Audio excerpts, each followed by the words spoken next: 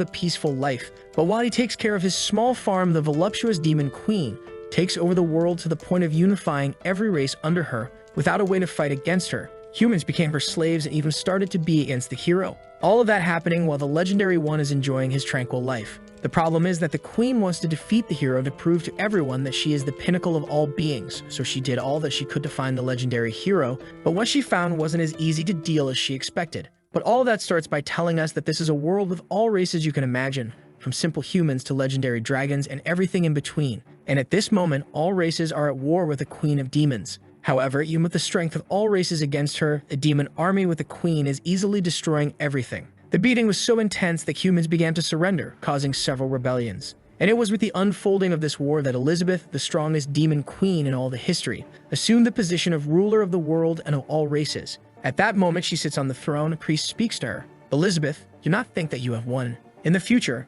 our hero will come and will completely defeat you. One of her minions comes and kicks him in the head, telling him to respect the queen. This minion of hers is a human who was trained to be the hero, the savior of the prophecy, but he betrayed all of humanity. He takes on a demonic form and moves towards the priest to kill him. But suddenly, the queen tells him to stop and asks the priest, "What is this talk of a hero and a prophecy that ends in the queen's defeat? You filthy human, explain what this means. There are more than 1,000 worse ways than death to make you suffer." The priest explains that the prophecy tells that when a hero appears and removes the sword stuck in the ground, it will be the day when humanity will destroy the demon race and regain control of the earth. The sword is there in the central hall. If you want, go take a look. She goes there, stares at the sword, and thinks, so when the warrior pulls this out, I will die. Interesting. Let's see when that's going to happen. Then she prepares her entire army for the arrival of the so-called great hero. And a year passes, then 2 years pass, but then 3 years pass, 4 years, and there's no one left properly guarding the castle entrance. 15 years later, where the hell is the hero who hasn't shown up yet? Life in the city has even returned to stabilize. The races are all living peacefully. Trolls, lizards, humans, elves, all living in peace. And because of this, most people don't even want the hero to return. They are insecure because they know that if the hero returns, there will be a war. A lot of people will die, and they will have to rebuild the entire empire again. Even a faction against the arrival of the hero has been created. No one wants the hero to come. In the hall, the queen asks, "Does anyone have any news of this bastard who hasn't come to kill me?" The elf tells her that she has contacted all the trees, plants, and insects on the entire planet. No one knows where the so-called hero is. The dwarf says he's dumb and can't collect any information. But of all the weapon shops and blacksmiths in the world, no one has heard of the hero. The trader who is now representing the human race says he doesn't even think it's worth worrying about anymore. Probably the hero doesn't even stand a chance against the queen anymore. But the bull demon who is on his side there already warns. Be careful, the queen is not afraid of the prophecy. She wants the prophecy to happen. She wants the hero to come here and fight her. Better not talk too much about it because she's been irritated for 15 years. The elf says, in fact, this prophecy is probably a farce, and this hero doesn't even exist. At that moment, that guy who had warned the queen that the hero was going to come and kill her enters with a sign from the Anti-Hero Arrival Association. The guy changed completely. Angry, the queen grabs him there with her hand of darkness and asks, "You didn't say there was going to be a hero of prophecy who was going to come and pull this damn sword here? Where is he?" The WoW #1 fan of her says that in fact she is so strong that the prophecy even failed to activate because humanity couldn't create a being as powerful as her. The queen's minion agrees with him. "That's true, my great queen. You don't even need to worry about this hero anymore. There's no chance for him." But he gets a thick tail slap in the face. The queen puts the priest on the wall and says, "Where is this damn hero? I've reached the top of the world, but I need to kill him. Otherwise, everyone will think I'm afraid of the prophecy. Where's this damn guy?" Shigen says she studied all the powers of this planet to learn the magic of the end of the world, just to face him. But where is he? At that moment, she stares at the sword and says, "Okay then, since you didn't come to me, I'll come to you."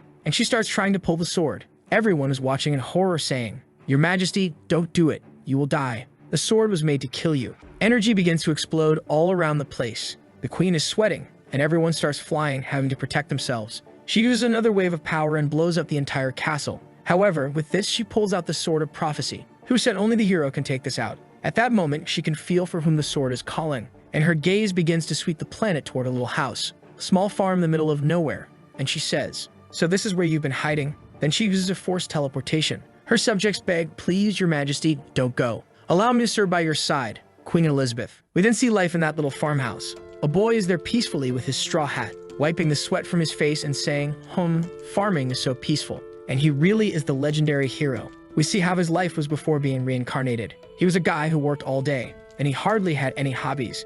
He didn't play video games, didn't read anything. The only thing he liked to do was watch some farming TikToks on the way to work, and he always thought, man, if I could live a life like this, just farming and without worries, it would be so good. And then he was transported to this world. The beginner system taught him how to do basic survival things, like using some weapons, how to hunt, and he really liked it. This had always been the farmer's life he wanted, but then the system started warning him. Congratulations, hero, you have completed the beginner stage. You can now start your adventure. But he thought, why start the adventure? Well, it's so peaceful here on my farm, I'm not in the mood. The system explained. After you leave the beginner village, you will encounter many people in this world. You will learn many skills and magics.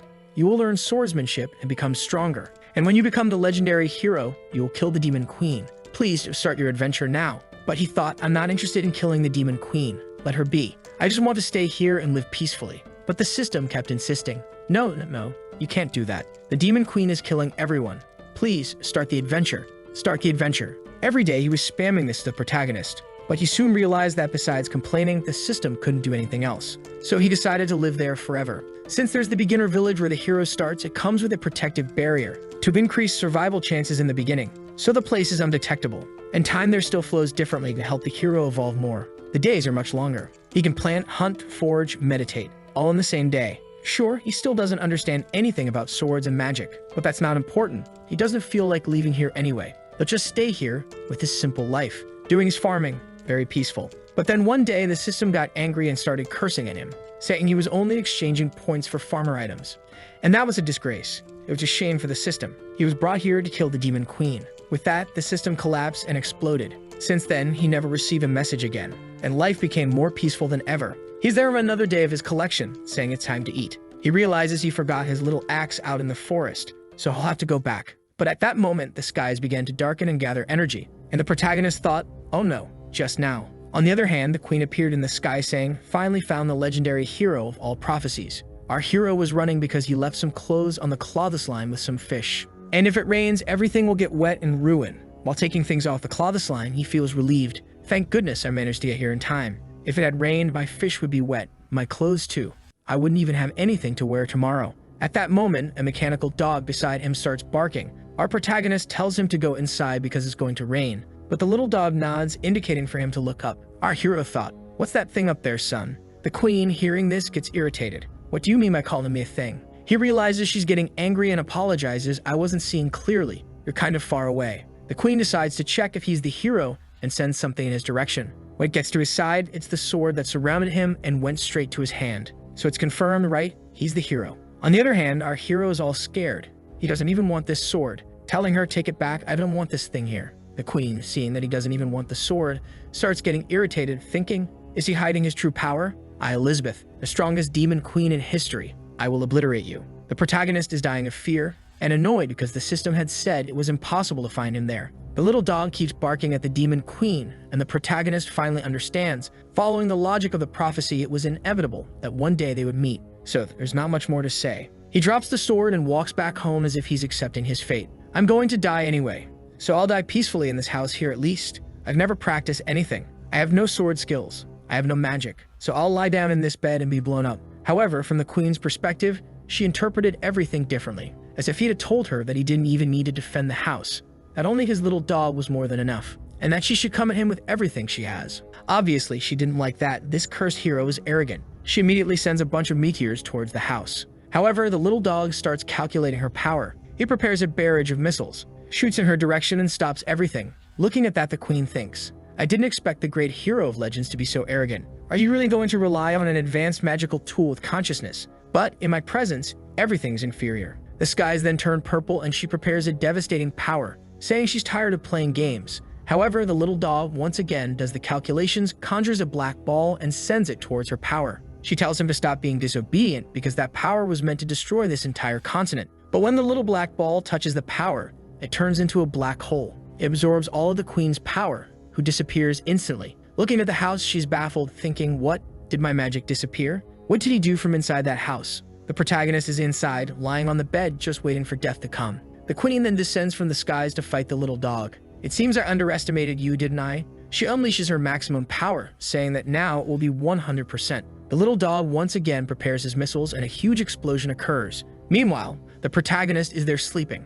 After a while, he wakes up wondering, am I dead already? Not dead yet. Huh, what's going on? Strange, I'm still at home. Let me take a look outside. Hesitant, he goes to grab the doorknob. He's afraid to open the door and find the queen that's ready to kill him. So he just takes a peek. And there she is, holding the little dog all destroyed. Our protagonist calls out the dog's name, Wankai, and the queen, in a mocking tone, says, "Oh, I'm sorry, but I had to completely destroy this magical tool of yours that you're so proud of." Our protagonist is scared, saying, "Can't we talk a little bit, queen?" The queen replies, "Of course, right after I kill you." But inside, she's thinking how unbelievable the situation is. How did that magical tool make me use all my power? Is this the end of the queen? And then she faints there, falls flat on the ground. Our hero rushes to help her, asking if she's okay. And the deactivation of her armor begins, which was sustained by magic. Everything covering her starts to fade away. And our boy obviously has a nosebleed as usual. Sometime later, it's already night. She wakes up in bed handcuffed. As soon as she notices this, she thinks, "Damn, how did I, the legendary Queen Elizabeth, the strongest of all millennia,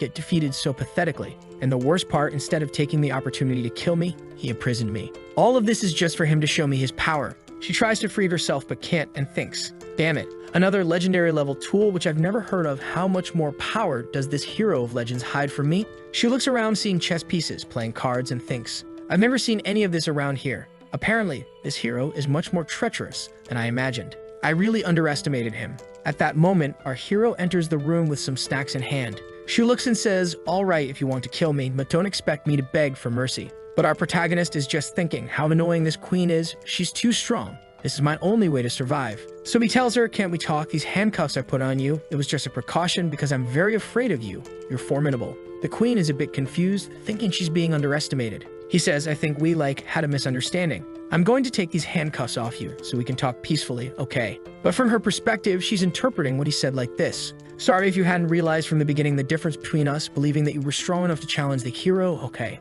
I'm going to release you here for you to realize that you can't do anything and you're going to obey everything I say." Then she thinks, this bastard, how dare he threaten the demon queen? He then says, "Ready, I already released you from the handcuffs to show you that I can't do anything against you. Got it? Let's talk." The queen is frustrated. "Damn it, I underestimated him too much, as strong as I am. I also have to know when to surrender, but he will pay dearly for this arrogance in the future." Our protagonist leaves the room trembling and says, "Go rest now."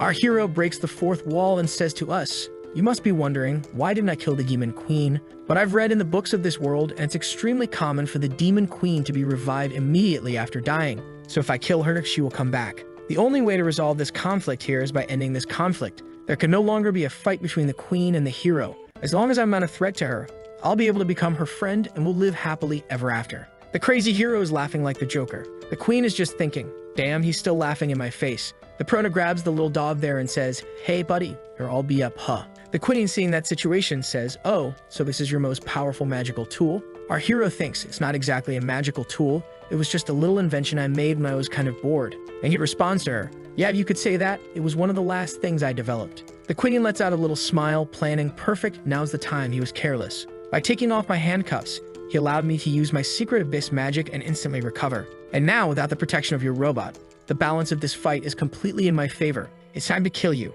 Ready for the attack, she said. "Sorry for breaking your things, great hero." But he replies, "Relax, it's okay. His memory card is still here." Behind him, she's thirsty. "This is the perfect moment. I'm going to end the hero of legends now." At this point, our hero says, "Luckily, I have 6 more of this little body of his prepared, so you don't need to worry about that, queen." The poor girl is speechless. He already puts the memory card in and the little dog turns on, all happy jumping. Lipping, her hero still says to her, "I even like having company, but sometimes they're too messy, so I just leave one activated." In her view, all of this was a plan for her to be embarrassed. Seeing his distorted smile, she already falls on the bed, not understanding anything. There's no way. It's impossible. Suddenly, she smells something and says, "What's that smell?" Liping says, "I saw you passed out, so I prepared a little meal here to warm you up. And it's ready, all made with the farmer ingredients he grew." But after being a farmer, therefore, the time his level of cultivation is the maximum. The queen looks at the food and says, "Why did you bother with this? Only the weak need to eat. I have transcended, I don't need these things." But she smells the food and ends up feeling like eating. Our hero says, "I myself cultivated all these vegetables and grains. Please try it." In his head, he just wants to resolve the conflict with food. She's still hesitant, but decides to try it, speechless. The protagonist is thinking, even though he has practiced cooking for so many years, would what he cooks be able to please someone of the queen demon's royalty status? She takes some more and bites, takes another, and already thinks with each bite the meat juices explode in my mouth like fireworks. Not to mention that the flavor is so natural. and it still contains a very high amount of magical energy. Who would have thought that there are delicacies in this world that would please even the demon queen? I can't do anything but swallow every last bite of his meat. At that moment, she feels something exploding inside her and complains to him that it's too spicy. What did you do with this food? Lai Ping is scared, saying that the only thing he did was put a little chili, which is something he likes. Can't the demon queen handle spicy food? The queen is suffering and thinking. It was obvious, as if this hero was going to be so nice, he's only trapping me, he used me for experiments. He brings her a soup, saying it will help reduce the burning. She stares and thinks he gave me the poison and now he's giving me the antidote. Really, I'm playing in the palms of this hero.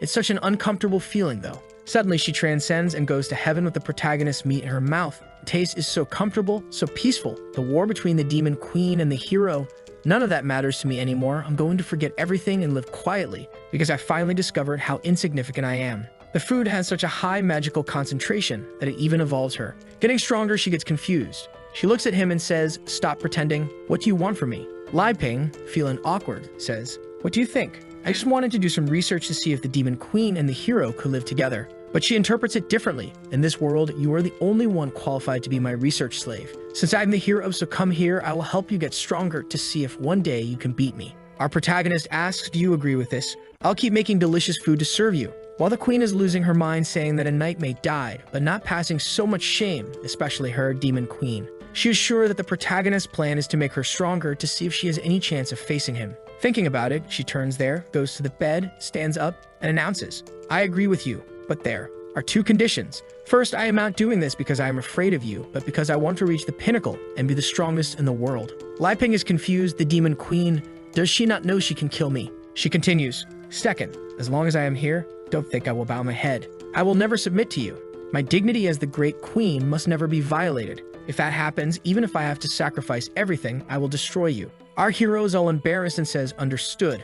Understood. Okay, let's be friends. Let's stay close to each other." She gives him a stare and says, "It's okay if you want to do research. Feel free. And another thing, if there's anything tasty, give me some." And our hero agrees. A year has passed, and our protagonist is using the legendary prophecy sword to chop wood. While he thinks things have kind of complicated, because after the queen forced her way into the house, he lost the camouflage that hid the house from the whole world. And the monsters that keep passing by there don't seem easy to deal with. But obviously, when they sense the queen's presence in the house, they don't dare to attack. The problem is that he imagines as soon as the queen leaves, he'll probably lose his house. From inside, the queen is screaming angrily, asking why lunch isn't ready yet. In our protagonist's head, he can't let her escape, he needs her protection. Meanwhile, in a living room, the naughty queen is watching some high-quality content. And besides, after eating so much this whole year, she got chubby. She says, "I'm tired of watching these same recordings. Don't you have anything more from that system?" Lai Ping responds, "I've told you, the system has been gone for a long time. Come over here, I made lunch." She thinks about getting up, but instead of walking, she conjures two little wings to fly over to the table. She looks at Lai Ping and says, "What kind of poison is in these potatoes here? It seems that the more I eat this, the lazier I become." She ponders. This darn guy using delicious food to paralyze me with his slow-acting poison and still trying to lead me to total depravity with these extremely provocative images, deluded. Lai Ping tries to explain it's just that these potatoes have a lot of calories and then by eating a lot, you start to gain weight and get kind of lazy. At that moment, she looks down and sees her belly, but then she conjures magic there and there, turn all the energy from the belly into magical energy, turning into a mega babe. The protagonist is impressed. Can magic be used in this way? She stares at him and says, "Haha, another of your tricks didn't work. Are you disappointed?" Lai Ping tells her, "Yes, I am very disappointed now, let's eat already." She looks at the table, he says, "Wow, today's food is perfect. I won't hold back," and starts eating. Lai Ping lets some words in the air. As much as she eats a lot, I always manage to go and make more food, right? And besides, I'll have to get used to it anyway, since we're going to live like this for a long time. Her interpretation, of course, is completely different. You're still very weak. I'll have to fatten you a lot before I kill you. So he gets up and says, "I'll get you a dessert." She, on the other hand, can't stand it anymore, thinking the jerk keeps treating me like a pig, feeding me with these magical foods. I've evolved more than 10 times just this year. It's not possible that now I don't have enough power to challenge him. It's time for the great decisive battle. But right at that moment, our hero already gets the little pudding and says, "Here, your favorite here, look." Her eyes sparkle and she goes all happy to eat. The prota thinks even though she's the demon queen, she's not very difficult to deal with, you just need the right food. The scene changes to an old man running away with a blonde girl. They are being chased by some creatures in purple cloaks and white masks, who are throwing some powers in their direction, until they get trapped in a magic cage and have to stop to fight. It's the father and his daughter. He turns to her and says, "I'll hold them here." He runs to the city and tries to find a safe place. The daughter replies, I don't want to leave you here and escape alone. But the father retorts, I promised your mother I would protect you until the end. The creatures are already conjuring a massive magic to attack them. The father then says it's time to use the strongest power of all and sends a slash of white light that cuts the enemy who was conjuring the magic in half. But the guy seems to be made of slime and already reassembles. The daughter tries to shoot an arrow, but her attacks just go through the monsters. The father warns, there's no way you can help with your arrows, just run to the city and flee. The monster comes to punch her, but the father manages to defend. But unfortunately, he is thrown far away, hits his back on the rock, and is already all bloody. Almost dying, he says, don't come help me, just run away. Then the creatures begin to gather and transform into a giant monster. The daughter says to the monster, please, I'll go with you. Just let my father go alive. But at that moment, she feels she's about to die. But suddenly, what seems to be a gigantic mammoth appears, crushing the creature. On top of the gigantic mammoth, there's a house. On top of the house, there's an elder ninja frog leader. And on top of the elder ninja frog leader's head, there's a doghouse with the protagonist's little robot. The frog speaks to the dog. Big brother, what are we going to do with these two harmless humans? The little dog replies, don't hurt them. I'll take them back to the master. In the next scene, the girl is waking up at Li Ping's house, all confused about what's happening, looking around. She wonders, where am I? What happened? As far as I remember, my father was by my side about to die. She then gets up, rushes to the door, and opens it. When she looks, her father is showing some bodybuilder poses to our protagonist, who asks him, wow, how do I get a physique like that? The father replies, a warrior's physique is something fundamental. You have to take better care of yourself, my boy. Li Ping thinks, so this is the so-called warrior profession that I hear so much about. It's amazing. The little dog is all happy walking around the queen, who, annoyed, kicks him and says, who told you to bring these two here to my house? Stupid dog. The little dog gets all sad and starts crying. And our protagonist keeps squeezing the guy's muscles, saying, wow, you're so resilient. The father says, okay then. If the great Li Ping doesn't mind, I won't hide it either. He then bursts out of his clothes and our hero just admires, while the daughter is thinking, Dad, what are you doing there? Oops. Then she notices the presence of her daughter, and our guy tries to explain the situation. But the demon queen already goes to her and says, there now that you're awake, scram. I'm warning you, I got here first. Li Ping, trying to calm the situation, says, relax. Let's go inside. He then serves some tea and says, sorry for not having anything to offer you too. It's a rural place and I do everything myself. So it's all very simple. The boy looking asks, Dad, is this the miraculous potion you talked about that cured you instantly? Our protagonist is embarrassed. I think calling this a miraculous potion is a bit exaggerated. It's just a little boil of water with some herbs. The queen is furious on the side. Damn it. Why did this dog bring these two weak humans here? Is Li Ping not satisfied with just me? Am I not enough in this house? The father begins to explain the situation, saying that he was completely unconscious and vaguely remembers. But he remembers the dog bringing him, and then when he took a sip of the drink, he transcended instantly and was completely healed, becoming stronger than ever, and says, daughter, if it weren't for the great Li Ping, I could never see you again. She looks at the tea and thinks, wow, but this here is so precious. Can we really drink this? Our hero says, you adventurers are so humble, but relax. You can drink it, no problem. They thank him and start drinking. Instantly, both transcend, going through a myriad of events, ending up in the cornfield, crying on the ground, birds flying around, a circle with an alien ship passing by. Both are confused, and the father instantly goes from a 3-star archmage to 4 stars, and the girl goes from a 1-star mage to a 1-star archmage. The father turns to his daughter and says, girl, our level has advanced instantly, and she replies, indeed. I even feel that the elven blood from my mother's lineage was awakened by this drink. New ears grew on my head. I really checked and she didn't have ears before. The two are dismayed to realize how much stronger Li Ping is. For them, that is an unattainable power. They even get demotivated. The protagonist looks and says, relax, I'll serve another glass for you. The father crying says, it's okay, Mr. Li Ping. It's enough.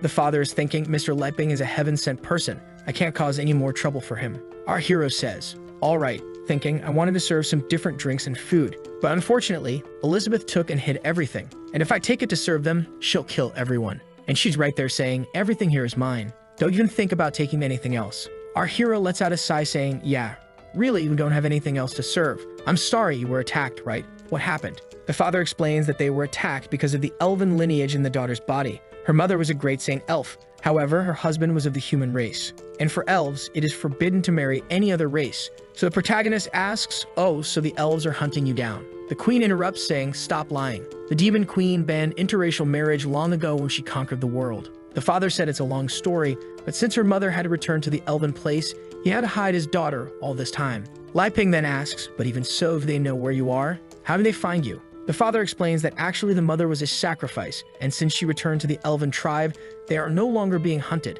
But now it's the Black Guild of the Demon Kingdom that's after them. Lai Ping looks to the side thinking, demons, the Black Guild, could it be you? She is angry and points her finger at him, who apologizes. She sits down and tells him to explain where this Black Guild of demons is wanting to capture elves from. The father explains that apparently this Black Guild is conducting experiments on living bodies to try to bring the Demon Queen back from the dead, and elves are necessary materials. They are trying so hard that even the daughter, who is not of pure lineage, is being hunted. Lai Ping looks thinking, I guess that has something to do with you, doesn't it? The queen grabs him and starts shaking him, telling him not to even think about it. Then she says it doesn't make sense for her to have been here for a whole year and for him to have always seen her, so she couldn't have left. The father and daughter are confused. The queen says, wow, just with my absence for a year, the land is destroyed like this, who has been spreading the rumor that the queen is dead. But they tell her, Queen Elizabeth hasn't been seen for over 500 years. If she were alive, she would have appeared to take over the whole world again. She must be dead, right? Lai Ping is biting his fingers, thinking, 500 years? She's been living here with me for a year. The queen sits on the couch and asks, what are the rumors of her death? The elf explains that according to the great literary legend, the queen was destroyed by the legendary hero. The father continues, the battle lasted for over a month until finally the great hero sacrificed himself to protect the continent and died along with the demon queen. At this point, the queen gives a glare at the two and takes them to a death world. The daughter asks, Father, what place is this? The father says that it is her pure intention to kill the two. The queen then says, all this rumor is false, and he just agrees. Lai Ping said it must also be a false rumor because he is the legendary hero. At least that's what the system said. Father and daughter then are left without understanding anything. Lai Ping explains, and this one here, which you're all talking about, is Queen Elizabeth. The two start exploding with excess information. Their brains can't reason with all this. From the queen's point of view, the interpretation is different. Look at this fool here. I've dominated her for so long, she doesn't even know what to do, laughs in her face. With that, she gets the table angrily, saying she's not going to stay here entertaining them. Thinking, Dan Li Ping, you stinker, it seems like you only saved them to humiliate me in front of them. This time you went too far. She slams the door and leaves. The father then asks Lai Ping, what are your plans for the future? What are you going to do with us? Our hero says he needs to calm down because even he doesn't know what to do after Elizabeth broke the barrier. The synchronization of time inside and outside became completely messed up. Night falls and the daughter is talking to her father. Wow, I didn't expect your story to be like this. Apparently, the great demon queen fell in love with the legendary hero and gave up the whole world just to hide with him, just like you did with Mom. The father replies, stop talking nonsense, we can't even compare to them. And another thing, at this moment, Lai Ping must be considering whether he kills us or not. The daughter said, but if he were going to kill us, he wouldn't have saved us. Why did he say must to kill us? But the father says, did you not drink that tea? Did you not realize how distant they are? Just by seeing his power, you should know that for them we are no more than ants. Whether we stay alive or not, none of that matters to them. It all depends on how they're feeling at the time. At this point, the protagonist enters the room and says, so it seems like you two haven't slept yet. What are you talking about? The elf gets scared. If you haven't slept yet, how about we play some cards? The father plays some cards. The three are then sitting around a candle.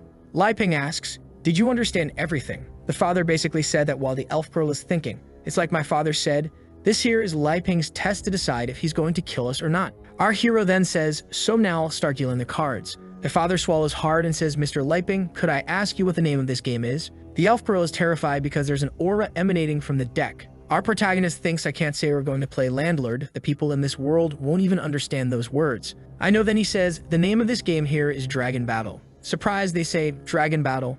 Elizabeth, who is nearby disguised, also gets confused. Dragon Battle? What does he want to do with them? Lai Ping explains, you two brave heroes have to join forces to defeat the dragon. We'll decide who the dragon is and who the heroes are based on the cards we draw. The father and daughter stare at each other, both thinking this is definitely a test. Nasserim then says, I'll start dealing the cards now. Remember, choose very carefully. Lai Ping pulls his hand, I'll take a look at my cards first. The father looks at his son and says, we can't hesitate now. Draw your cards. All right, there's already a weird mana coming out of the deck. She then draws a card and the two are taken to another dimension. The poor girl is staggering, leaning on the ground thinking, this isn't good. Just by drawing a card, my mana was completely drained. I'm powerless. She looks at her father and says, I'm sorry. And he replies, it's okay, my daughter, leave the rest to me. Lai Ping asks, you want to be a dragon? He stares at his hand thinking, even though I don't have many big cards, it's still a pretty good hand. Not to mention there's a king. This isn't bad at all. It can win. The father and daughter say they have no intention of being the dragon.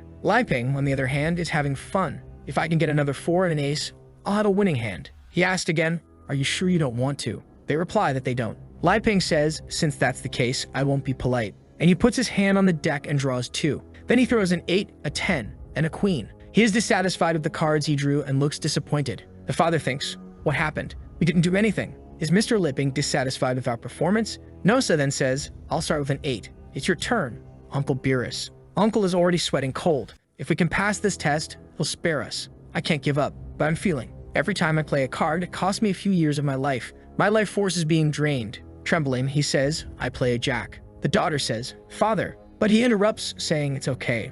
Leave it to me. She then says she'll pass. Lai Ping thinks about their strategy. Besides the royal flush, they can make a sequence from 7 to the queen. Only the 10 and the jack are left. Should I break with the pair? If I do, they'll play a 2. Thinking of various strategies but unable to come to a good conclusion, he says he'll pass too. The father asks, are you really not going to play? Lai Ping says no. The father is confused, thinking, this Lai Ping, he's making me play these cards to consume all my life. Since that's the case, I need to get rid of all this as quickly as possible. He then plays 2 queens, 3 6, 3 7s according to the rules. This combination of cards is called Flying Dragon. I don't know what's going on, but it seems like all the life energy from his leg was drained. The price for this was a leg. The bigger the cards, the higher the price to be paid. A flying dragon appears between them and both are confused. What is this? The creature then uses a power and hits Lai Ping on the head. Elizabeth watching everything. The father is afraid, thinking he made a wrong card combination. I just offended the legendary hero. But our hero is very calm and says, well played. The father says, it's your turn now, Mr. Lai Ping.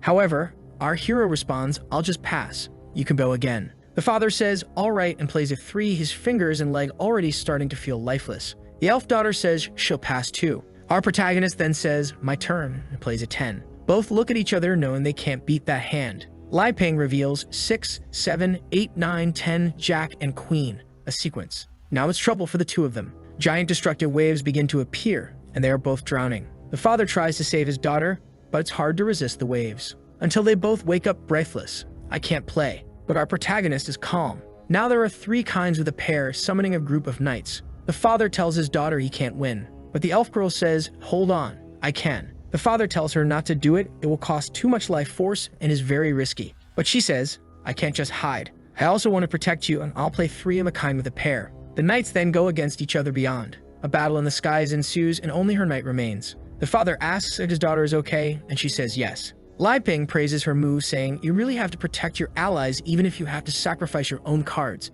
The most important thing is that determination. Our protagonist thinks, I didn't expect them to learn how to play cards so quickly. The father looks at his dwindling hand. Determination? At that moment, Lai Ping says, now it's too late. The father and daughter are scared of Mr. Lai Ping. Elizabeth thinks things are getting bad. This aura is frightening. Our protagonist then plays 2 jokers. The dimension begins to shatter and a killer clown appears above. Elizabeth seems to recognize what he summoned, saying it's a 3-star demon, a clown king. He was about to attack the other 2, making a heart. But then he notices Elizabeth and says, what are you looking at, huh? Turning the heart into a knife. You better be careful, or I'll kill you. Elizabeth tries to defend herself. Who do you think I am to belittle? But she's angry. All this time she's been absorbing everything the protagonist has been doing for her, and theoretically giving all the possible energy. But she just reached the 3-star level. But this creature that Lai Ping summoned is a 3-star demon. She's confused. How can he summon something of the same power level as me so easily? The father looks at his daughter and says, Elif, I'm sorry, but I don't have this power. It's okay, Gad. How can you blame yourself? It's all my fault. I annoyed Mr. Lai Ping. The poor man is spitting blood, saying, my life force. It's being drained. Lai Ping sees him spitting blood and asks, Uncle, are you okay? Thinking, wow, I don't think his injuries have healed yet. He sees the old man's hand that had 3 3s and 4 kings and says, wow, he could have won a long time ago. He was just letting me play with him. Man, I was so naive thinking I was good. It seems like I just disrupted his rest. With that, he says it's all right and takes all the cards. The dimension dissolves along with the demon, and he stands up, saying, sorry for causing trouble. The father and daughter can't understand the legendary hero, but they are relieved to see they are still alive. Elizabeth is angry, thinking, that ridiculous Lai Ping. He pretended to want to play cards with those 2 just to take advantage of this opportunity and hit me with that clown. The next day in the morning, the 2 are leaving and Lai Ping says, Uncle Bass, do you really not want to stay a few more days? The fruits I planted are almost ripe. He bows, we can't disturb you 2 anymore. Mr. Lai Ping has already been very charitable and gracious. We will never forget. Our hero is a little embarrassed and says,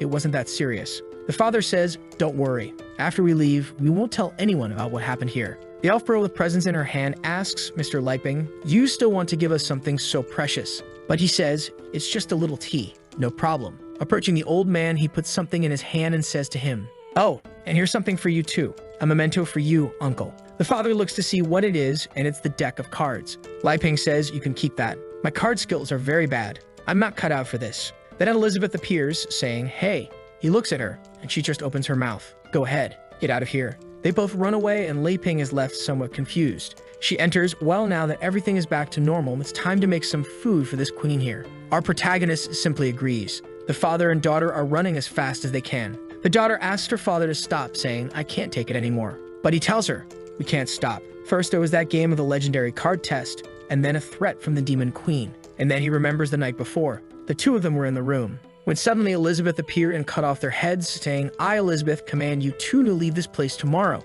You must not reveal any information about this demon queen and the legendary hero to the world.' The two replied, 'Yes, your majesty.' The queen explained, 'If you have any plans to go against this queen, your head will be destroyed immediately by the curse on your neck.' The father then tells his daughter, who would believe that the truth of the story is that the great hero Li Ping grew tired of the world's conflict and didn't want to cause harm anymore. At that moment, the daughter says, 'Wait, isn't this place familiar?' He takes a look.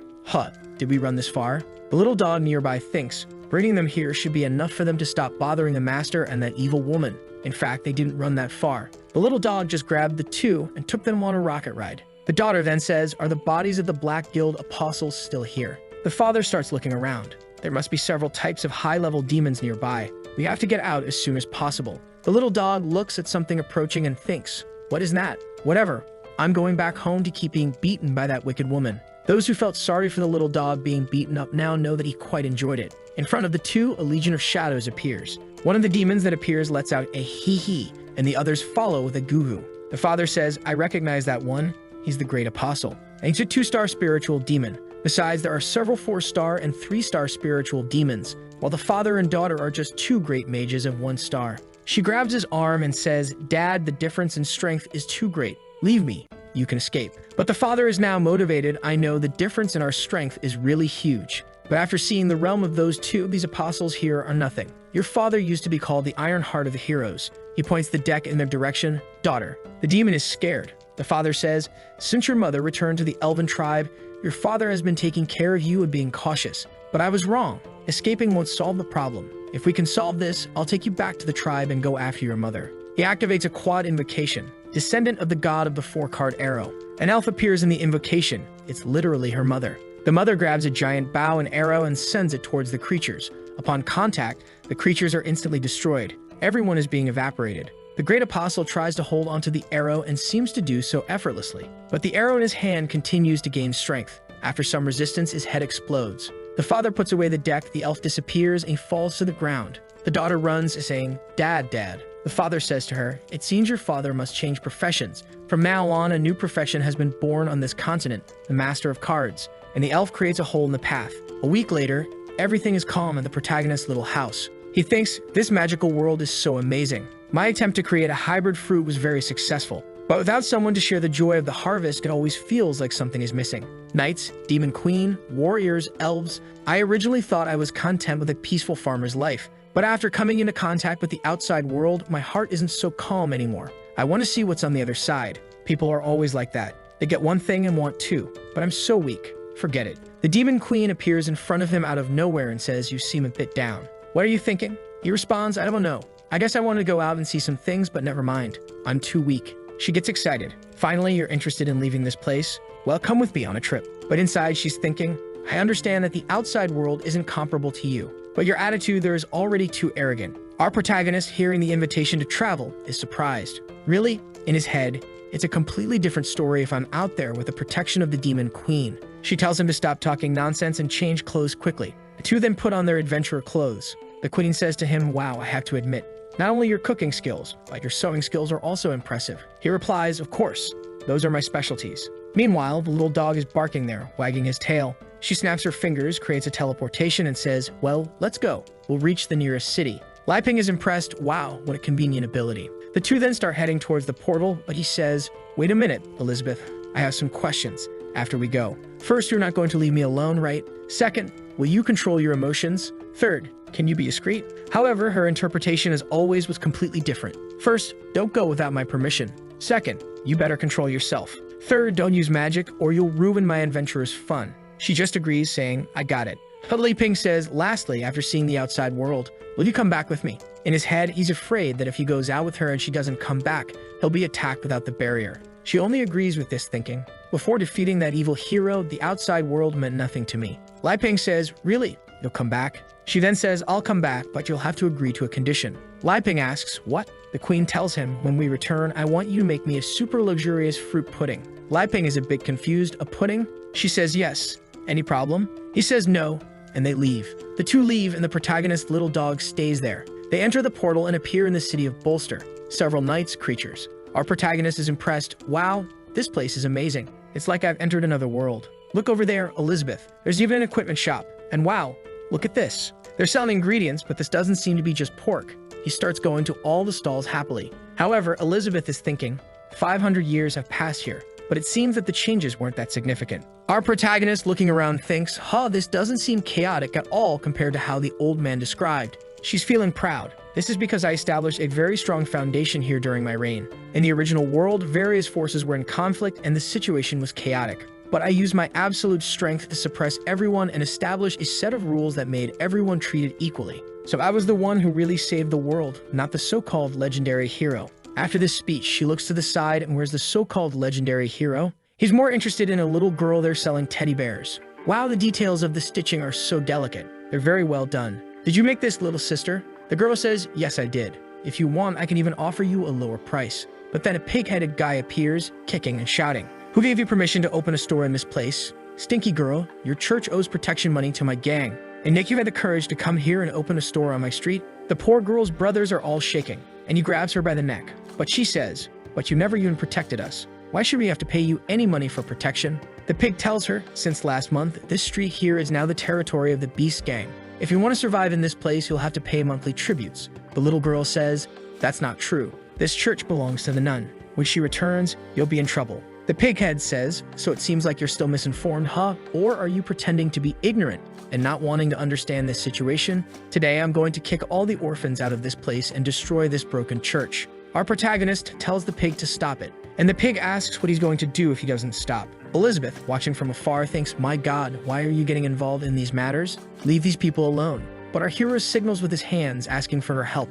She turns her head as if to say, no, I'm not going to stoop to that level. The furious pig says, I asked you what your intention is. Our protagonist is completely lost, until he thinks, I have an idea. And then he shouts to everyone, this pig here is bullying a little girl. Come on, condemn him. But everyone in the city pretends not to see or hear anything. The pig, laughing at him, says, did you really think anyone would be against me? My God, buddy, this is Beast Street. Judging by your clothes, you must be a foreigner from the south. Right, that woman next to you isn't half bad. Our protagonist tells him to calm down. Let's talk. I have some local spices in my backpack. I can share them with you. But the pig says enough with the stalling and tells one of his henchmen, beat this guy and take that woman to the gang. But that was the biggest mistake he could have made. Elizabeth asks, do you really think you're qualified to capture me? You stepped on a tiger's tail. The skies begin to darken and the pig is confused. Why did the skies change? What's happening? Li Ping tells her to stop. Don't do this. You'll destroy the entire city. He's waving his hands there. Please calm down. At most, just give them a little scare. There's no need to fight. They're ordinary people, you know. Elizabeth says, I'll spare him because of you. Seeing everyone's magical power there, you can see that Elizabeth's is much greater. And the little girl with glasses can see that. Suddenly, it starts to rain, and the pig is scared. He stares at our dude, saying, you two, are you going to try to protect the church and these orphans? Our protagonist just wants to fix things. How about this? Tell me, how much is the protection money? The pig answers, it's 10 gold coins for 2 months in total. Elizabeth then loses her temper and says, 10 gold coins and you're causing all this chaos? You really are an idiot. Our protagonist goes to her and asks, you must have a lot of gold coins, right? She replies, stop messing around. I have so many treasures that I can't even count. Li Ping says, how about you lend me some? I'll sell some vegetables later at home and pay you back. Angry, Elizabeth asks, are you trying to use my food to trade for these useless things? I won't accept that. Besides, I had no money when I met you. The pig is brave, saying, so do you guys have any money? Li Ping says, we really don't have any gold coins. Can I use some local products from my backpack to pay for it? The angry pig refuses, are you kidding me? Enough of this. But suddenly, someone throws a bag of gold coins at his face. The pig asks, who did this crap? But when he looks, there's a lot of gold, and then a knight appears. This guy really lives up to the name of a knight. He looks at the pig and says, stop bothering my friends and get out of here. You've received your money. The pig says, so now the knight in shining armor is coming, huh? Okay, I'll let this one slide. I'm going, but you won't be so lucky next month. The little girl then thanks everyone there. Our protagonist thanks him, saying, I brought some fruits, you can have them if you don't mind. The knight suddenly says, I wanted you to be my partner in something. Staring at Elizabeth, the little girl is there confused. Partner? What can I help you with? Elizabeth crosses her arms and says, I'm not interested. Let's go, Leping. But our hero tells her that they can't do that. He just helped us. Let's at least see what he has to say, right? The girl then says goodbye to the other orphans, saying she'll be back soon. They are about to enter a bar. I don't know how he's going to sit in the chairs with his horse's body. The knight tells them not to pay attention to anyone. Elizabeth angrily says, it's all your fault, Leping. You insisted on bringing me to this terrible place, and I'm wasting my time. Our hero ignores her. The knight then says, we've arrived. When he opens the door, a bunch of girls cling to him. Our hero is confused when he hears the guys say they are his wives. He's then preparing some tea and says, well, let me introduce them to you. The first one is Gaksha, and her profession is a shield warrior. This one here is the assassin Lolo and the mage Glee. The guy literally gathered a bunch of wives to make a perfect group for going into the dungeon. This guy's Elon Musk when it comes to productivity in the fantasy world. Lastly, there's Galia. She's an incredible elven archer. Liping asks, so she's of the elven race? I also met a girl who had elven blood. Elizabeth impatiently says, enough of this chatter. This is a waste of time. What's the deal you wanted to talk about? We need to leave soon. One of the horse guy's wives seems not to like that and says, Master, what's with this woman? Her attitude is very irritating. Elizabeth stares at her and says, that's how a queen should act. Do you have a problem with that? The assassin says that Elizabeth is quite funny, even calling herself a queen. Master, is this girl's brain functioning? Look at the shape of her ear. She probably has a mediocre lineage with a little elven blood. What is she doing in front of me? I personally advise this woman to be quieter. Elizabeth says, if you really want to bring destruction to this place, don't blame me. The little one runs ahead and says, calm down. Let's just have some pudding. Phew, I'm glad I made some. He then explains we came from a distant place, from a tribe with no name, just to travel here. She is the princess of this place. Her name is Elizabeth, and I am her servant, Leping. The wives continue to criticize, no wonder you act so weird. Apparently, you're the princess of a place that has never even seen the world. Your name is Elizabeth? You must be from a terrible place that worships that demon queen, right? Our hero asks them to stop, let's take it easy. She's still adapting to cultural differences. The knight then says, well, let's talk business. I want to invite you three to join a treasure hunt in a dungeon. But he's thinking, that demonic aura she emitted on the street is not something a queen of an isolated tribe should have. Could it be? Liping is curious. A dungeon with treasure? And then he asks the girl next to him, do you know what that is? She explains, dungeons with treasure are dimensional spaces created by ancient magical entities. They usually have a lot of valuable things, but they're all very well hidden. Liping says he understands. The knight says, that's right, and I spent a lot of money and effort to get the information about this place. However, the condition is that to open the barrier, we need at least 8 people. Our hero then says he understands, you just need someone to complete the numbers. The orphan girl starts counting 1, 2, 6, 8. Wait a minute, is there any way I don't have to go? Liping finds it strange and says to her, hey, isn't this place supposed to be full of precious things? Shouldn't you be happy to be able to go? But the girl replies, you don't understand. These places, they're very dangerous and I'm just a level 4 mage. I'll die if I go there. Our hero says, so that's how it is.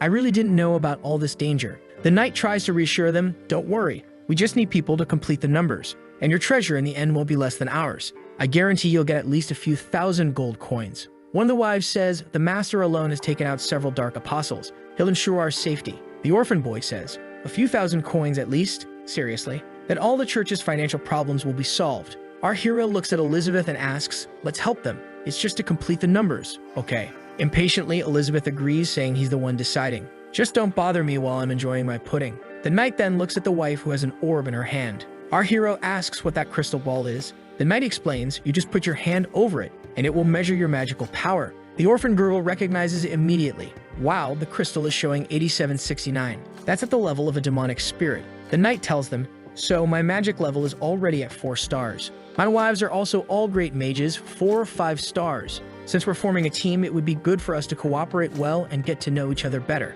The orphan girl then places her hand on the orb, and it shows 300. One of the wives says, 300? I had a higher value when I changed professions for the first time. The girl apologizes, saying her level doesn't go up. Our hero says, I want to try too. He thinks to himself, well, I never learned magic during all these years, but I'm the so-called legendary hero. My potential shouldn't be that low. He puts his hand on the crystal, concentrates, and it shows 0. The knight is even confused. 0?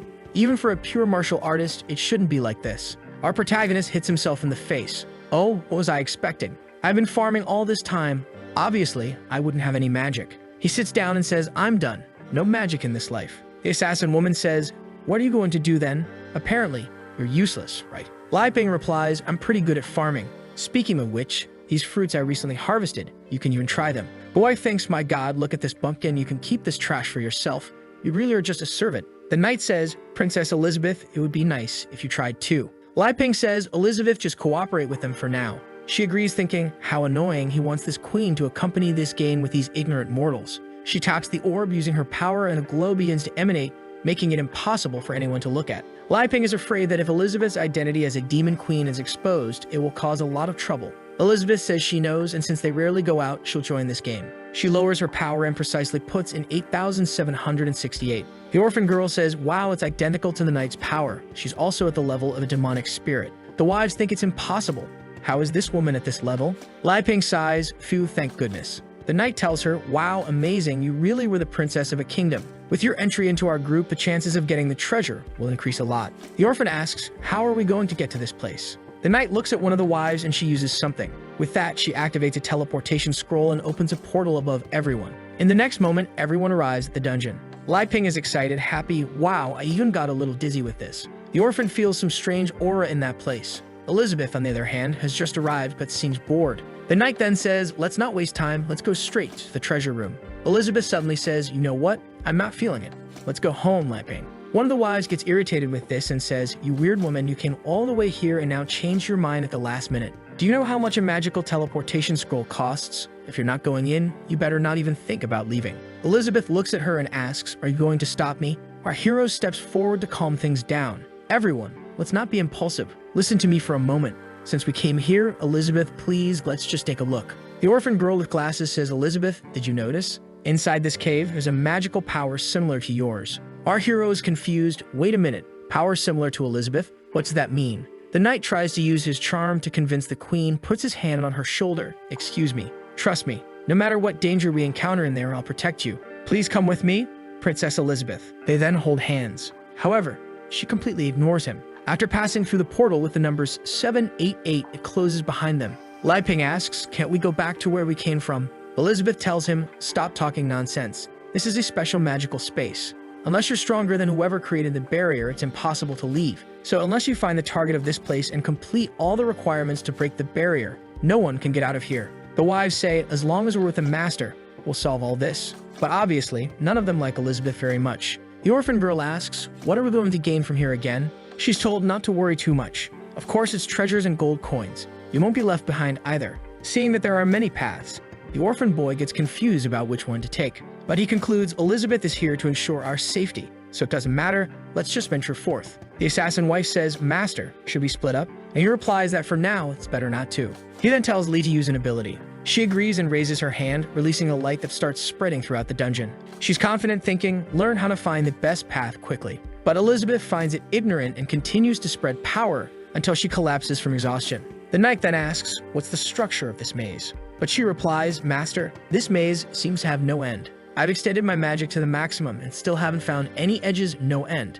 I don't know where this ends. Everyone thinks it's impossible. Her magic extension goes up to 3 kilometers. The elf says, what if I use my spiritual divination? It's not great because the accuracy is 34%. The assassin interrupts, I suggest we split up and work in groups. I can use my clone technique to help everyone. Lai Ping asks Elizabeth, do you know how to get out of here? She replies, of course, this maze is just an illusion, but this bunch of ignoramuses will never get out of here. Lai Ping tells her, hey, then why don't you help them? We need to repay the favor of that guy as soon as possible. Elizabeth says she's changed her mind. She doesn't want to help anymore and just wants to see everyone die. Suddenly, the orphan girl with glasses points her finger. If we go through the 3rd cave, we'll reach our destination. Elizabeth looks at her strangely. Our hero asks, how do you know? The girl replies that was just a guess. I just felt that there's a special magic coming from that direction. The mage wife gets angry and retorts, stop talking nonsense. I didn't sense any magic from there that you're talking about. A weakling like you shouldn't be making these random comments. The meek girl apologizes. The wife then says, even though I haven't explored everything, I'm sure the last passage is the one with the fewest monsters. Let's go that way. The knight asks everyone, what do you think? The assassin says she prefers to still split into smaller groups. And the other one says, I prefer that we listen to Glee. Even if we go to the wrong place, at least we'll stay together. The machine then asks the knight, please master, trust me. The knight then says, we'll stick together and go to the last cave. At this point, the orphan girl says, no, you can go anywhere but the last cave. She then summons her rabbit puppet and sends it in that direction. As soon as it reaches the mouth of the cave, it closes with its teeth and crushes the puppet. Our hero is curious. What was that?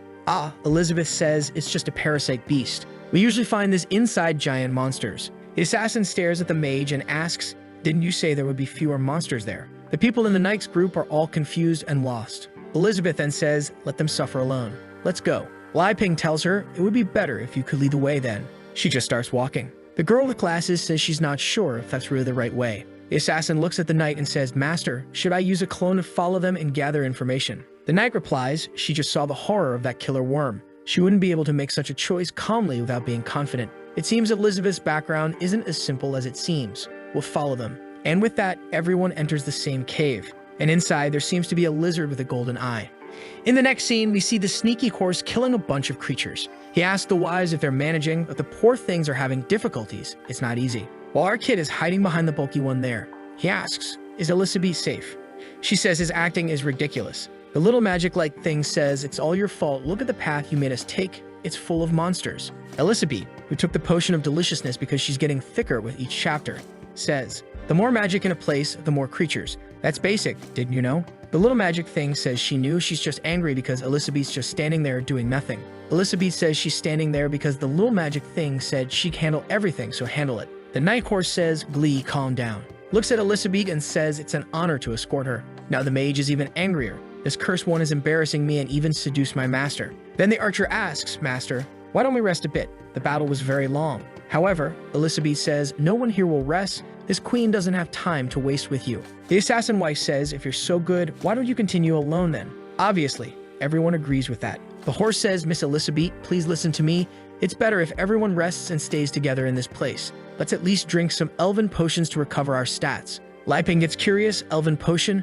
Elizabeth stares at him and asks, what, you want to drink this? He replies, I've never drunk it, I wanted to try, you know? I don't know what it tastes like, maybe it will inspire me to create different things. Elizabeth thinks this damn kid is so used to eating good stuff that now he wants to eat garbage, but okay. Around the campfire, the little magic thing is saying, wow, this elven potion is so good. The buff one next to her says it's good indeed, but she's more concerned about how long it will take to find the treasure. Gilia, who is the elven wife, says, this one is my special potion already going towards Elizabeth. You can increase any kind of status just by drinking it. If you're so powerful, you don't even need it, do you? The knight tells her, Gilia, don't be so rude to her. She apologizes there and throws a little potion. The queen takes it without caring much and throws it into our protagonist's hand. He asks, Elizabeth, don't you want it? I'll drink it then. Already drank it all. However, our kid immediately throws up, damn, the taste of grass is so strong in this. You can't drink this. Do you want it for yourself, Annie? Annie says, sorry, Lai Ping, I haven't used much magical power, so I don't need it. Obviously, Gilia didn't like that and says it was a waste to give such a good potion to idiots like you.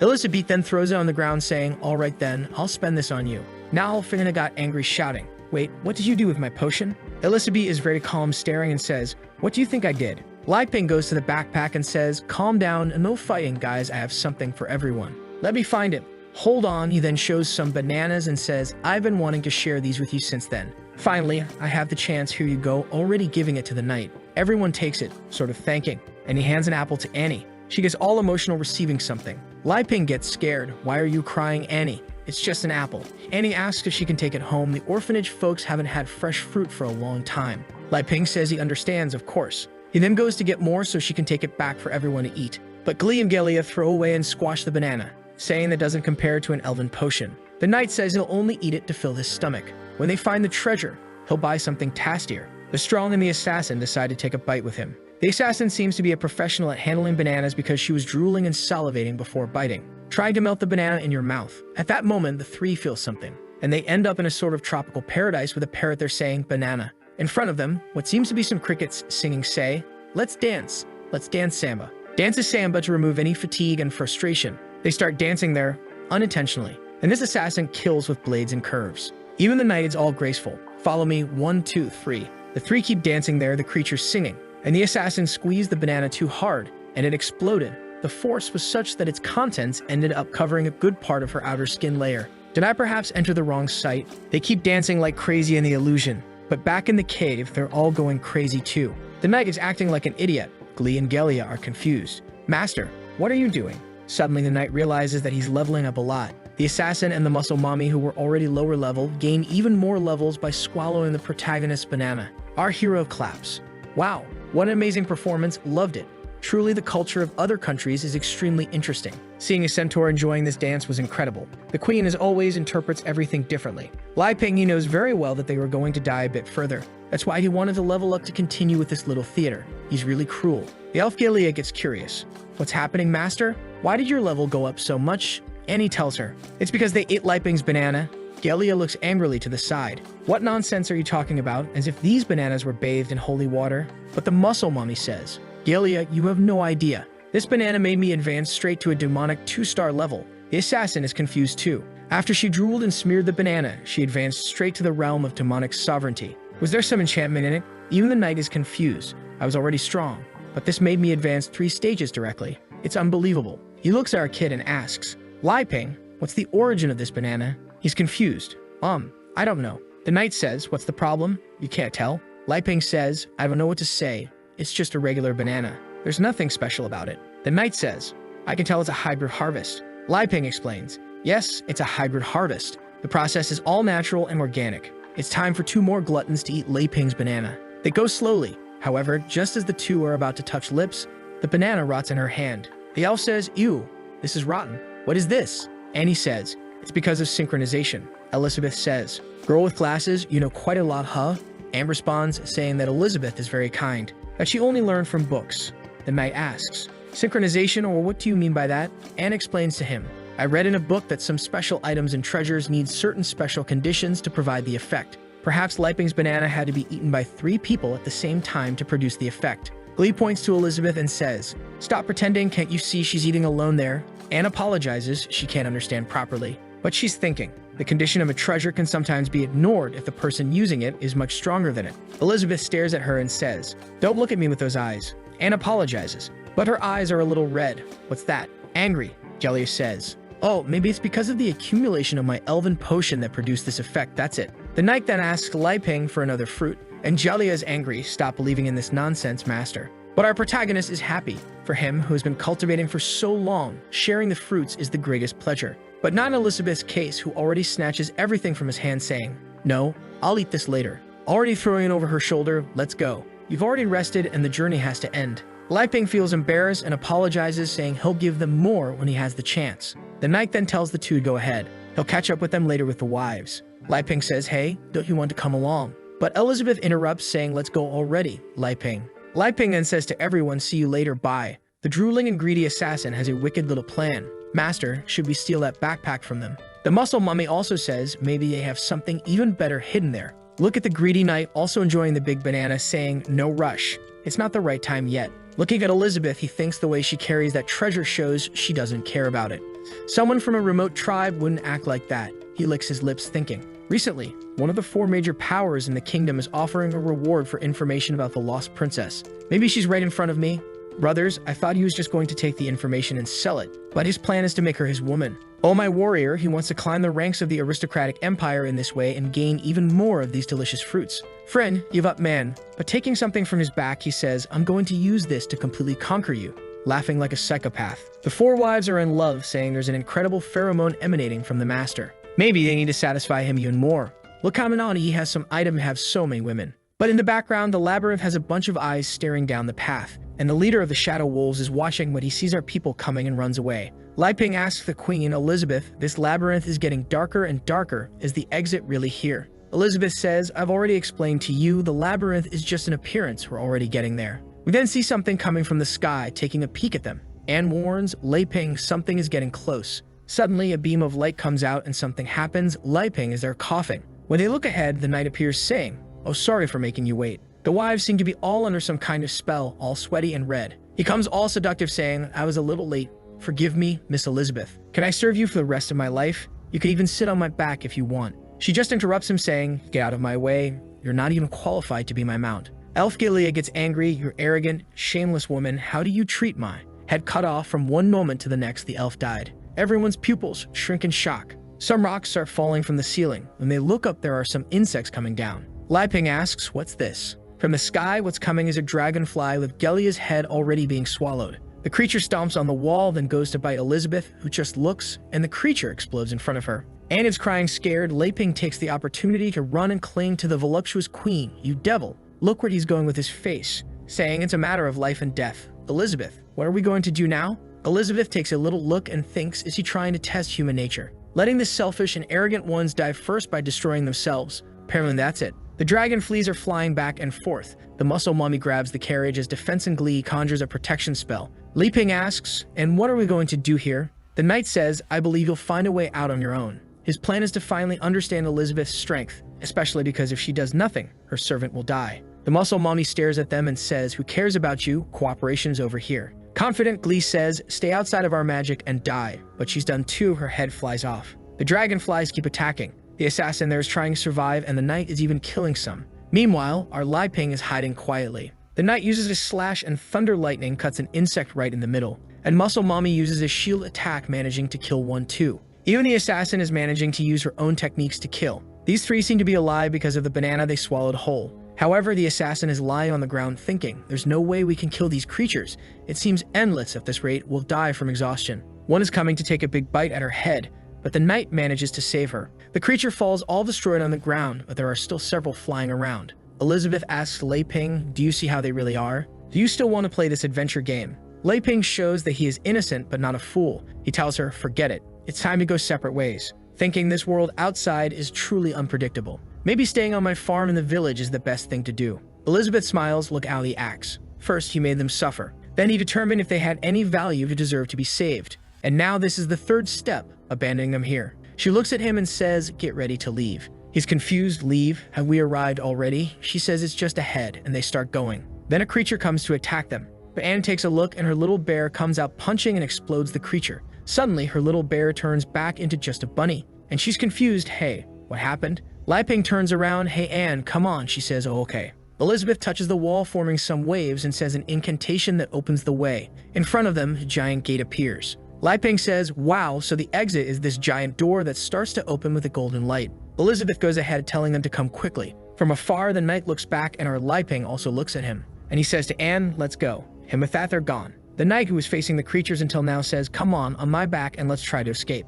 The two look at him, and then the knight is going crazy, saying, "Damn, do they think they can just abandon us here like this?" But apparently the door has already closed. Inside, there's an immense amount of treasure. This room is on a floating island. The knight's wives manage to enter. Lei Ping is celebrating happily there with Anne. At that moment, the knight arrives and throws him aside. The muscle mommy does the same to Anne. He pauses for a moment there, staring and smiling like a psychopath, thinking, the treasure really exists, the Demon King's nectar. Lei Ping says to him, "Now we're on equal footing. I don't want your gratitude, but you don't need to act like this either." The knight looks back and says, "Yes, you helped a lot, by completing the number of members we needed. With gratitude, I'll let you die quickly." But then a coin falls, and there's a golden eye in the middle of all that treasure. The room starts shaking, and a giant hand appears. A golden dragon emerges in the midst of everything, facing everyone. Lei Ping, sweating, says, "Elizabeth, there's a dragon there, my daughter, there's a dragon." Shaking her. Anne is trembling. There's something even scarier hiding. Her eyes turn black again as she says, "Master, what do we do now?" Elizabeth just observes this. The dragon lets out a roar towards everyone. The knight tells his wives, "You too buy me time. I'll prepare my strongest attack and kill him with a single blow." They agree, and the dragon gives them a swipe, and they go up. They manage to dodge the first blow. The muscle mommy tells the assassin to go ahead and draw his attention. She says, "Okay, leave it to me." She releases some origami there and uses a Naruto-style clone technique. Then she throws herself at the dragon. Seeing the situation, the knight thinks, now that this giant dragon is the only threat, I don't need to hide anymore.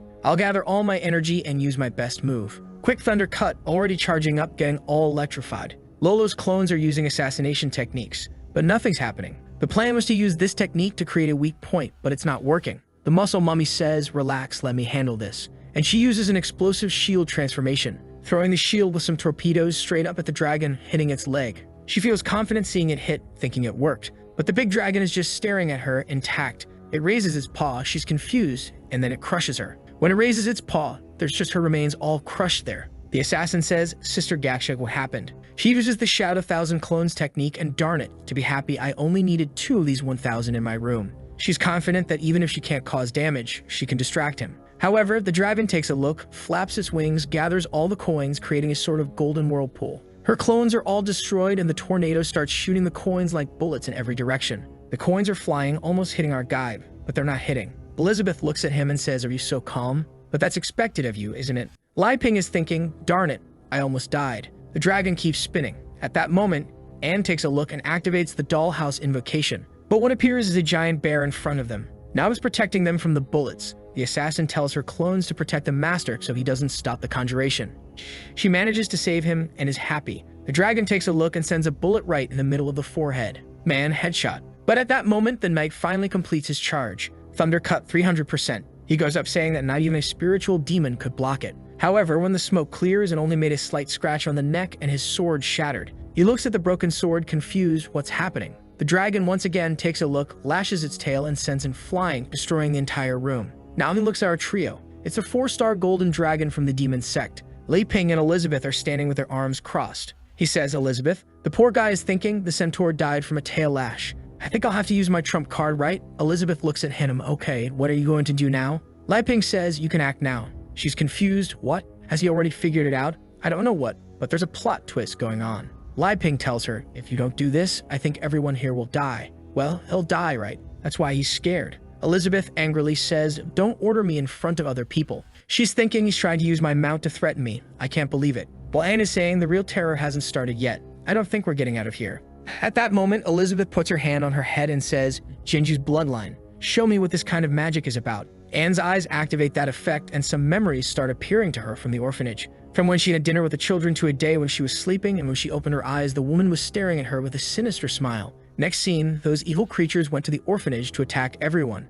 She was about to be captured when suddenly the bear appeared on her back and all the creatures were killed. Unfortunately, the orphanage people had already moved on to the next life. Elizabeth realizes that Anne suppressed these memories with her own power. She extracts some energy from inside her head, saying it's foolishness. Poor Anne falls to the ground saying it's all her fault that she killed her brothers and sisters. She wants to apologize. Elizabeth is cruel. She looks to the side and says, "You are a disgrace to Jinju's bloodline. If you want to escape the prison of regrets, stand up and fight for me." Anne gets serious. Even though she's crying, she gets up, saying that at least this time she wants to save her brother Li Ping. Suddenly, she starts floating in the sky, forming a purple energy. Li Ping doesn't understand what's happening, but then she opens her arms and summons puppets. An eagle, a rabbit, a panda, and a snake appear. The dragon comes to claw at everything, but its paw plunges right into the panda's belly, which expands, and when it returns to normal, it's holding the dragon's paw. At that moment, the rabbit is already attacking, beating him up and breaking his neck. Li Ping asks, "Elizabeth, what did you do to Anne? Why did she change so much?" Elizabeth says she didn't do anything special, just made her accept reality. The rabbit is going up and Annie is now motivated. Smoke rises, and when everything clears, the little bunny is also clinging to the dragon's paw. Now the two are holding him. The snake then comes and starts wrapping around the dragon, crushing it. The dragon once again flaps his wings to summon that golden tornado. However, this time the eagle cancels out his tornado with hers. Li Ping, impressed, asks Elizabeth, "What's this Jinju bloodline thing about?" But suddenly he's pulled and thrown to the ground. They took a light cut. The knight appears almost dead, but he stole the fruit backpack and is saying, "Ah, now." Elizabeth looks, this trash isn't dead yet." Li Ping is shouting in the background, "Hey, give me my backpack back." He with a psychopathic look says, "Now your trump card is in my hand, all these kingdom fruits are mine. Eat the pineapple, eat the orange, eat the grape." Li Ping is confused. "What are you doing, man? Don't you think it's too late to eat now?" However, he swallows everything and starts emanating an aura, saying it's coming. His body begins to mutate, tremble and rolling. He goes crazy, getting mega muscular, saying he's feeling unprecedented power, and now his level is with a question mark. Staring at his own hand, he thinks, "Finally, with this power, I'm no longer afraid of those old men from the Holy Sword Guild." But the dragon seems to get angry and breathes a golden dragon breath in his direction. When it's about to hit, he disappears and is already next to his head saying, "Stop bothering me." He uses a thunder kick that makes the dragon stumble and fall to the ground. The centaur then descends and goes right to the middle of the altar to get the so-called Demon King's chalice. Looking at it, he thinks, "If I add this, I can't imagine how strong I'll become." Without hesitation, he swallows it and his pupils turn red. He once again begins to transform, wings sprouting from his back, and he enters demon form. He says that this sweet demon king's wine is very good. It's gradually understanding everything. Anne is there in front and Li Ping says, "That guy is getting weirder and weirder. Elizabeth, do something, my daughter." Anne tells him not to worry, she won't let him get near brother Li Ping. She conjures a marionette spell, but the knight has already pierced her chest. Holding her in the air, he says, "First, I'll eliminate you who are a threat." Li Ping is terrified. The centaur throws Anne on the ground, coming towards them saying that the next one is him. Li Ping completely ignores the centaur and goes to Anne, telling her to hang in there, Elizabeth will save her. The centaur goes to Elizabeth's face and says, I know you're hiding your strength, but it doesn't matter, I'll give you two choices. You become my woman, take me to your kingdom, and make me inherit everything. Or the second option, I'll have fun with you until there's nothing left, and then I'll sell you to get what I want. Crying, Li Ping tells Elizabeth to kill him, but the centaur looks to the side. Who allowed you to open your mouth, you servant trash? He uses an ability to appear instantly in front of him and crushes him to the ground. An explosion rolls, coins everywhere. The centaur seems to have been hit. When the smoke clears, Li Ping says, okay then, I'm tired of pretending. Brothers, will you get serious? The centaur thrown back is lost and all beaten up. Wondering what happened? Wait, I hit him with all my might, but why does it seem like my attack returned? He looks at Elizabeth and asks, is it your doing? Elizabeth, staring at Li Ping, he knows very well that not even my magic can destroy his clothes. That's why you forced him to attack you, just for him to be the cause of his own destruction. Li Ping is there, all badass, thinking they say I'm the hero, but he thinks few. It works just the way I imagined. As long as I give Elizabeth a lot of delicious food, she will protect me whenever I need it. As long as I'm useful to her, she won't let me die. No matter how dangerous the situation is, wanting to kill me is the same as wanting to leave her without food. There's no way our boy finds out he's too strong. The work ends on the spot, man. He's going to become a Saitama 2.0. The centaur says, truly unsettling. You're quite proud, but I only use half of my strength. Woman, you rejected a centaur as powerful as me. You could have had fun, but chose to reject me. Then he charges. So this is your choice then. Elizabeth remains calm. Midway as the centaur speaks, I want to see you reflect my next attack. Something's already coming from his left, hitting him hard, slamming him to the ground. Elizabeth looks to the side and asks, finally awake. The centaur is completely shattered on the ground and nothing left of the guy. From the shadows of that place, a golden dragon begins to appear. The centaur realizes that there is the true form of the dragon. What he killed was nothing more than some crumbs of power. He reabsorbs his old dragon body and Elizabeth says, using your tail to pet, I used to play with you like that too. It's the true void dragon, a golden dragon queen from the demon king's realm of the star. The centaur still doesn't understand. Impossible. I also have the power of a demon king that can't lose. But he is instantly crushed by the dragon's claw. Lying on the ground, Li Ping is confused. Elizabeth, is this real? Elizabeth says, I think you figured that out a long time ago. This place isn't real. Suddenly they're floating. Elizabeth says, despite magic being your weak point, I don't think this would escape your notice. The dragon speaks some unknown language to Elizabeth, who responds. Then he starts crying, asterisk, poof, asterisk, smoke in the air, and turns into a loli. Of course, there had to be one, Yugan Chinese. Her name is Amelia, and she's Elizabeth's pet. She cries, is it really you, queen? I've been waiting for you for so long. Elizabeth tells her, you have arrived in the realm of a demon king and are still so innocent. I didn't want to come here because I knew it would wake you up and you would start clinging to me. Amelia, hugging her, says, no, master, you disappeared for 500 years without a word. I miss you so much. We then see Amelia's story. She was born between heaven and earth, and it was Elizabeth with her magical energy who incubated the egg. When she was born, they made a contract, and Elizabeth not only gave her the name Amelia, but also created her personality, trained, and played with her. That's why Amelia has a sacred oath to serve her forever. When she grew up, she became Elizabeth's mount, carrying her around the world to face cruel creatures.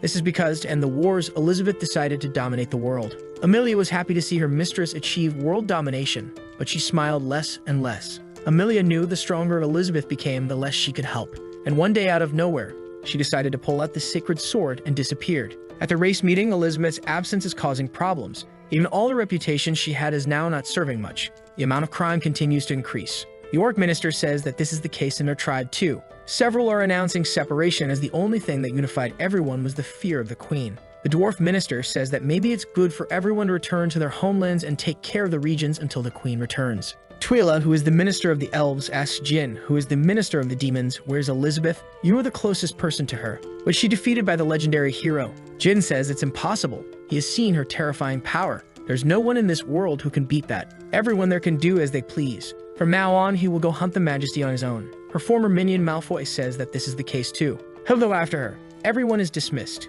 In the end, the ministers separated everything and divided their regions. Amelia wasn't interested in any of this, so she took half a cup of wine and left. She returned to the place where she was found the first time, hoping Elizabeth would return. And then she waited and waited and waited and waited, and now she's there crying. Finally, you've returned, mistress, Elizabeth says. It seems everything went well, right? This long wait taught you meditation, which was a key to reaching the level of Demon King. Amelia continues crying. Mistress Elizabeth, don't leave me like this again, please. Poor thing is thinking. She abandoned me just so I could understand meditation and increase my level. She really does everything for me. Li Ping up there trembling says, "Hey Elizabeth, stop dwelling on the past and save Annie already." At that moment, Annie opens her eyes and says, "Brother Li Ping, where are we?" Li Ping is relieved. "Annie, are you okay?" She says yes, but she reaches for the backpack, pulls out the apple he gave her, and the apple is all destroyed. Li Ping pets her, saying, "That's not a problem. Relax." Seeing the situation, Elizabeth thinks. From the beginning, he had already made this plan. The scenario was already set when he gave the bananas. Amelia is all cute, rubbing against Elizabeth, but she gets mad when she realizes the queen keeps looking at Li Ping. So she asks, "Mistress, who's that guy over there, huh?" Elizabeth says, "Him, he's the hero of legends. I stayed at his house while I was away." Amelia gets even angrier. "Hey, you!" While she thinks, "The hero of legends? Did he kidnap my mistress for 500 years? And it seems he wants to take her heart. I need to end this now." Our smiling hero says, "My name is Li Ping. Nice to meet you." Amelia smiles and has a plan. "Now that I've reached the Demon King level, I can reach my mistress. If I join forces with her, we can kill the hero of legends." She already summons a Dragon King's claw and charges, saying, "Nice to meet you." It hits him hard in the chest and an explosion occurs. Poor thing is confused. What happened? He shut off her claw. Li Ping says, "Oops, sorry. I couldn't react in time." However, Amelia is puzzled. "My attack was strong enough to destroy a city and he canceled it like this." Li Ping reaches out his hand and says, "My turn to take initiative." Amelia is sweating, realizing he might be more oppressive than the mistress. Poor thing is there. "No, please." He takes her hand very gently and says, "Sorry for messing up your handshake. Now it's clear why Elizabeth is so calm. She has a polite friend like you." Amelia is confused. "Handshake? Friend?" Elizabeth says, "Friend? You could say that too, but actually, she's my mount." Li Ping thinks, "Mount?" Already imagining one on top of the other running. Elizabeth then snaps her fingers and everyone appears outside. She says, "Enough of this for today." Amelia says, "Wow, mistress, you're so amazing." Li Ping is also impressed. "Wow, is it that easy to return? All I really have to do is stick to Elizabeth's thighs and everything will be fine." However, for Annie, the journey was too long and she faints on Li Ping's shoulder. Elizabeth tells Li Ping to take Annie to rest because she needs to talk to Amelia about something. And we're back home on the farm. Amelia asks, "What do you want, Elizabeth? You can give me any order. I really want to serve you." Elizabeth asks, "Have you heard of the Black Demon Guild?" Amelia ponders, saying she slept most of the time. And then she remembers. It's the guy called Malfoy, the former prince of humanity. Do you remember him? Elizabeth makes an effort and says she might remember. Amelia wants to know, "Wait, you want him and not me?" Elizabeth says it's not that. She heard that this black guild is killing people under the pretext of wanting to resurrect her. That's making her angry. Amelia gets angry. "Resurrect you when you're alive? That's disrespectful. What do you want me to do?" Elizabeth says, "You're going to make them disappear from this world without revealing any information about me or this place." Amelia only accepts. Elizabeth then says, "When you're done with this, I'll release you." Amelia says that a job given is a job done. And in her interpretation, doing whatever she wants is clinging to Elizabeth all night long. With that, she sets off motivated. But there's a missile heading her way that explodes in the sky. When the smoke clears, she's injured. Who attacked me? Realizing her skin is all scorched, she knows. It must be someone, at least in the sovereignty realm. Down below, Wankai is detecting a target. He raises the defense system to level 2. She's sweating cold. The missile comes, and she defends with her wing. She looks and asks, "You chose me to be your opponent? Wrong choice." But when she sees a barrage of missiles coming, the explosion covers the entire sky. Poor thing is all beaten up. Wankai analyzes again. Target detected as alive, increasing defense to 3. At that moment, Elizabeth shouts, "Stupid dog. She's my person. Let her go." The little dog is trembling. "Okay, I'll put her on the whitelist." Poor Amelia leaves thinking, "Damn place. It's terrifying. I wanted to get out of here." Inside the house, our hero is cutting oranges, making a delicious juice for Anne. He goes to her and says, "If you're feeling unwell, you can have this." She thanks him, takes a sip, and her entire cells begin to restore. Every bit of the fruit contains a huge amount of magical power. She's amazed. Is this sensation some kind of advanced divine magic? She reaches a clear state of mind and remembers the orphanage fair like a monster saying, "I am you and you are me. Stop suppressing your true self." Anne is crying there, lost, while Li Ping falls on the couch saying, "Indeed, a home sofa is the most comfortable." At that moment, Elizabeth enters, passes by her, and says, "Looks like you finally remembered everything, huh? You know your Jin clan ancestors always swore loyalty to me. If your bloodline woke up, the power of the oath also awakens." At that moment, Anne can see Elizabeth giant with her in the palm of her hand. Trembling, she asks, "Are you a legendary demon queen?" Elizabeth replies, "Yes, I am the commander of this whole world." Anne is confused, but according to the legends, you died with a hero. "Brother Li Ping, who are you?" Li Ping awkwardly says, "I'm ashamed to say.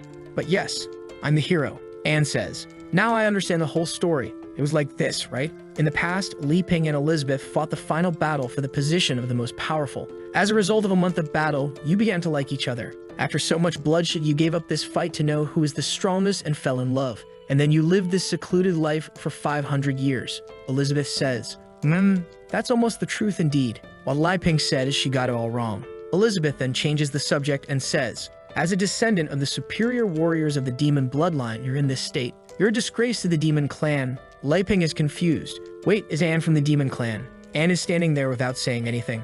Elizabeth says, it was 600 years ago, right? A child named Jin awakened the demon lineage. When his eyes shone red, his ability power and magical power increased greatly. However, as his power grew, he became more and more violent. Only death could satisfy him. In just a few years, he left the northern territories in chaos. Hundreds of my elite warriors were destroyed by him. His ambition grew so much that he came to the castle to challenge me. Obviously, he was easily defeated, and then she sealed his violent side. And with a loyalty oath, he has been serving her for generations. Trembling, Anne says, I didn't know any of this. My first memory, I was living in the church orphanage. The nun and the brothers were all my family. Elizabeth tells the truth. You killed everyone in the orphanage when you went mad. You couldn't accept reality, so that's why you kept thinking you were waiting for the nun to come back. Elizabeth thinks, with the power Jin has, you could have dominated the world in this time that I've been away. What's going on in that place? Anne is freaking out, saying, no, I didn't do this to my brothers. Li Ping says, Elizabeth, we met her brothers at the market, didn't we? Elizabeth says enough of that. She opens a visualization portal and says, let's expose the truth and see what these brothers of yours really are. When they look, they're all dolls. In Anne's interpretation, she really saw them as people. But clearly, that wasn't the case. Elizabeth closes the portal and says, do you understand? You're using your magic to sustain this bunch of dolls. That's why you're stuck at the mage level. Li Ping is confused, not believing it either. Elizabeth is cruel and relentless. To get rid of the Black Apostles, you activated your bloodline. However, you went mad and killed everyone. That's the truth you want to avoid. Anne starts going berserk Dragon Ball Z style with the purple aura.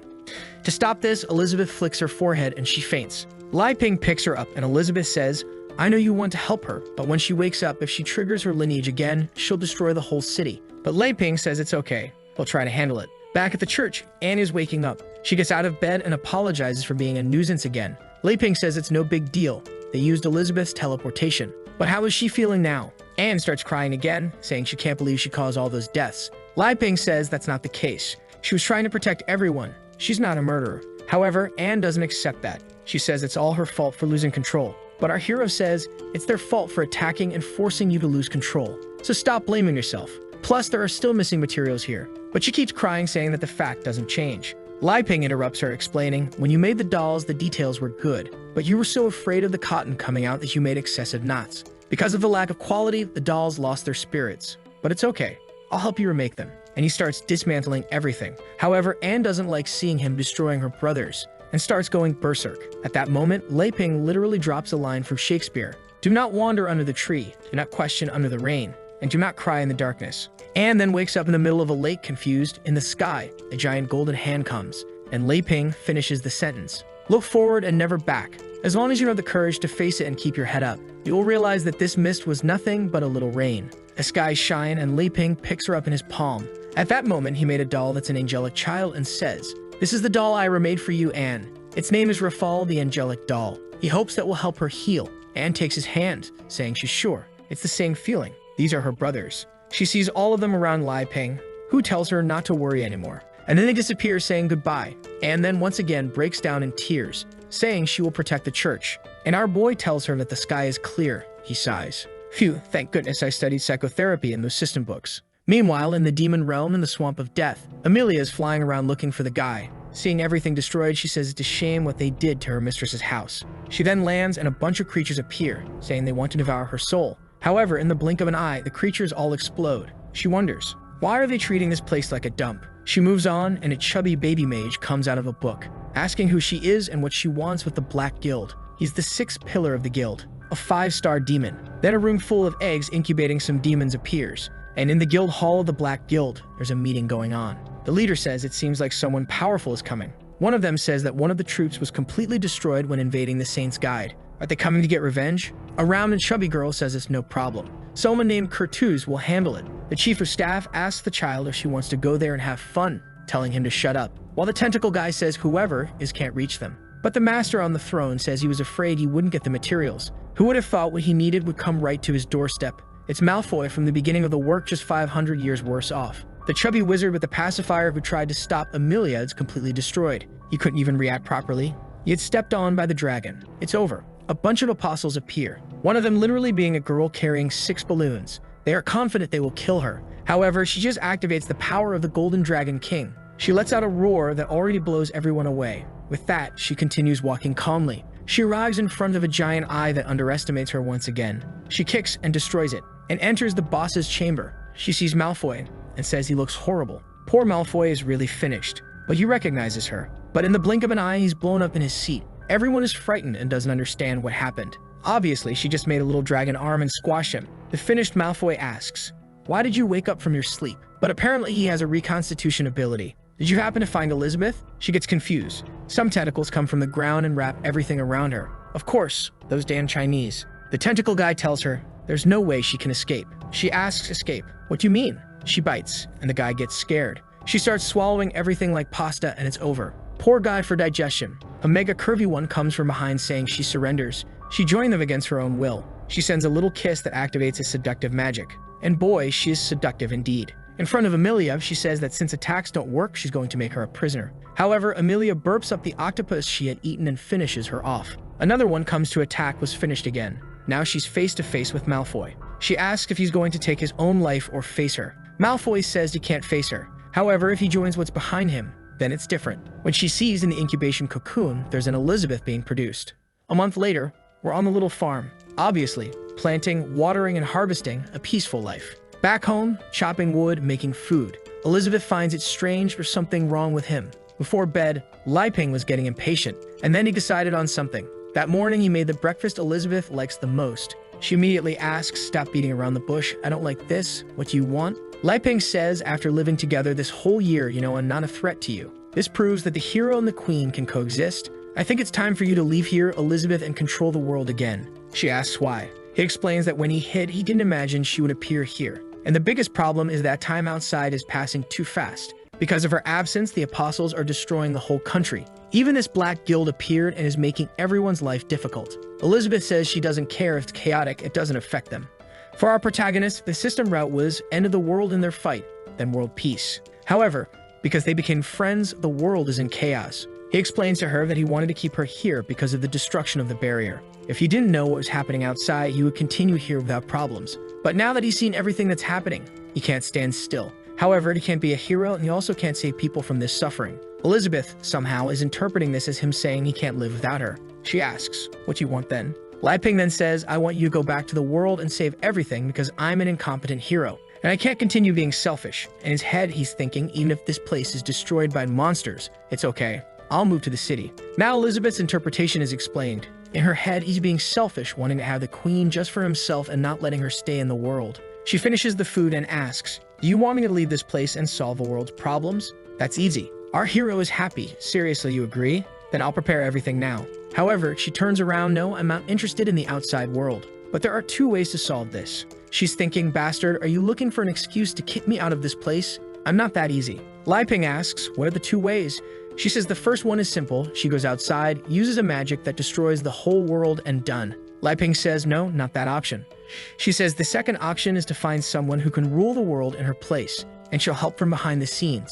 Li Ping wants to know who that person would be. She says, "You already know, besides me, only you are qualified for that." He sweats, "Wait, you want me to rule the world?" Next scene, he's practicing sword techniques, confused. How did things end up like this? Beside him, she keeps shouting, "Practice properly, I want to see." He responds, okay. But she's just thinking, "Are you trying to play games with this queen? You're too young for that. I can't deny that you're a little stronger than me." However, when it comes to psychology, you don't stand a chance. The queen seems to be falling in love. She's thinking that when he told her to leave this morning, she was so sad she almost did. But then when he told her he couldn't live without her, she understood everything he was trying to say. He knows very well that with the power of both of them, it would be very easy to destroy or dominate this world. So the best thing to do is to let the world go on as it wants and occasionally observe what's happening. Since she's already put Amelia in charge of dealing with the Black Guild, there's nothing to worry about. Now she's convinced, saying he's pretending with this little plan, but she's already seen through all his little games. Apparently, the legendary hero has fallen for the queen, while our boy is all confused there,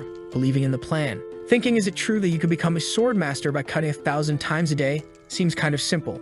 She's imagining he's the pinnacle of strength, but he likes to take a little beating. Apparently, she's the only one in this world who satisfies this hero's malevolent interests. But now she has a plan. Even though she's not interested in silly things like love, it's different when it comes to him. He has the greatest power of creation and production, and she has the best swordsmanship and magic. Together, they can create the strongest child ever. What would their child be like? Would they break the limits of the existing realm? But she won't agree to that so easily. For now, she'll let him practice his horrible swordsmanship. He has to get stronger for this child in the future. Lai Ping is confused. What is this girl thinking so much about? Is she really going to want to teach me swordsmanship and magic to destroy the Black Guild? He's going to make his sword cut, and suddenly she turns into a child who falls to the ground. My sword turned into a child. The sword boy says, "Who are you calling a child?" "I am the spirit of the majestic legendary sword, Alpha." The queen asks what's going on and immediately recognizes Alpha, and she moves towards her saying die, but took a kick to the face and was sent to the other side. "Sit down, let's talk." Lai Ping apologizes. He didn't know the boy was conscious all this time. The boy says that at the critical moment of the fight against the demon and the queen, he appears. However, he wants to know why he's been just chopping wood for so many years, huh? Li Ping tells him to calm down, but the boy doesn't stop and asks, "Did you change the story script and see your friend? You don't deserve to be a hero." Elizabeth asks, "Are you trying to kill me?" The boy sits there. "Actually, no, I don't want to. This system's craziness. You're my savior." She says, "Okay, whatever. Now that you're here, help Li Ping rule the world." Alpha says, hold on, rule the world." Lai Ping says, "It's more like saving the world." He looks to the side. "Hey, what are you talking about, Lai Ping?" Our hero says, "I'm tired of sitting around doing nothing. I'm going to take on the responsibility of being a hero, practice, and save the world." Alpha asks, "Practice? Don't you know your talent?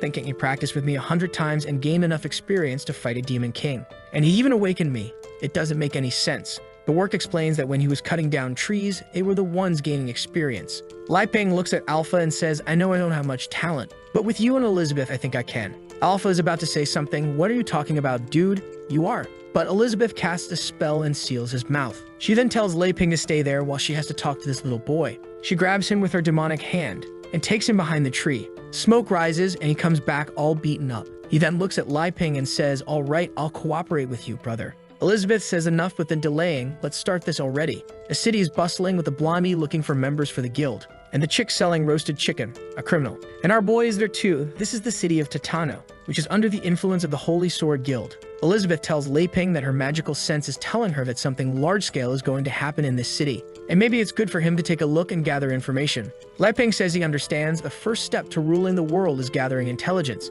Alpha says it's nonsense, going to this place is a waste of time. Elizabeth gives him a stare. "Do you want me to break you in half?" He sticks to Lai Ping, "Sorry." Our hero sees a paper on the ground and picks it up. These flyers are everywhere. Could this be the event that's happening? Competition between guilds. Elizabeth says it's a fight where each guild sends its representative. Someone plays a drum telling everyone to place their bets. People are all excited to bet, and Li Ping pulls Elizabeth, who's all modern in this outfit. They head towards the giant arena. However, when they're about to go up, a green bull stops them, saying he couldn't detect their tickets with magic. Li Ping says, "Elizabeth, I'll handle this." Lai Ping then takes out a bag of coins and says, "I saw on the poster that it's 10 coins per ticket. Can we buy them?" The big guy says yes, but he monopolized them all and is now selling them for 200 coins. Lai Ping thinks the guy is a Dan crook, but Elizabeth uses magic on his head and the guy hands over the VIP ticket. With that, they both go happily. Lai Ping is impressed. The place is very luxurious. There are some guys there that you can't see properly. A guy smoking a pipe writing some magic, a dwarf, and 2 hot babes from the Holy Guild. Wow, that's a lot of divinity. The blonde is Luna, and the redhead is Anna. Hannah asks if those 2 are on the guest list. Meanwhile, Elizabeth is telling our boy to go get some snacks, but those 2 little saints are just keeping an eye on them. Then someone shouts, "Ladies and gentlemen, welcome to the final guild competition." He announces it's going to be the sword genius from the Holy Guild, King, the giant bear guild's general, Gala, the wonderful elf from the elf guild, Travis without Scott, and lastly, a special guest from the Holy Guild representing the card guild, Yi. It's all going to happen at the same time. The goblin jumps out of the arena. The atmosphere becomes tense. The elf thinks that big guy looks very stupid. He probably won't be of any use. The guy is screaming like a maniac. The card guy seems weak, not to mention he's only here because he helped the Holy Guild. That means in this competition, the biggest danger is the blue sword guy from the Holy Guild. The big guy stomps on him and goes straight for him. The elf pulls out 3 arrows and fires at him. It's 1 for each, but all 3 dodge. But the arrow falls to the ground, turns into a root that transforms into vines and entangles everyone. The big guy gets angry and tries to break free, but it only tightens even more. The elf says this is the gum root. The more force you exert against it, the tighter it gets. The blue sword guy then draws his blade and cuts it all down. while the card guy is just standing there doing nothing. The sword guy apologizes for killing her plant. The elf says it's no problem. He just has to pay with his life, then fires another arrow at the dancing butterfly. But the guy is all monk samurai and says fearlessly, doubtlessly, without confusion. Altruistic state, blue bird, power matches power. But the elf has already lost her little arm, which fell onto the ground shattered. He approaches her, points the blade at her, and says, "You've lost." The elf says he deserves the title of genius, but she's also one. He is then surrounded by exploding butterflies. His blade flies off, and when the smoke clears, he's there all beaten up but alive. She then takes a seed from her mouth, spits it on the ground, a plant grows, she puts her arm into it, which turns into a new arm. But it's crooked because it was crushed by the buff guy, and it was crushed hard. He then looks back and says it's the samurai's turn, who finds the aura of that guy strange. But in the audience, everyone is going crazy, loving this competition. He throws his arm aside and pulls the blade back into his hand. The buff guy says power is everything, and now he's going to crush. He jumps, activating 70% of his muscular strength. The swordsman dodges, sends him a cut. However, it touches his skin and nothing happens. He comes for another blow with 80%. He tries to defend with the sword and is thrown back, and the sword bends all crooked. He comes again, now at 90%. He dodges several times. Li Ping is curious, asking Elizabeth who she thinks will win. She doesn't say anything. While Anna is finding it strange how come a sword forged by rank B dwarves was destroyed with a punch. Luna asks if they should stop the fight, but Anna says not for now. Up in the super VIP section, the guy is asking, shouldn't we interrupt this? A guy named Bowie says, I think those two are handling it. What do you think, boss? The guy says maybe. He's the president of the card guild, isn't he the girl's father? The boy next to him noticed he's trembling and thinks it's because the buff guy's magic is from the apostles. That's why he got so angry. But he's scared because he saw our protagonist with his little demon in his head. Li Ping came here to see how he's using the deck. He has to meet the expectations of the great hero, while down below the buff guy is just going for it. The blue sword can't do anything but run away. The buff guy grabs the ground and uses it like a sheet. The blue blade jumps to dodge, but he's caught in midair and falls to the ground in a ball of stone. The buff guy goes to touch the stone, but suddenly he takes a microcut. When he steps back, it's over, his hand is gone. He gets angry, saying he'll kill the blue blade, who repeats the same phrase. Fearless, doubtless, surprised, or confused. Altruistic state. The buff guy thinks of doing something, but is cut from afar and falls to the ground agonizing. The blue blade tells him it's your last chance. The buff guy says he doesn't care, he's not going to play with him, already remembering that he can use the forbidden drug. But the blue blade warns, if you give up the power given to you by the Black Guild, I will spare your life. However, he breaks a pill in his mouth to reach the realm of Demon King. But before anything happens, his head is separated, and it rolls towards the card guy who's been standing there in the trap all this time, who is actually the little elf girl our protagonist saved. We then see the card guild and her practicing with the decks. As she's been drinking tea with the herbs our boy gave her before she left, she keeps evolving. Her father comes back from a trip and tells her he helped the Holy Guild deal with the apostles, and for that, he received a gift. She thinks it's that pile of apostle remains in the bag, but it was actually the direct qualification invitation for the finals. If she wins, the card guild will be recognized as an official guild. She feels insecure. She can't compete with those geniuses. But he says none of that matters. She has to be more confident. They've evolved a lot, they're not the same as before. When the time comes, I'll give her Li Ping's deck, and with that, she'll win. Amidst the vines, she's pondering. Even though I have Li Ping's deck with my current strength, I can only use 6 cards at once. The rest of the battle, I'll have to rely on card replicas, which will significantly weaken the power of my attacks. However, I can't retreat here. Determination is the most important. Reaching for her belt, she grabs the deck card cut, easily freeing herself from the vines. That devilish head seems alive. The blue blade speaks. It was a good strategy to hide and only reveal your power in the end. But you're not an opponent for me, so just admit defeat. She sends some cards his way and he dodges, saying, wow, the guild owes you a favor. I don't want to hurt you, it's the last warning. Everyone is confused, fighting with cards.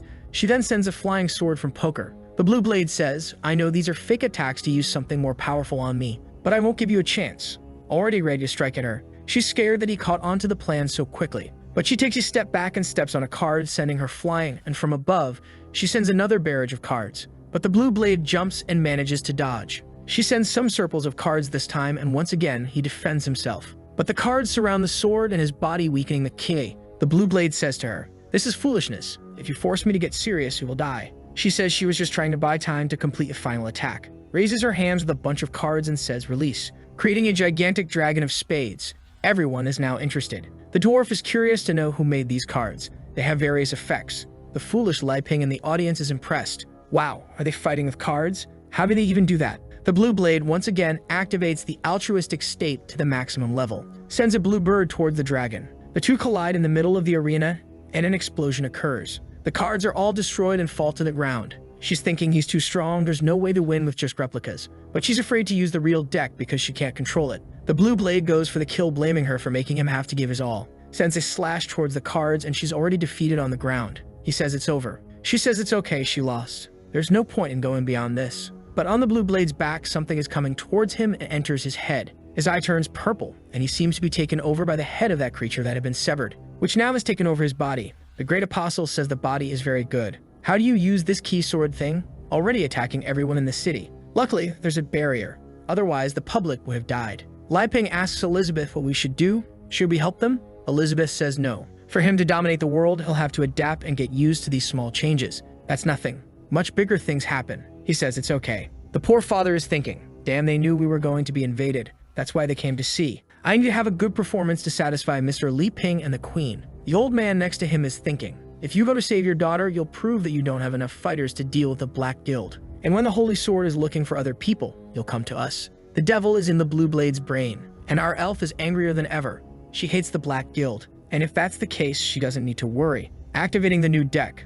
The apostle is confused. What's this? Her magical power has increased too much. I need to kill her instantly. He sends an attack her way, but a knight with a shield appears to defend her. Li Ping finds it strange. Huh, that looks somewhat familiar, doesn't it? The dwarf and the analysts are confused. Hold on, this is much more incredible than the previous deck. If I'm not mistaken, this is a ghost of the 13 sacred knights. The old man then says, Boss, is this the trick you used to defeat the 6 demon pillars? The father says, I used the number 9 before. She's only using 5 now. I just hope it's enough. She sends some cards, telling the creature to let go of that body. But he dodges, wondering, damn, how does she have so much strength in those cards? He jumps to evade, thinking he'll escape. But he hits the shield of a knight, who then sends him to another and another. They bounce the demon around. He manages to use a blade strike to stop in midair. But the shield knight comes from behind and encloses him in a box. She then orders them to crush him. The 4 knights come from each side, focusing all the pressure on the apostle, who shrinks down. Destroyed, he falls hard to the ground. At that moment, her father looks at the arena and thinks Li Ping and the demon queen will be pleased with this, right?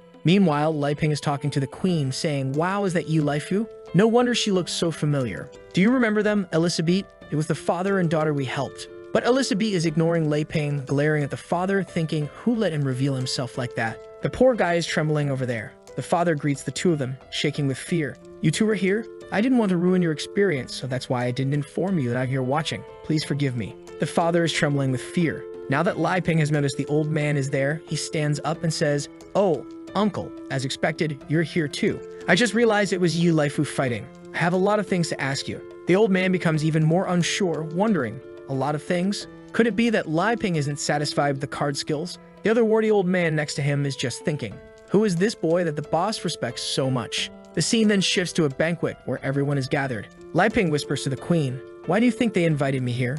The queen says it doesn't matter. He should take this chance to learn more about this kingdom. He'll need to hold many meetings when he conquers the world. Li Ping agrees, but tells her to stop talking about world domination or people will misunderstand. The old man with warts congratulates the elf's father, saying that the victory was incredible. However, the father responds, Old Sword, we'll discuss these small things later. First, I want to introduce you to 2 guests. This young man here is the person who saved my daughter from the Apostles of Darkness. His name is Mr. Li Ping, and the woman beside him is... The father hesitates when he sees that the queen is staring at him. Father and daughter are startled. We can't reveal her identity. The old man with the sword asks, why not? The father wants to speak, but it's clear that he has a mark on his neck.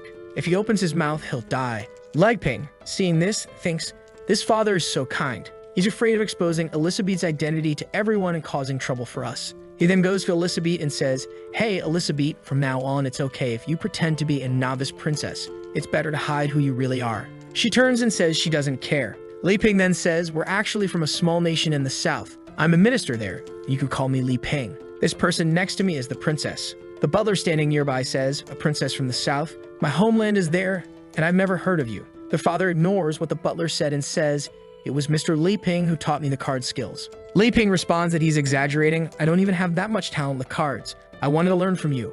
Actually, I'm even looking for someone to teach me swordsmanship. Luna says to the blue sword, did you hear that? He wants to learn swordsmanship, even though he can make such powerful cards. What's his plan? The blue sword tells her, be careful, now's not the time to discuss these things. Li Fu gulps and says, Mr. Li Ping, did you see my fight? Were my card skills satisfactory? Li Ping is confused, wondering what skills she's talking about. The father interrupts and says, Lai Ping, be honest with us. Was there something lacking in our performance? But Lai Ping's expression darkens and he says he has nothing to comment on. I just didn't expect you to use my cards like that. The father starts sweating and begins to apologize. I had this stupid idea of copying some cards and forming a guild without your permission. The elf also apologizes, saying that what she did in the fight is the best she can do. But Lai Ping changes his tone and asks, why are you apologizing? This way, more people can participate in the games, which is very good. Yahello asks him, are you saying that since the cards carry power, it's good because more ordinary people will be able to learn? The father says that must be it, a chance to promote the guild.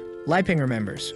Oh crap, they're talking about magical power, not just cards. The guy sitting at the table with the monocle is just observing. This is really interesting. The girl has an extremely dominant magical power, while the other one is completely suppressing his, I can't see anything. He's using the demon lens. And at that moment, Elizabeth gives him a glance. The guy starts sweating, wondering, damn it, have I been discovered? Impossible, I used the demon lens to observe. There's no magical reflection. There's no way she could know. But what is this feeling of oppression? Elizabeth looks at Lai Ping and says she wants to kill one of them. Lai Ping is startled and asks what she means, then pulls out a pudding and says, if you have any questions, ask them at the end of the meeting. Here, take this. She goes all chubby and greedy and grabs the pudding happily. The old man with the sword then coughs and says, enough chit-chat. Let's get back to the main topic. With the events of the competition, I invited some people here, and I want to discuss an alliance, because we urgently need to eliminate this black guild. The waiter then places something on the table, a bag of black gears that were all used just in this championship by the players. Lai Ping asks, black gears? What are those? The father explains that when you accept the power of the Black Guild, they place this gear inside you, which grows along with your power. The drunken dwarf speaks up. 30 gears in the competition? It seems the Black Guild is already well infiltrated. But Luna says that the muscle-bound guy had passed the sword purification test. Could it be that they accept the power after being qualified? Anna, on the other hand, says that maybe the Black Guild has found a way to avoid the purification. But the monocle guy explains that only those with a very low degree of fusion can be detected. That means most of them don't even need to hide anything. Some people, when they accept the gear, lose control and become apostles. In the second case, they manage to resist but have no control. And with that, they become a great apostle. In the last case, if the person manages to accept the gear and fully control the Demon King's power, they become a pillar servant for the king. However, regardless of what happens, they are forced to be loyal to the person who gave them the gear. The blue sword asks, so I almost became a black apostle. The monocle guy says it's impossible to know. He was controlled but not integrated. But considering his abilities, if he had truly been controlled, he would have become a pillar of the Demon King. The old man with the sword says, thank goodness the boss was here to help, right? I wouldn't have known what to do with these old bones of mine. The card guy says he was also a member of the Holy Guild, so he had to help. The blue sword says, when the guild was in trouble, I was on a mission outside and couldn't fight the Black Apostles. But today I saw the card skills that killed one of the 6 pillars. I was convinced by my defeat. Yahello, you're a strong girl. But she points to our Lai Ping and says it's all his doing. She only has that power because of the cards she received. The dwarf wants to know where Lai Ping learned to make those cards and if he's a blacksmith.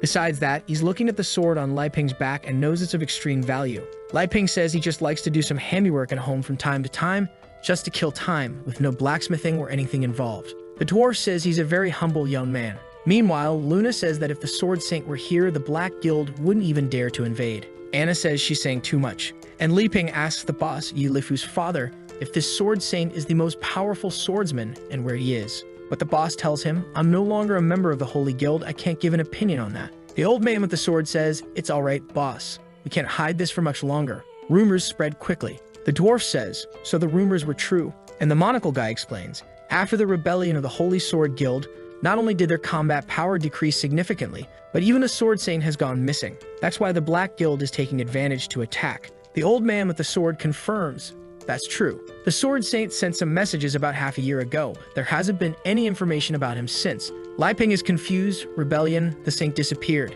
The butler explains, to be precise, he went to apprehend the Axe Elder, who betrayed the guild. However, he hasn't returned yet. The blue sword says that his last mission was to try to find the saint, but when he got there was nothing. Luna asks, if the Sword Saint was more powerful than the guy he went to arrest, how was he defeated? The blue sword says there's no doubt about the Sword Saint's power. However, when he went to the mountain, everything was completely cut down. He has no idea what kind of battle they fought there. Half the region had been turned into flat terrain. The old sword adds, it's because the Axe Elder obtained a supreme magic. All that is known is that it's a giant axe called the Demon's Burial. It has terrifying power and emanates an aura of resentment. The strength it grants to a person allowed the elder to defeat the Sword Saint. The dwarf says he's seen all the weapons produced in his kingdom of S rank, and there is no such demon burial axe. It appears to be a masterpiece created by the Black Guild itself. Leiping looks at Yi Laifu and asks, I still don't understand. Who is this elder, and why did he betray the Holy Guild? The boss explains, in the Holy Guild there is a leader, the Sword Saint. Beneath him, there are 5 assistants who guide the disciples. The Sword Elder, who is the guy there at the table with warts, the Dagger Elder, the Spear Elder, the Shield Elder, and the Axe Elder. However, one day the Axe Elder joined the Black Guild and launched a rebellion within the Holy Guild, killing the Spear and Dagger Elders. The Shield Elder died in a fight against the Black Guild. The Sword Elder says that he is the only one left standing. During the rebellion, many from the guild betrayed them, including his most precious son, Sir Buthorn Tyrus. Leiping asks, Tyrus, is he a centaur who wields a sword? The old man looks and says, yes, that's my son. How is he now? Without hesitation, Leiping says that he's dead. The father, apparently indifferent, responds, it doesn't matter. That's the fate of a traitor. What's important now is that we unite and fight against the Black Guild. The dwarf says his kingdom can provide some weapons. However, rank A or his weapons will be difficult since they're short on stones. The monocle guy asks, Sword Elder, you said you're in a very unstable situation right now. What makes you believe you can defeat the Black Guild with our help? The old sword says, it all depends on the boss. I think he should give up on this card guild and return to being a vice president of the Holy Guild. The boss asks, Elder, you want me to go back to being vice president? I've been away for a long time. I don't think it's right. However, the old sword says, if I say you're qualified, then you are. Cards are now also considered weapons, just like daggers and throwing knives. We can still open a new unit and make Yi Laifu an elder. Yi Laifu now becomes flustered and scared too. Wait, me? I'm not qualified to be an elder of the Holy Guild. But the Sword Elder says, if you agree, boss, the plan will go smoothly and the guild's resources will all be used as you wish. Even I will obey your orders. The butler tells him to consider the option. It will be much easier for him to help the Holy Guild than to try and create a guild from scratch. The boss looks at Leiping and asks, what do you think, boy? With the Holy Guild's help, the card skill will spread even faster. Leiping is confused. You're asking me, in my homeland there's a saying, it's easier to become an executive in a large company than to try and start your own big company. However, the ambitious always prefer to work on their own business. This means it's up to you, sir. To the boss, what Leiping said was, do you want to become someone's accessory or do you want to rise in life? If even with everything I've given you, you lack ambition, I'm disappointed. But he's unsure because the old sword is insisting a lot. If he refuses, he'll offend the entire Holy Guild. The old sword says, boss, if you're still dissatisfied, tell me what conditions you want. The boss stands up and says, Elder, say no more. I didn't establish my guild because I wanted fame and wealth. I did it to elevate my card skills. Leiping, do you see? My resolve is strong. The Sword Elder is confused and asks, boss, are you sure about this? Have you thought it through? The old sword is wondering, I don't sense any aura coming from this Leiping. If the boss says this guy taught him everything, it must be some excuse to hide something. Leiping says, good job, boss, but inside, he's disappointed. Dan, I wanted to use my connections with the Holy Guild to learn swordsmanship from them. The boss then says, but even though I refuse to join the Holy Guild, don't worry, Sword Elder. It's my responsibility to eliminate the Black Guild, and I will fully support you. The old sword says he understands, and since the agreement was already made, they will recognize the card guild as legitimate. Leiping looks at the boss and says, you're pretty brave, boss. The boss responds, it's all for your satisfaction, Mr. Leiping. Yahello also says she will work hard. The old sword then asks the dwarf when their king will come out of seclusion. They need rank A and weapons to help in the fight. The dwarf, who is the prince of the kingdom, says he can't speak on that. But the truth is they're in need of grinding stones. It's hard to find any in the entire kingdom. Even the kingdom of Aristoteles is refusing to cooperate with them. That's why his father is researching in seclusion until he finds a solution. The old sword asks Tagore, the monocle-wearing guy, if he can provide some weapons and combat magic. Tagore says he's neutral in all this, but if it's just about using some magic, that's not a problem. The old sword then says, let's reach a mutual agreement so that in 2 months we can join forces. During this period, let's try to solve all the other issues. Any other questions? Leiping raises his hand and says he wants to join too. The elder asks, you want to join the fight against the Black Guild? Leiping says, no, actually, I want to join your guild to learn swordsmanship. Even though I've been idle for a long time, it's never too late to start learning right. The father and daughter ask if he's joking. He wants to learn swordsmanship. Leiping says it's the princess of Idea, and if they want to know the reason, they should ask her. Elizabeth is calmly eating her endless pudding. It really is magical. But obviously, neither father nor daughter would question the queen's decisions. The old sword says it's fine, but there are many types of swordsmanship. I want to know what your magical power is. Leiping, a bit embarrassed, says, I tested it before and it's kind of low. 0. Actually, I'm not good with magic. The butler behind the elder says, If you're not good with magic, you won't be able to use the skills taught by the elder. Lai Ping asks, isn't there something more basic like a sword technique that doesn't require magic? The elder explains that there is, but only one person knows that type of swordsmanship. It's our president, the Sword Saint. If you find her, she'll surely teach you. It seems the Sword Saint is a woman. The boss says, Lai Ping, I think the only person qualified to teach you is the Sword Saint. Poor Li Ping stands there feeling dejected. Nobody wants to help me. They're just sending me off to find this person because they want to avoid me. At that moment, Tagore speaks up. Wait, he starts writing down some things, draws something that begins to float, and says, I recently acquired some sword magic.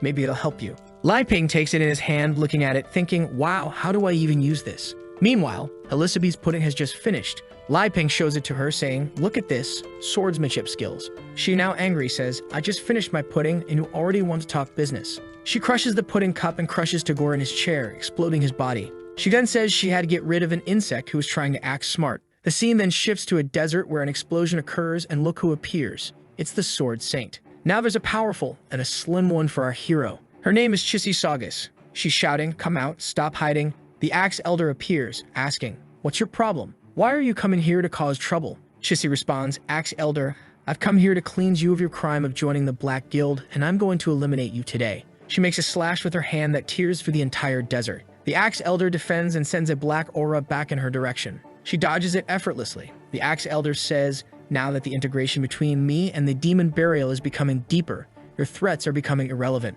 Now, I'm going to start hurting you. Chissy warns him, if you keep acting this way, soon you'll be completely controlled by that axe and lose yourself. Wake up. But the bearded man replies, lose myself. So what? After experiencing this supreme power, losing myself in it is a privilege. Everything will be fine, demon burial. Take over my body. An aura begins to flow through his body and the crazy guy draws, what the hell is this? He has a woman's chest. Now speaking in a female voice, he says, resentment, you want to abandon me? I won't let you. The transformation continues and the guy turns into a voluptuous woman from the neck down. Chissy says to him, you idiot, you're now under complete control of that black gear. The Axe Elder, who is now the demon burial, replies, are you talking about this? She grabs the gear and pulls it out, tearing off the ugly face of the elder along with it. And now there she is. Welcome, you're quite a sight for sore eyes. This is the real power-up. Fixing her hair, she says, now that's much better. Chissy declares that she's going to destroy her now. She draws her sword called Phantom, which was made with materials from the Ghost Horse King and forged by the Dwarf King himself.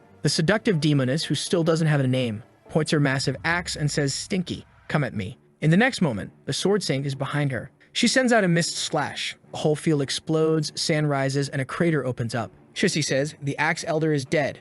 There's no reason for me to show you mercy anymore. It's over. But her sword begins to crack and falls apart. The demoness looks back and says, my body felt a small impact from your strike, but if you're capable of that, I can see you're quite powerful. Got any more tricks? Now Chissy is worried. That sword was practically indestructible and barely managed to hurt her. The demoness says, if you're done, I'll start my warm-up. Be careful now, all right? The demoness literally starts warming up, stretching her legs, extending her arms, while Chissy begins to summon all sorts of weapons, grabbing a scroll, throwing everything up, fusing a spear with a scythe with a dagger. Everything starts exploding. Even her eye now has a pentagram. She invokes space distortion and sends a black light sphere toward the demoness. The demoness, reaching the climax of her transformation, says she's finally getting more flexible. Chissy even threw 2 scrolls to surround her, while the space distortion is approaching. The demoness, still warming up, says she's being underestimated. Chissy says she'll have to use destruction sorcery. She pulls out a hammer and strikes it against the space distortion, with the spear at the tip, the scrolls surrounding it, and sends everything at once toward her.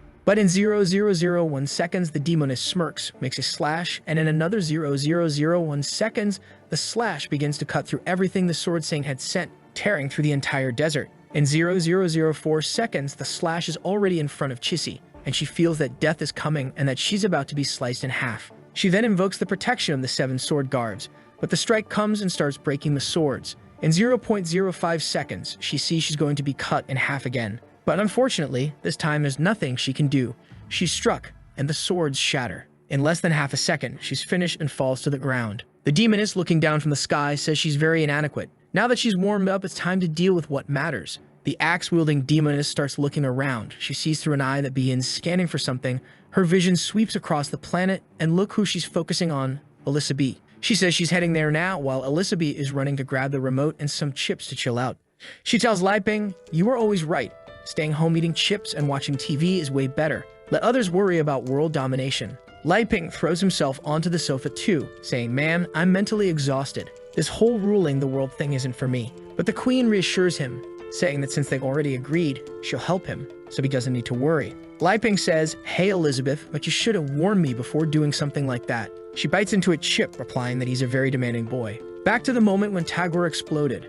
The old sword was startled, the butler behind him drew his sword, everyone got ready, even the poor blue sword, who's barely holding on, mustered what little energy he had left. Meanwhile, the dwarf is calmly drinking, saying that the show's going to be good. The boss stands up and tells everyone to calm down and listen to him. He looks at Lai Ping and asks, "Sir, can you give us an explanation?" Lai Ping is there but doesn't even know what to say. Then Elizabeth says, "With your level, it's no wonder you're being infiltrated by the Black Guild." Lai Ping asks what she means. Elizabeth tells everyone to pay attention. She uses a deconstruction magic on the power that Tagore had given to Lai Ping, which falls to the ground with a parasite. The little creature looks around searching for something, then looks at Lai Ping and jumps toward him. Lai Ping is startled as the creature approaches, all excited. Elizabeth just flicks her finger, and it's crushed. At that moment, the butler, who was nearby, sees that Tagore's body was also disintegrating. Even the guy's flesh was a type of spell. Luna says, "So even a big figure like Tagore joined the Black Guild." And Anna adds, "Now it makes sense why so many people are joining. With so many powerful people, of course they wouldn't refuse." Elizabeth says, "Their techniques are ridiculous, nothing more than a bunch of idiotic gears." Lai Ping is biting his nails, looking like an idiot, wondering, what was that parasite? Would it have hurt if it bit me? Gold Sword then asks Elizabeth how she knew about the parasite, but she just glares at him and says it's none of his business. The old man is losing his patience and says the Holy Guild is getting weak, but it won't tolerate this kind of disrespect. The poor boss is now in a tight spot. Damn, the elder is very sensitive. He doesn't like having his pride hurt. But he doesn't know the true identities of Mr. Lai Ping and the Queen. You must be thinking they're beneath him. If he offends her, the consequences here will be catastrophic. The boss then tries to smooth things over. "Mr. Lai Ping, could you please explain?" But Lai Ping replies, "I still don't understand anything either." Elizabeth pulls him by the arm, pressing him against her, using her assets to her advantage. Good stuff. She takes him away, saying it's time for afternoon tea. We'll discuss it later. Goodbye. Lai Ping waves goodbye to the boss, saying, "See you next time." The boss already knows everything is going to fall on him now. How am I going to explain all this to the chief? Elizabeth looks at him and asks if he's done. The boss stays quiet, saying nothing more. They then leave, and the old sword tells the butler to conduct an investigation in the southern region. Back at home, Lai Ping says, "If you're going to do something like that in the future, let me know beforehand. I need to be mentally prepared." Elizabeth is thinking that there are two important things to note. That guy's eye was definitely forged by Jim, the red-eyed demon. Second, the dark magic he was using was different from that of the Black Guild. So clearly there are other, even more powerful forces that haven't moved yet. But maybe none of this matters since Emilia eradicated the Black Guild's headquarters. All that's left are some demons for Lai Ping to play adventurer with. Lai Ping, lying on the sofa, says, "That parasite thing freaked me out. How did you know he was a bad guy? Teach me that. It must be magic, right? I'm not talented in that." Elizabeth is thinking, when someone uses that eye, they can see the reflection of magic. To detect it, you'd have to be as powerful as I am. However, Lai Ping's clothes don't detect magical reflections. They can sense a malicious intent before the person even does anything. In her mind, Lai Ping is saying, "Admit it, my clothes are better than all your powers." She eats her chip angrily, saying, "I'm not going to teach you anything." Lai Ping asks, "So what do I do now? Is it really enough to just do 1,000 sword swings a day? I need to learn some other techniques, right? The sword swing is missing, so why don't you teach me a bit, Elizabeth?" Elizabeth replies, "No, our agreement has 3 conditions. First, you must conquer the world with your swordsmanship and magic. Second, aside from your clothes, you can't bring any other items you've created. And third, I'll go with you, but I won't teach you magic or swordsmanship." Lai Ping protests. "When did we agree on that?" She responds, "Just now." Lai Ping says, "Fine, then I'll ask Uncle Boss. Even though he switched to cards, I think he can still teach me something." At that moment, the sword Alpha, who has returned, says, "Better give up. I didn't sense any pure swordsmanship from them. They can't teach you anything." Lai Ping asks, "What do you mean by pure swordsmanship?" Alpha explains that it's because all of them use magic with their swords. To have pure swordsmanship, it's only possible for someone who has no magic at all. The protagonist thinks it makes sense, right? In a magical world, everyone would use power to strengthen their swords. So you know what? He stands up and says he knows what to do. Alpha tells him to stay longer, but our boy is already gone. Alpha then looks around the house, wondering what kind of place is this that he prefers staying here instead of conquering the world. He decides to investigate. He sees a microwave, a fan, a little cleaning robot, and a bunch of strange things. What are these things? At that moment, he feels a blade slicing through him and is shocked. What the heck was that? Was it Lai Ping? No, such intense killing intent wouldn't come from him. Was it Elizabeth? No, her killing intent would be more violent. Then he realizes the aura is coming from the kitchen utensils and gets confused, saying, "I'm the sacred sword. A kitchen knife wouldn't do this to me, right?" Lai Ping suddenly shouts and Alpha is startled. The poor sword runs off, stating he doesn't want to stay there anymore. Our protagonist is left not understanding what's going on. Whatever, I'd finally found it. A Tai Chai's sword exercise book. Helps prolong life and cure diseases. Stay fit and learn the mysteries of nature. Lai Ping opens it confidently. I always thought this would be useless. I'm glad I kept it on my shelf. He reads through it, then closes it. Wow, there are 13 movements that seem simple. They can be used by both men and women, but can I really use this in combat? He then tells Elizabeth that he found the sword manual and asks if she can help. But Elizabeth, stuffed with chips, says she's tired and wants to just lie there. Our hero says, all right then, I'll find Alpha and test it with him. Watching him leave, the sly Elizabeth is thinking you have no idea how to refine your swordsmanship. Soon you'll hit a wall and won't know how to overcome it. That's when I'll step in to guide you and you'll realize my superiority. Lai Ping then heads to the garden calling for Alpha, but he's there in sword form. Our hero asks, why are you back in sword form? If you keep ignoring me, I'll start practicing without your consent. Alpha stays silent, so Lai Ping opens the book. Let's go first movement, stretching his arm out, saying, like a dragonfly touching the water. The scene shifts to 3,000 kilometers away, where that big toad, who's a friend of Wine Kai, is getting beaten up. He's trying to use some magic techniques, but the demoness is there saying, just kill him, and the others will obey. She strikes with incredible agility, flexibility, and power. She kicks the toad in the stomach, sending him flying far away, where he crashes into the ground, beaten. The toad has a hole in his chest, and she walks towards him, saying, you have so many high-level creatures protecting you, but enough of that. I'll wipe them all out so you can't hide anymore. From today on, your peaceful days are over. At that moment, a barrier appears above him. Above the toad, Wine Kai is calmly watching. The demoness recognizes him, thinking, here comes an enemy that will give me trouble. Wine Kai glances down and lets out a small bark. The toad, now battered, says, since you're going to fight, I'll take a break, and disappears into smoke. The demoness warns, if you don't want to die, you better get out of the way. Wine Kai begins his analysis, sees that she's not on the whitelist, recognizes the high-risk level, and activates the rule that no one can ever disturb the master. He immediately escalates the threat to level 3 and deploys a missile barrage. The entire field explodes, and far away, our boy Lai Ping is practicing his Tai Shinga techniques. After a while, he's feeling confident. Wow, I actually managed to do them all. It's not that hard. At that moment, the sword Alpha reverts to its humanoid form. The protagonist asks Alpha what happened. But when he looks at Alpha, who's now cultivating, Alpha slowly opens his eyes and says he's finally recovered. Lai Ping then asks, give me some tips about this swordsmanship I've been practicing. Alpha is confused. Swordsmanship? What are you talking about?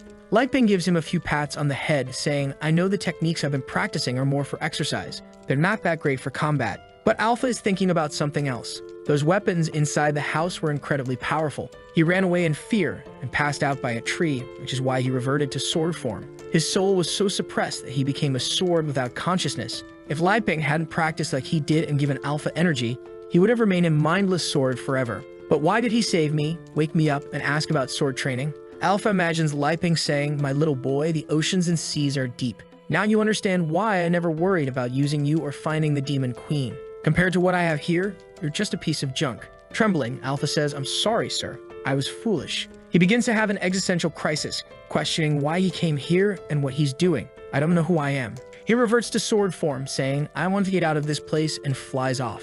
Lai Ping shouts, would I need someone to teach me? Back with the demoness, explosions are going off and she's getting worn out, saying, are you really going to be a lackey for the rest of your life? Cooperate with me and let's destroy this world. But Wan Kai is just barking at her. The demoness says he doesn't appreciate the favor and she only asks for cooperation to save time. She's not afraid of him moving in to strike with a slash, sending a cutting blast his way. But Wan Kai simply hops to the side and the attack rips through the ground. Wan Kai analyzes the strike and sees it will reach deep into the earth, potentially disturbing our dear Lai Ping's life as the magma would destroy the region. If that's the case, this has to be stopped, he says, extending a small hand to catch her attack. She seizes the opportunity, launching another attack, but Wan Kai pulls out his second small hand and absorbs her next strike too. Then he starts draining the energy from both attacks, causing them to disappear into nothing and charging up his own energy. The demoness, furious, shouts, you scoundrel, you're absorbing my attacks. Wan Kai calmly thanks her, saying, thank you very much for the energy. If you want to leave, I'll let you.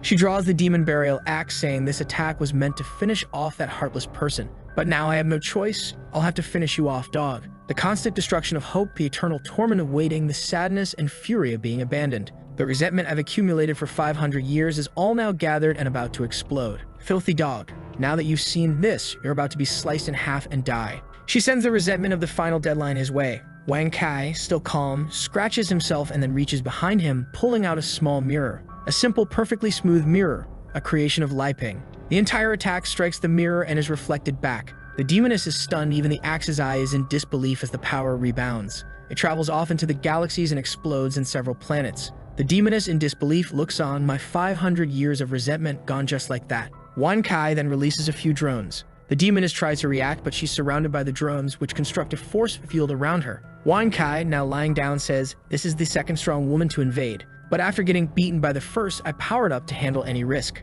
He increases the force field to 50. The demoness begins to explode and melt, crying out that it can end like this.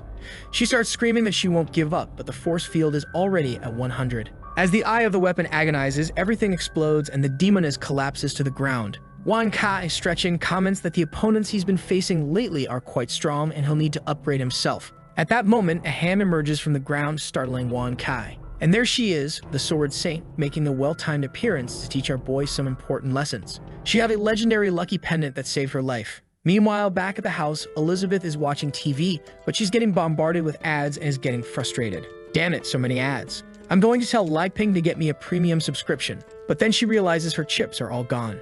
She looks at the bottom of the bag and says, "The best part is always at the bottom." She sticks her finger in, savoring the last bits, making a playful comment about how good and satisfying it is to lick that up. She tosses the bag in the trash, slips on her slippers, and opens the door, thinking it's almost time. Li Ping must be suffering so much with his sword training. He has no idea how much I had to endure to master the art of swordsmanship. When he's on the verge of giving up, thinking it's impossible, I'll show up to guide him. Seeing it this way, I'm definitely stronger than him. She says out loud, "You're not being lazy, are you? How's your training going? I came to check on you." Li Ping tells her to be quiet, and when she looks, she sees he's cultivating. She's confused and asks, "Didn't you say you were going to practice swordsmanship? Why are you sitting cross-legged?" He keeps ignoring her. She's getting annoyed, saying, "I'm asking you something." She then concludes, "You must be struggling to progress and feeling embarrassed, huh? Trying to avoid the problem by ignoring me, but that won't change anything. If you lower your head and ask for my guidance, maybe I'll teach you a few things. Of course, there will be 2 or 3 conditions." But at that moment, Li Ping finishes, wakes up, and says, "Elizabeth, you're here? I didn't realize you were talking. Sorry, I was deep in meditation." She's still a bit annoyed, responds, "So that's it? It seems like you practice well. But I think you're confused. You were supposed to be practicing swordsmanship, not meditating." Li Ping waves a wooden stick in her face and says, "You think this is useless? These are strengthening exercises. It's very important to cultivate both body and mind. While you're eating chips and sleeping, I learned the 13 Tai Chi sword positions. Do you want me to demonstrate and then you can guide me?" She laughs, a bit smug. "All right then." But she's thinking, "If you want to make a fool of yourself, I won't stop you. Do you really think you mastered any sword skills in such a short time?" Li Ping spins the wooden stick in his hand and says, "The most important thing in Tai Chi is to have a calm mind, eyes closed, and a straight posture." He then performs the first movement, asterisk, the dragonfly touching the water, asterisk. Elizabeth observes, thinking quite a bit of power for just one movement. But he's the legendary hero, and I've lived with him for a year. I'm used to this. But this is so calm that I'd say it's no threat at all. Where's the destructive power going to come from? Li Ping continues, moving on to the second movement, asterisk, the swallow capturing insects, asterisk. Then the third movement, asterisk, the dust floating in the wind, asterisk. In the sky, a tornado begins to form. Elizabeth is shocked. Wait, is the power changing? Li Ping doesn't stop. It's time for me to change my stance. He tosses the branch into the air, fourth movement, asterisk, sudden storm, asterisk. Elizabeth starts preparing her power too, wondering, how did he reach this level so quickly? I need to surpass him. She draws her sword, her horns appearing as she becomes even more stunning, saying, "Not bad. Let me guide you a bit." Li Ping continues, fifth movement, asterisk, the blue dragon out of water, asterisk. A dragon actually emerges from the water. Elizabeth activates the asterisk demonic sword of destruction, asterisk, summoning a dragon and sending it to clash with his. The dragons collide and Elizabeth's dragon is destroyed. In the sky, all that remains is a peaceful blue. Elizabeth, seething with anger, mutters, "Damn it, this makes no sense. Why am I so much weaker than you?" Li Ping continues, "When you're calm, your mind lacks nothing. When you're still, you're at peace. Every movement must be calm regardless of the events that occur. Only then can you understand the true essence of Tai Chi." He lightly touches the water on the ground, activating the eighth movement, asterisk, the moon on the water, asterisk. It's literally that, a moon reflected in the water. A well-explained name. Thanks. Everything starts to explode and Elizabeth yells, "Li Ping, you sneaky little. You're pretending to be weak just to pull this on me again. But fine, if it's about swordsmanship, I'm not going to lose to you." The moon continues to grow and she declares that it's time to get serious, no more holding back. But as her feet lift off the ground, she starts floating, realizing, this bastard is trying to use gravity to finish me off. I won't let him. She then notices that the entire landscape has changed. She's now standing on top of a moon he created. Li Ping, still with his eyes closed, continues.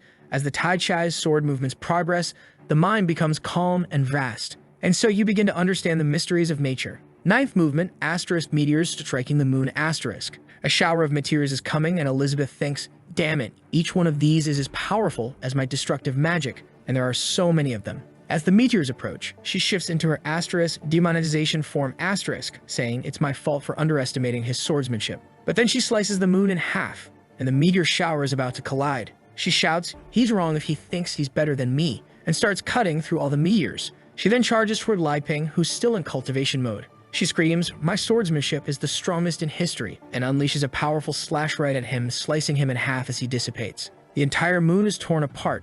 She suddenly feels a pang of fear, thinking, wait, I was driven by the desire to defeat him. I didn't accidentally kill him, did I? However, a new Li Ping appears in the sky, calmly saying, in the vast emptiness, be sincere and calm. She looks up bewildered, wondering what's going on. Li Ping continues, the state of mind is expansive. This is the embodiment of Tai Chi as a part of nature. And do you remember that the last chapter ended with our warrior Li Ping fighting against the Demon Queen? He was calm, saying that in the vastness of the void it is necessary to be sincere, and she looked up, asking what that was. But Li Ping just said that the mind needs to be calm and stay connected to nature. With that, he used the 10th movement of holding the moon and reconstructed everything she had destroyed. Elizabeth became even angrier for worrying about his safety, even if just for a second. However, she decided she would use this chance to finish him off for good. And with that, she cast an aura to the heavens, activating all her magical power. She faced Li Ping and said she could do everything he could do. However, calmly he just threw the moon upward and warned that in the final movement a form is cultivated without the use of swords. Activating the 11th movement, the awakening of the sword, 3 clones of him appeared. Elizabeth laughed, saying she would entertain this clone technique and began summoning a bunch of extremely dangerous things to this channel. However, Li Ping continued cultivating, saying that all things merge into one. But Elizabeth's clones told him to stop running away, and they all attacked at the same time. Yet she soon noticed that none of the attacks seemed to have hit.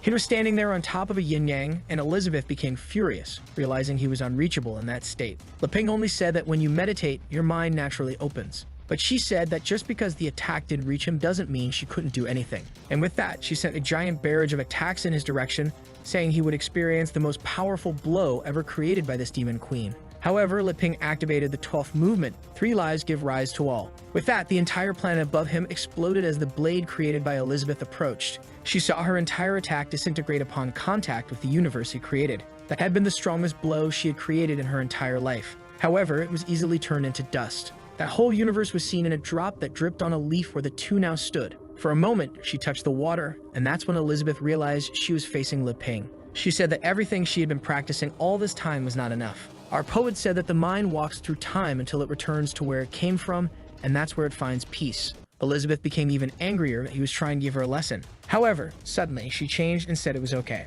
After seeing the vastness of the universe, she really felt calm. Perhaps leaving her swordsmanship behind and accepting the instruments he possesses was the right way. Suddenly, her hand seemed to touch a strange barrier, and Li Ping said that the last movement was coming. Elizabeth said that beyond time and space, she also has a movement without a sword. She realized she would have to break the rules of the world to kill him. She went for the final attack, saying that now is his end, so nothing that happened matters. As soon as she dies, she will have no reason to continue in this world. But in the end, it was she who defeated him. However, Li Ping only said the last movement, slowly raised his hand, activated the 13th movement where one is all, and stopped her attack before it reached him. With that, everything she had destroyed was undone, and Li Ping, with his eyes closed, pulled her close. She got face to face and asked what he was trying to do. Our boy just questioned what she thought she was. And in the next second, they were back in the house. Our boy calmly called out to her, who had just made an advancement to a 7-star demon. With that, Li Ping asked if she believed he could do it. She was confused, not knowing what he was talking about. He said he was obviously talking about swordsmanship. Even though he had learned simple movements, she thought he was getting better. The poor girl was confused and somewhat in love. However, our boy honestly wanted to know if there was anything he could improve on. She continued just staring without saying anything. And our boy began to feel embarrassed, wondering why she was looking at him so much. She realized she was a bit disoriented and pulled away from his arm. Our boy stood there awkwardly, while she was like a statue beside him. He realized the mood had turned sour and decided to break the tension. She then says that even with her eyes closed, she could feel how much she guided him. So clearly, she's an expert. However, while he's talking about a bunch of things, she's just caught up in her usual misunderstanding. She thinks that Li Ping pretended to want to learn swordsmanship just to help her evolve. First, he expanded her senses and then put her in a desperate situation. After pushing her to a limit she never imagined, he brought her back to the beginning and then she evolved. She tells herself she was foolish when she really thought she could ever defeat him someday. Clearly, he's not interested in fighting for fun and doesn't want to risk destroying this entire world either. If that's the case, there can only be one reason he's still helping her. My goodness, even the author decided to ban this here. She's certain that our boy's plan is to make the strongest baby in this world. Li Ping is trying to talk to her, but she can't pay attention to anything. And now she thinks he's strengthening her so she can carry his child. Suddenly, she snaps back to reality and tells him to stop belittling people like that. He's making that usual silly face, wanting to know what she's talking about. However, now she's certain that every time they fought, he was deliberately afraid of hurting her. In her mind, Li Ping always wanted to train her as little as possible, or else she would break in the process. She says she will have to swallow her pride, but she will say this. She then admits that she promises this to him, but he will have to tell her something. Our boy is confused and asks what she wants. She wants to say something, but she can't muster the courage. Then suddenly, something falls beside them. Confused, he turns to see what it is. Of course, it's the little dog bringing the completely battered Sixie. Li Ping approaches and asks Enkei what that was. He has no idea because once again, the little dog brought someone injured. Seeing how badly she was beaten, she asks why Enkei hit her so much like that. However, the dog strangely thinks this was some kind of compliment. At that moment, the poor thing feels a violent aura. Obviously, it's Elizabeth wanting to know why this stinky dog brought another person, and she asks if he forgot what she promised the last time. Meanwhile, the sword is flying around, and the alpha appears in the middle of some distant garden. He's exhausted because he fled in fear for over 30 kilometers. The poor guy just woke up, and this situation is far beyond his comprehension. The hero of legends not only went against the script, but is also having a wrong relationship with the demon queen. Moreover, everything that damn Li Ping builds is much stronger than he is. In that house, he's just a piece of scrap metal, so what does his existence mean? Why is he only being used to chop wood, and what was the intention of whoever put him in this world? However, he is determined to rediscover the meaning of his existence to regain his confidence, when suddenly, someone asks for help. He turns around startled, asking who it is. It's the girl from the demon burial, battered on the ground. The alpha quickly realizes that she is a spiritual weapon. He approaches and asks what happened and where her real body is. She says it was destroyed by a bad guy and begs for help. The alpha is moved, seeing that not only is she wonderful, but she also needs him. She agonizes, saying she won't last long and needs to act quickly. The alpha asks what she wants him to do since it won't be possible to find his spiritual body so quickly.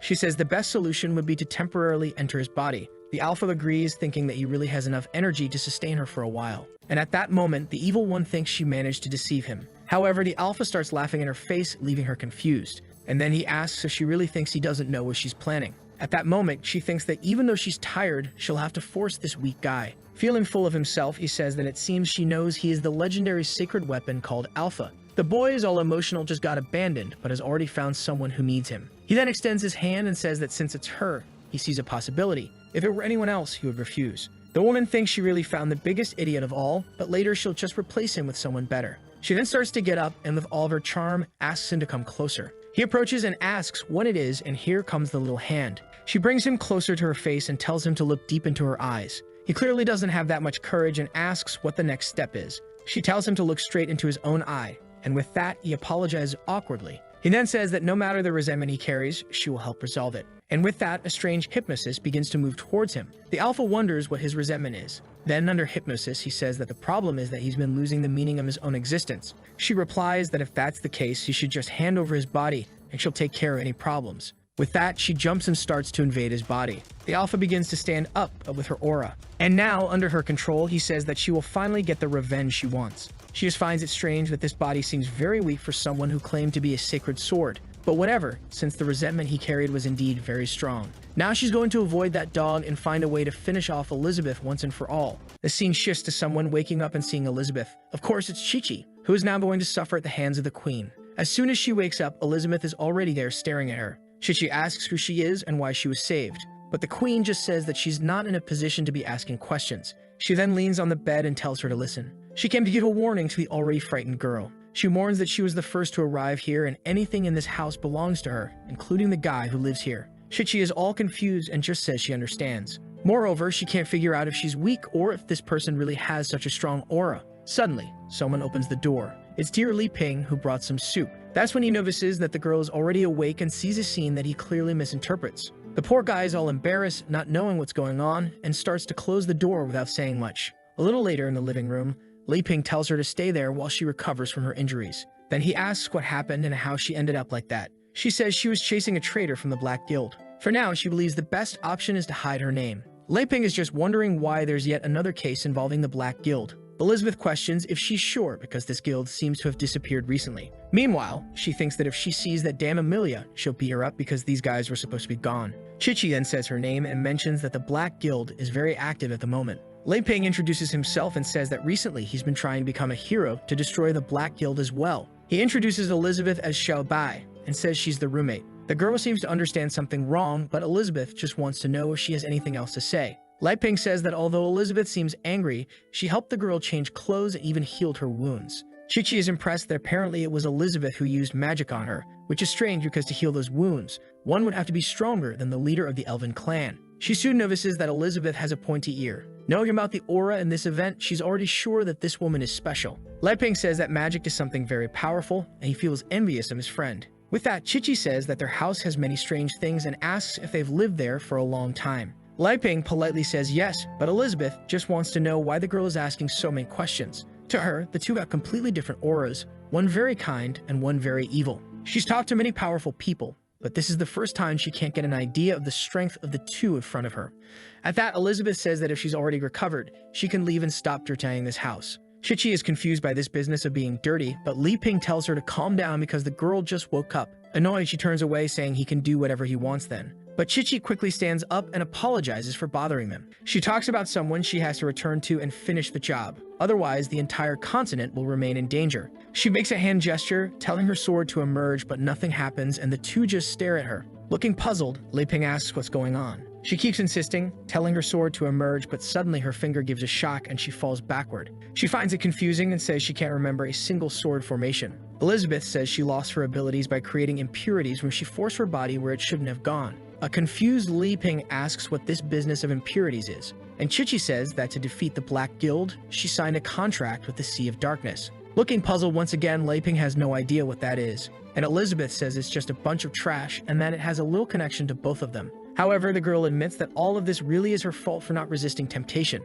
Li Ping says that if she doesn't mind, she can stay there and learn swordsmanship with the two of them who are also training. But immediately, Elizabeth warns that she hasn't agreed to teach anyone else. Li Ping apologizes and says he thought Elizabeth was interested in destroying the Black Guild. Once again, Chichi stands up and says it doesn't matter. She'll leave so as not to bother them anymore and thanks them once again for saving her. Li Ping says she must be hungry, and he made some instant noodles just for her to eat. The thing is there on the table, exuding an aura and full of energy. However, she just thanks him for his kindness and says that unfortunately, she needs to calm down before doing anything. And with that, she starts heading for the door. Li Ping, seeing that she's determined, tells her to be careful because there are many dangers around. With that, Elizabeth steals the noodles he made and says that the girl is really smart to realize that only she deserves to eat this. However, Li Ping says the girl got hurt fighting the Black Guild, so why doesn't she want to help her? Elizabeth turns away and says she won't get involved and he can do whatever he wants. Outside, Chichi is sitting on the grass, remembering the fight. She remembers when the demon delivered the final cut. All she could see was the attack coming toward her, and in the next second, she was lying battered on the ground. At that moment, the woman disappeared. That was when the crystal on her necklace shattered, and a little later she saw Wan Kai appearing. She finally wakes up, saying she remembered everything. If it weren't for the lucky gem, she would have died at that moment. It's foolish of her to have believed for a second that she was the strongest person on this continent, considering she died in a single attack. At that moment, Li Ping approaches and says that it seems she didn't get very far. He says he understands her because he once thought about learning swordsmanship, but became more focused on rural life. However, lately he has returned to practice and realized that he is a fool who has no power at all to defeat the Black Guild. Chichi shrinks back and says that he can't understand because what she learned wasn't simple swordsmanship. It was in fact demonic swordsmanship that she luckily obtained from some ancient ruins. Our boy says that she still has power within her and can change classes. He knows an old man who did the same thing and became much stronger. However, Chichi is devastated and says that losing her swordsmanship is worse than losing her life. But our boy says that in the vastness of the universe, everything is so insignificant that she can always start over and asks if she wants to try along with him. Obviously, Elizabeth is listening to everything and wonders what this business of trying together is. She already imagines Li Ping giving lessons to his friend. Man, this room evolved quickly. And at that moment, Elizabeth says she won't let that happen. Suddenly, he says he's hearing Xiao Bai's voice. And in a second, she teleports in front of the two. Excited, Li Ping asks if she appeared to help everyone. However, she just sticks out her tongue and says she does whatever she wants, and it's none of his business. With that, Elizabeth asks if he forgot that he can't give anything to someone else without asking her first. He says he didn't do that, but she says that he himself counts as something that can't be given to others. She then pulls out a spatial curtain, throws it in Qiqi's direction, and tells her to come with her. With that, the two disappear in front of Lei Ping, who thinks that in the end, Elizabeth has a sharp tongue, but a warm heart. The poor girl, when she starts to open her eyes, is in a void. She was brought directly into the vastness of Elizabeth's consciousness and knows that this can only be done by someone who has reached the Demon King realm. Elizabeth then says she's there to help her. Confused, Qiqi asks how, and the queen says that first, she will have to be completely destroyed. She is startled and sees something approaching her eye, carapace that she narrowly avoids. Confused, she asks Elizabeth why she's trying to kill her and questions why this woman who has the power of a demon king saved her the first time. Elizabeth sends another sequence of attacks and tells her to stay still, saying she'll suffer less that way. Another attack comes, and Qiqi realizes it won't be easy to dodge it. She starts doing backflips to avoid everything and soon seems to notice where it's coming from. She sees Elizabeth from afar and says she's at the peak of the 5th star, so she won't accept death just like that. Elizabeth sends a barrage of attacks and says she doesn't have time to chat with her. With that, Qiqi's arm is caught by the shadow. She is immobilized by all 4 limbs. While Qiqi screams, telling her to let go and asking why she's doing this, Elizabeth only says that the girl's mind is really disoriented. Losing demonic swordsmanship and trying to use this kind of power only puts her in danger. Qiqi continues to agonize, telling her to let go. But at that moment, a hand stretches out and begins to approach. The attack lands squarely on her face and she begins to writhe in agony with a bunch of pentagrams in her eye.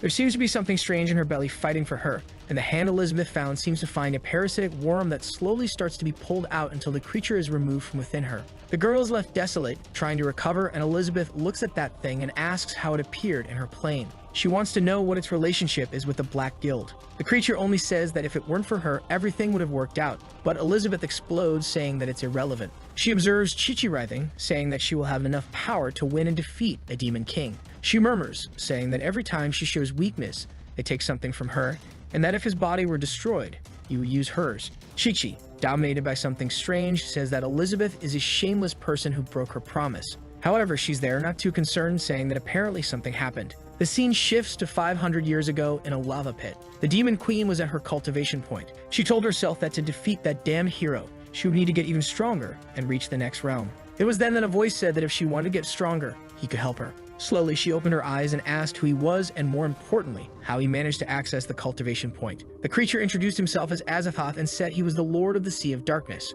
She then asked how he could help her grow stronger. The creature replied that all she needed to do was accept that he would reside in her body. The chaotic power he possessed would merge with her, and thus she would no longer have to fear the legendary hero. Elizabeth questioned his offer, and a pentagram began to appear in her eyes. The creature said she was on the right path and just needed to accept. However, suddenly she grabbed him with her hand and said that he was trash if he thought she really feared the hero. But the creature simply replied that she didn't need to fear or worry that he wouldn't be able to dominate her body since she was so strong. However, Elizabeth had already read his thoughts and knew that his plan was to take over her body when she was weakened by the hero. The creature said it was too late now. She had come into contact with the spiritual sea, and the contract had been formed. If she refused the union, things could get worse for her. But she just threw him aside and said she had already absorbed chaotic energy long ago, and that the energy he offered could only convince someone weak. With that, she threw him aside into the lava. Back to the situation with the possessed Qiqi. She launched an attack telling Elizabeth to die, but Elizabeth easily activated an impenetrable barrier that blocked all the energy. The creature wondered how it could be so difficult to defeat that woman. However, Elizabeth simply responded that the swordsmanship she was using was created by her, so it's obvious she knows all its weaknesses. Moreover, the title of the strongest swordsmanship no longer belongs to her. The monster couldn't understand, especially since he was already a 2-star demonic creature, so this shouldn't be happening. Elizabeth just said he was like a frog in a well, someone who believes they are strong simply because they don't know the vastness of the world. Suddenly, the creature placed its hands on the ground and tried to retreat, telling her to wait. For now, she might not be able to overcome this, but soon she would unlock the seal on her body. The creature tried to free itself, saying that hand was in the way. The monster told her to give up because no magic would be able to break the contract she made. But suddenly, Elizabeth threw Li Ping's instant noodles on the creature's head, saying she didn't need to do anything because she had these noodles made by him. The monster felt humiliated and asked how she had the audacity to do that. Then it began to notice something was wrong with those noodles. They were invading its body's cells and draining all the chaotic energy. And suddenly, the creature began to writhe in agony. Slowly, the energy returned to Elizabeth's pot, and she said that in the end she relied on him again. It seemed that once again his plan had worked and she couldn't do anything. Meanwhile, Lai Ping was standing in the garden until a portal appeared behind him. Our boy turned around and said that was fast, asking if they were okay. Elizabeth had put an oxygen-made outfit on and said everything was fine. Lai Ping wanted to know why those women were acting like that. Meanwhile, Alpha was flying around. The woman from before said she had finally figured out where they were and was slowly approaching their house. Once again, she felt Wan K's presence. She immediately stopped in the air, knowing it was that guy. That was something she knew she had no chance of surpassing, so she immediately changed her mind.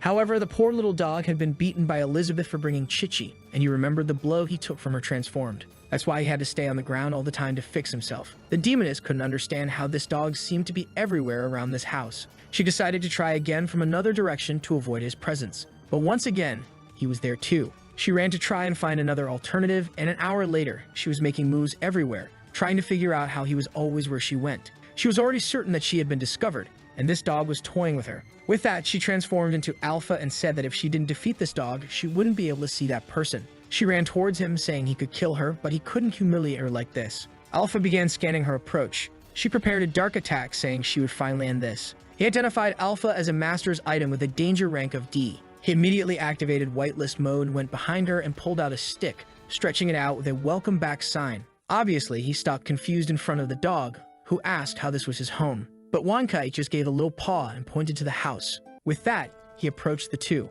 and now he was face to face with Lai Ping's house. The strange thing was that she stood there looking around. She saw the house and the trees and said that she was finally back to the place where she was born. Once, a long time ago, Lai Ping was hammering metal. He carved the wood, and that's how he brought the first axe to life. That was one of his incredible creations and also one of the first conscious weapons he managed to create. And on that day, he named it Dazuang, who had already noticed this plot twist. The story gave several hints when it showed in the early chapters that the axe disappeared overnight. And now we see that from the beginning, she had been chopping wood with him. Until one rainy day, our boy was rushing home and accidentally forgot the axe. She felt abandoned. She lay there on the ground while he ran off to get the clothes from the line. The poor thing fell, pleading for his return. Unfortunately, he never came back. More than 500 years passed with her on the ground. Her consciousness began to deteriorate and resentment accumulated in that axe. A long time passed after that day, until by coincidence, some apostles were talking nearby. They handed a strange potion to a guy and said it was a new experiment from the Black Guild. The axe's first master found it odd that he would become stronger just by drinking that.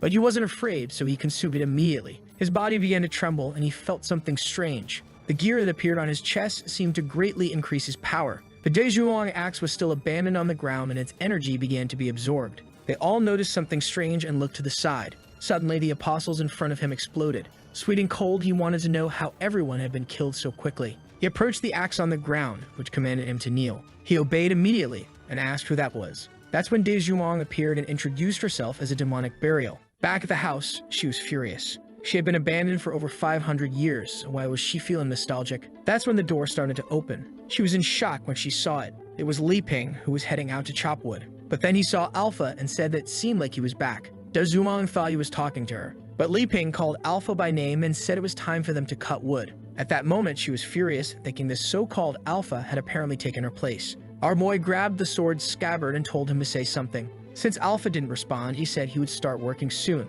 But Daezhuang was feeling a very familiar sensation. He prepared to start chopping wood, but said he found it strange that today he felt nostalgic holding it. Daezhuang thought he was pretending not to know it was her. With that, Li Ping prepared and chopped the wood. Daezhuang felt something odd. And once again, he chopped another piece of wood. She began to realize that even after 500 years, this was the best feeling that existed. Li Ping asked why Alpha was making strange noises today, but he didn't care as he felt they were a perfect duo. With that, many cuts were made. And a long time later, a lot of wood had been accumulated, with Li Ping saying it had been a long time since he felt this way. He was used to chopping wood, but today reminded him of the times he was with Daezhuang. Crying, she was moved to see that her master had never forgotten her. All resentment had been dissolved, and now everything was resolved. Li Ping said that if that barrier hadn't been broken and the whole world changed, he would definitely have wanted to find her. It was a shame that this would be the last time he would feel the sensation of chopping wood with her. Daezhuang realized that without her body made of resentment, she no longer had the strength to sustain herself. At least she had been lucky enough to be created by him and hoped that the next axe would serve him well.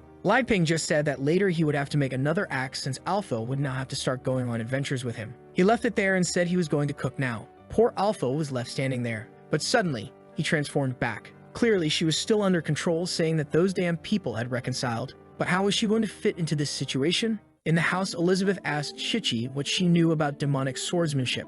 She explained that it all started 100 years ago. At that time, the Black Guild was beginning to gain influence and capturing many people from the continent. Everyone was more concerned with surviving than trying to stop them. However, when she obtained the title of Sword Saint, she decided to go alone to gather information about them. But that information leaked and she was surrounded by several apostles and thrown into an abyss. That's when she fell into the Demon Queen's cultivation point. That's when she felt a strange sensation. In that place, she could see traces of the Demon Queen's swordsmanship practices. Even though it was minimal, she began to absorb the surrounding energy until there was nothing left. She evolved a lot in 3 months, but unfortunately, she was limited by her talent. But then she realized that there were people much stronger than she could ever be. In the midst of this confusion, a voice asked if she wanted to become stronger. Li Ping asked what she did, and she said she accepted to be able to defeat the Black Guild. It seems that Chichi already knows that Li Ping is the hero and is wondering if he thinks it was wrong that she accepted the Sea of Darkness. She then says that the creature couldn't take full advantage of all the power and ended up delivering a tentacle weapon.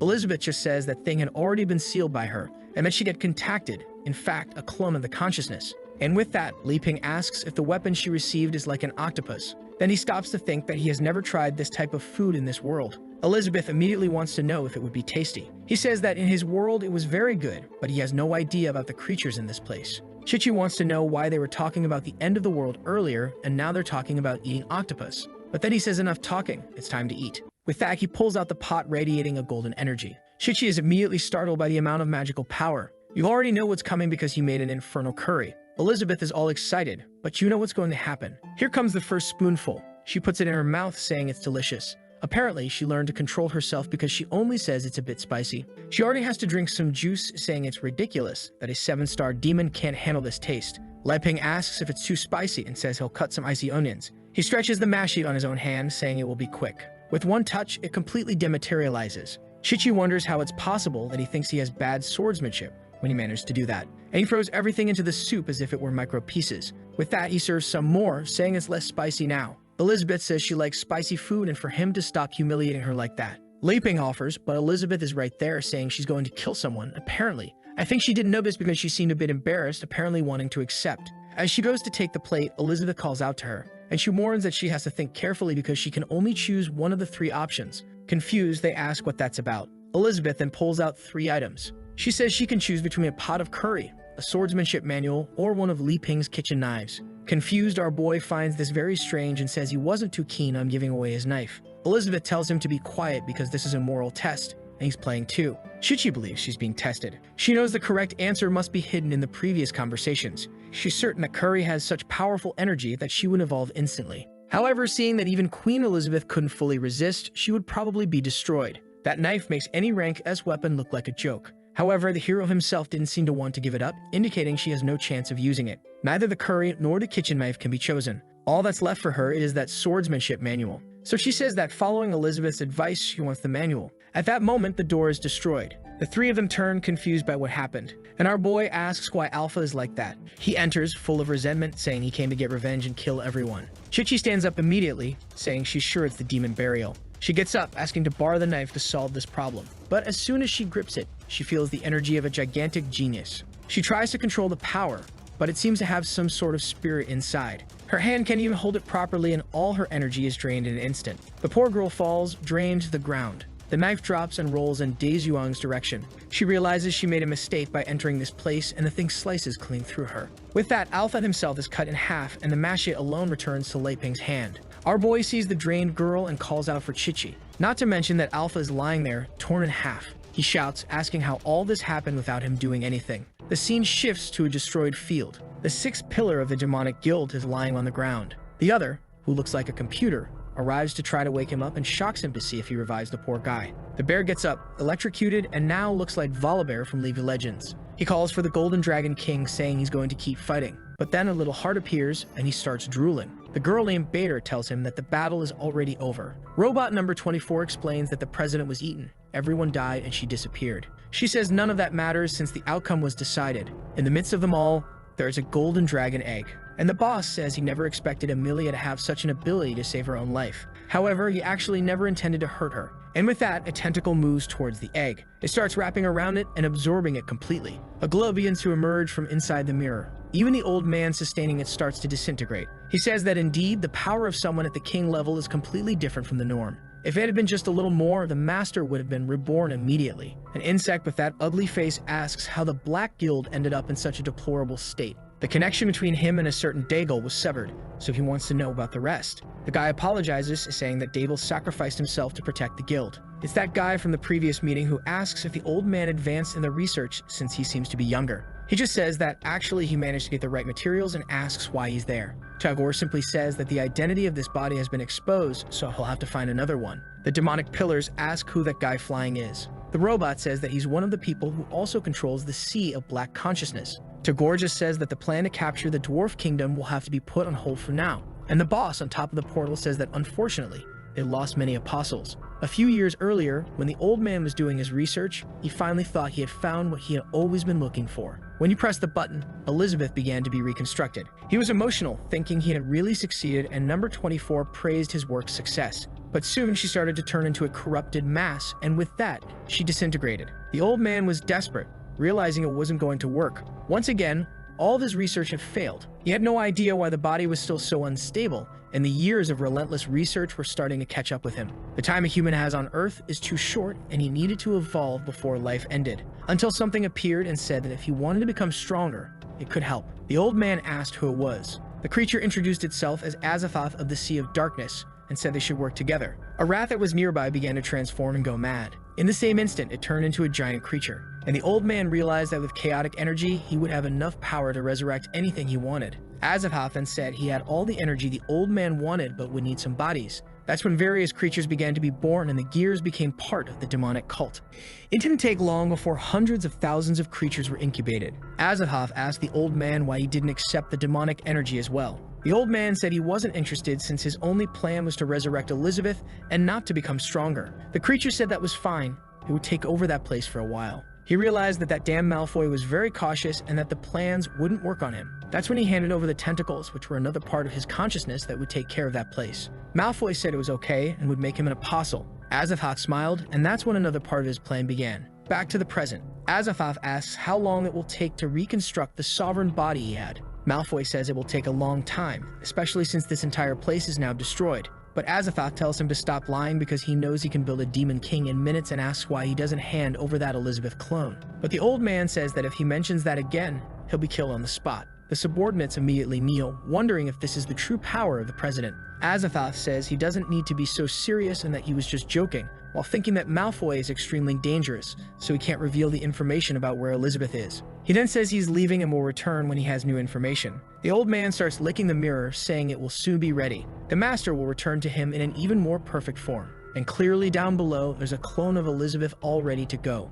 The scene shifts to the city of Boss. Apparently, Elizabeth sent our boy there to explore as an adventurer. What he's wondering is why the entire place seems to be under reconstruction. Then he sees a giant church and wonders how Annie is doing. He decides to run over to knock on the orphanage's door. He knocks on the door, but it strangely opens right away. The pig is inside, and everyone is telling him to keep scrubbing. Lei Ping immediately questions why this guy is there. He kicks the door, telling them to stop that. The pig trembles and asks why he's there again, while Lei Ping just wants to know where Annie is and what happened to her. He just gets up, saying she's resting upstairs, and asks if Lei Ping thinks he's playing around here. As always, our boy thinks he can't do anything without Elizabeth, and the pig asks for help, saying he's very tired. Then someone approaches, fixing her hair. As she spent some time at home outside, the years passed much faster. The pig calls for his big sister, and our boy is confused. He immediately runs to her, telling her not to worry and that she can rest. He tells her to look at the floor that he cleaned with all his care. And he thanks him, saying that as always they're working hard for the church, and the monsters are really all focused. Lei Ping then realizes he was called to help clean,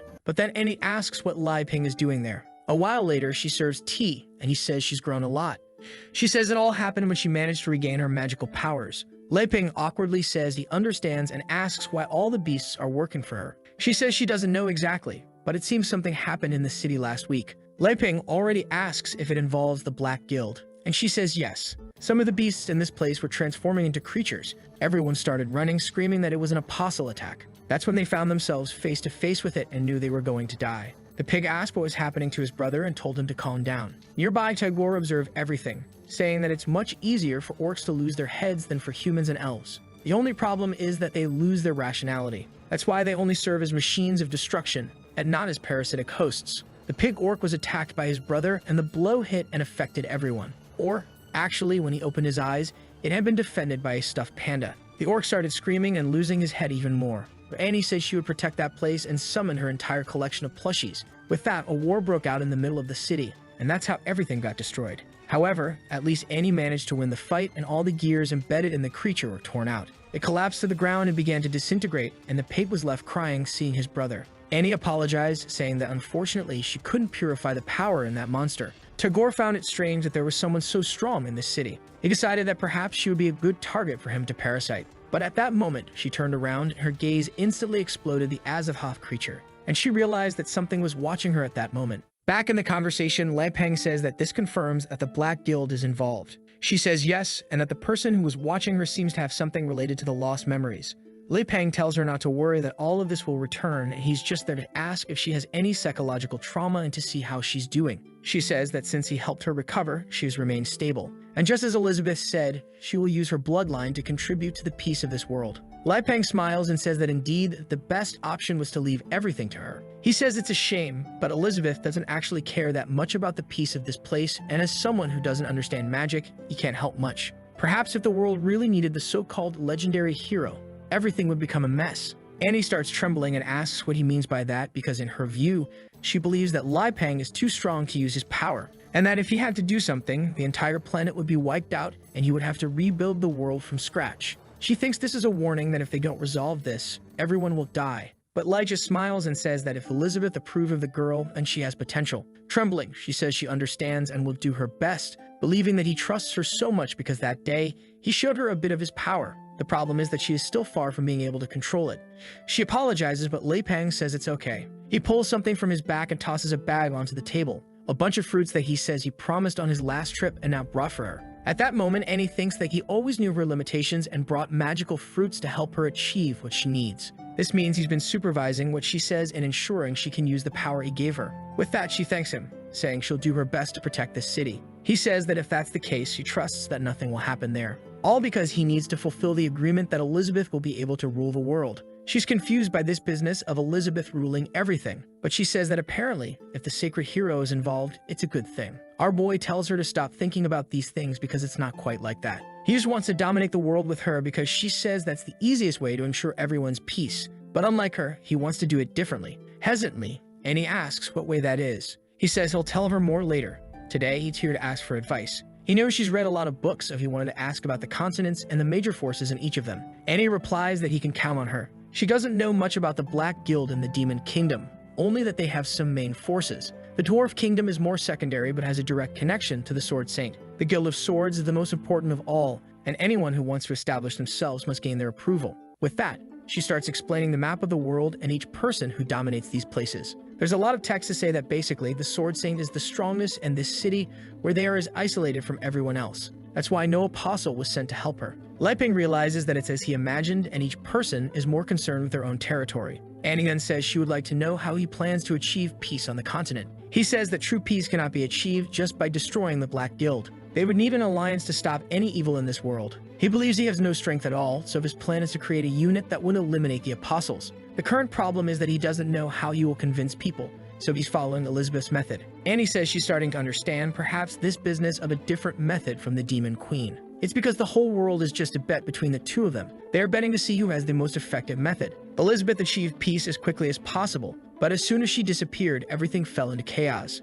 However, Lai Peng wants to show that unity and collective power are the solution for lasting peace. He is planning to visit the entire continent to recruit people who fit into his plan, and she, in the midst of all this, is just a pawn being used in this game. The most dangerous thing is that if she doesn't demonstrate power, she will likely be eliminated. However, she tells herself that she can't think about these things since it's for the greater good of the world. She needs to become stronger with the angel he gave her and help him as quickly as possible. Lai Peng says she seems thoughtful and asks her to explain what she's thinking. He wants to know about the kingdom of Aristotle, famous for its technology and magic. She says she doesn't know much, but it seems they have some giant metal things that can move mountains with little energy. He becomes thoughtful and concludes that it will likely be the first stop. However, Annie warns that it's actually better for him to go to the Elven Kingdom since Aristotle is currently closed. Moreover, it seems that a guild recently accepted by the Sword Saint entered the Elven Kingdom and gained a lot of reputation. Who could these elven guys be who gain reputation? Obviously, it's the father and daughter. The father warns that to enter the elven kingdom, they will have to pass through the purgatory of plants. He asks if Elif is ready, and she says of course. With that, with a single swipe of the cards, all the plants are destroyed. But he explains that the closer they get, the stronger the plants will become. And in the midst of them all, there seems to be one observing both of them. Just as they are about to reach the largest tree of all, she says that the Sword Saying has already warned everyone about their arrival. Perhaps this whole difficulty is an extra test designed for them. Suddenly, something begins to emerge from the ground, and in front of them rises a plant with 5 elements. The father warns to be careful because that one seems to be at its final stage, and with that, it starts spinning a bunch of balls in all directions. But he tells her not to worry, as 30 years ago, he already advanced to this place passing through here. Once again, he uses a swipe of the card that easily destroys everything. They find themselves surrounded by the plant, and she tells him to use the dual ability. With that, they perform a synchronized slash that destroys the plant instantly. Ella says that as far as she knows, that should have been the plant in its final stage. But the father warns not to get distracted or underestimate that creature. At that moment, something starts to emerge from the part they cut. The plant's head reappears, but this time with 4 mouths. Moreover, from each of the mouths, others emerge and they all start firing. The project's shooting in every direction, and Elif uses a card barrier to block it. The two have to team up or they won't survive. Some cards, however, begin to fall to the ground, destroyed. Elif admits she really underestimated the enemy and was even injured. But man, those cards serve for everything, and he tells her not to worry. With that, the deck passes around her arm, healing it. He says it's better for her to rest, but she insists she can still fight. However, he tells her to be more careful this time because that thing seems more dangerous than usual. Suddenly, something purple starts to emerge from the plant, and elemental pieces begin to appear from all sides of it, from darkness and ice to metal and fire. The father says that even someone extremely prepared would have difficulty dealing with something like that. However, the last time they came, the Sword Saying ended it instantly. But on the other hand, this one seems much stronger than the one he knew 30 years ago. The only way to defeat this will be by using the true deck. Elif asks if he has the courage to use the 10th card, but he says that the 3rd card will suffice for now. Suddenly, an arrow almost hits them both. It gets stuck in the ground and seems to be a new plant that emerges, and from it, a strange pollen begins to spread. However, the 5-element plant seems to react to it. It begins to tremble, and in an instant, it retreats back into the ground. The daughter says she's feeling a familiar aura, and he says it's because she's an elf. Suddenly, a spirit appears in front of them both and extends its hand, telling them to enter. The arrow then disintegrates. The father says that it seems they have been recognized, but Elif wants to ask a question. If her mother is in that tribe, why didn't she come to fetch them both? He tells her not to doubt her mother's love, but that the elven hierarchy in this place is more complex than she thinks. And the truth of it all, they are about to discover. With that, they walk calmly through the forest until they reach the elven tribe. Everyone there is looking at them and commenting that the girl is a half-human, half-elf mix. The women even say they can smell something disgusting coming from her. Elif asks her father why everyone seems so hostile. He says the people there have never left this place, so they don't know how to deal with differences. She then questions why there are elves in various guilds that are extremely powerful. The boss explains that there are several tribes around the entire tree, and each one has its own hierarchy. Moreover, the closer to the center, the more resources it receives. For example, common people in the center are considered nobles in other places, while those from the outskirts who come to the center are considered from the periphery. He warns that there are some exceptions, and she asks what they are. However, before he can answer, a mist passes by them. A girl appears on a horse, introducing herself as Blanchett, the general of the elven tribe. She says she will show the way to the sacred land and tells the two to follow her. With that, before they can respond, she already starts leaping ahead. Elif says they don't seem very friendly. However, the father tells her to get used to it. The deeper you go into the forest, the more common this is. He climbs onto the cards and warns that her mother must be waiting in the sacred land. With that, they follow Blanchett through the forest, and Elif comments that it seems the path closes behind them. He explains that the elven forest is impossible to enter unless you're authorized. After some time, they begin to approach the great tree. She is impressed, and the boss says that this is where it all began, back when he was 19 years old and a member of the Holy Guild. Someone was shouting that they couldn't control it and for everyone to get out of the way. This person passed through, destroying the entire elven village. Clearly, the horse was out of control. However, someone mounted it and from behind took her hand and told her to stay calm, that this was how it was done. The elf was embarrassed but thanked him, and the man said not to worry, he would help her. He approached and said that if she wanted to thank him, she would have to let him take a ride with her. With that, the two were there enjoying the ride together. They went up to the upper part of the kingdom, which was uncommon for a human. The boss was impressed, but the elf said it was better to go back because she was embarrassed. Confused, he asked why she was so shy. She said it wasn't shyness. It was just that she was scared because she believed she would never learn to ride that horse. The boss then points out and tells her to be careful because her father is watching everything. She tells him to hide because if they find out that someone from outside rode that horse, he will be killed. The The boss says he was lying and that her father isn't there. The poor girl is confused, wanting to know why he's telling such stupid lies. He tells her not to focus on the details and just appreciate how beautiful the landscape is. She is impressed, saying she had never gotten so high in this region.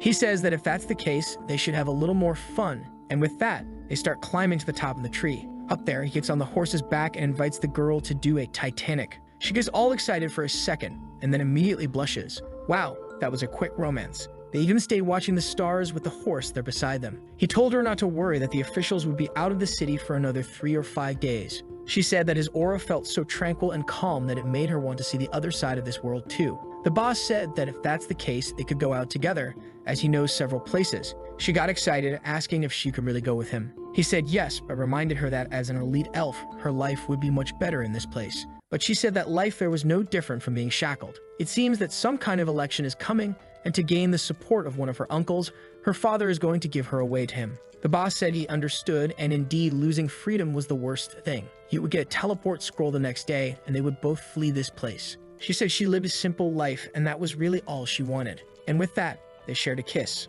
Back to the present, where Blanchett is guiding them. To approach the tree, they need to pass through a portal. However, from a distance, something continues to watch everything and sees them using this entrance. Inside, they see a large green field with a tree in the center. Blanchett slowly approaches some people waiting for her. With that, she thanks the servant and tells him to leave. She approaches the elders and says that her mission is complete. Elif asks the boss who those people are. He tells her to be careful with her words because those are the elven elders. However, suddenly she feels something strange. Her body becomes nauseous in an instant. The elven elder named Verton tells Blanchett to step aside. Another named Elrond also introduces himself, and the girl named Avery says it's been a long time since she's seen the boss. Awkwardly, he seems impressed and says it's really been a long time. With that, Sinclair greets all the elders. Elrond remains silent, and Avery says he's changed a lot, especially since he used to be a young boy. But Verton says she already knows he's there because he wants them to join the Holy Guild. He says that actually, they want to form the Heroes Alliance to go after the Black Guild that is being formed, and he came specifically to ask the elders to join.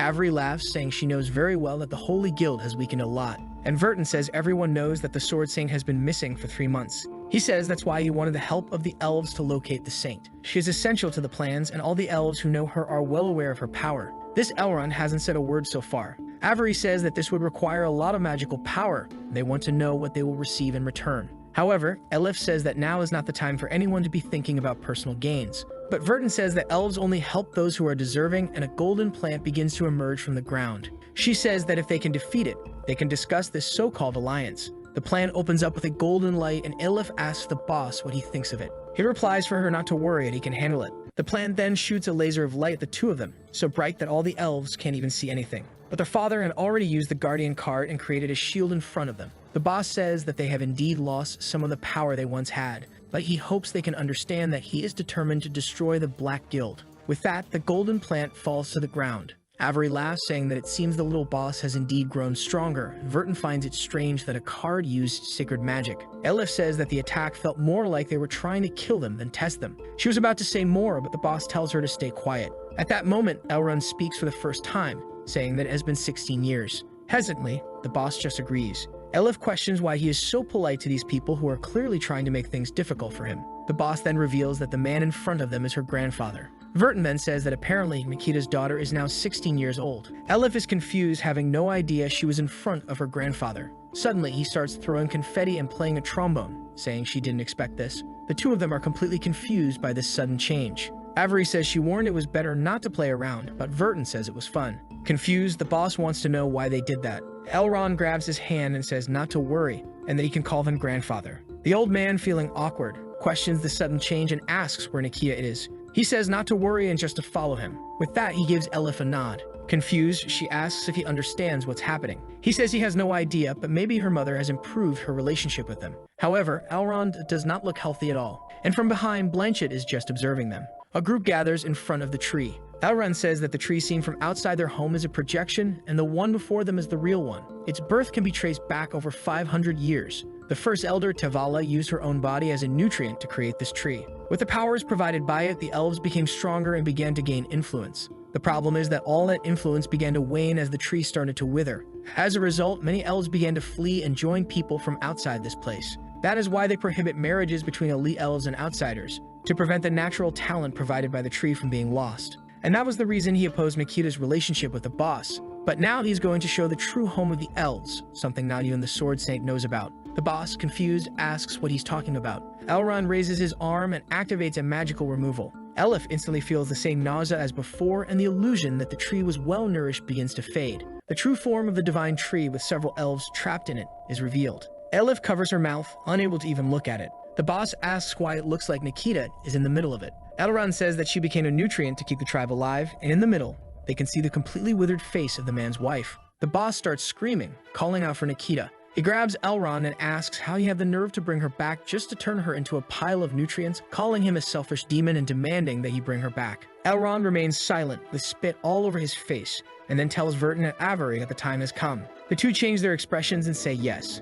With that, they approach the tree and place their hands on it. Instantly, they begin to be absorbed, and in a split second, the two disappear. A small leaf sprouts on one of the branches, and their faces are carved alongside the others. Elif, not understanding, asks why they did that. Elrond explains that they must understand that what they did was never selfish. For them, becoming nutrients for that tree and dedicating their lives to the tribe is the highest honor. And he is sure that Nikita thought the same. But the boss punches the ground, saying that this is horrible. Elif approaches and asks if he is okay. Elrond explains that each small leaf that sprouts on the tree extends its life by another year. However, since both of them are there, he has changed his mind and suggests that maybe Nikita should be resurrected. The boss asks how that is possible. Elrond says it is indeed possible as long as they are willing to pay the price, and with that, he points to Elif. The boss tells him not to even think about it and warns that things will get serious if he tries to insist. Elrond says that what he really wants are the cards at her waist. Obviously, it's the true deck that was given by Liping. The boss wonders if he really wants the true treasure of the hero, and Elif seems to fall silent,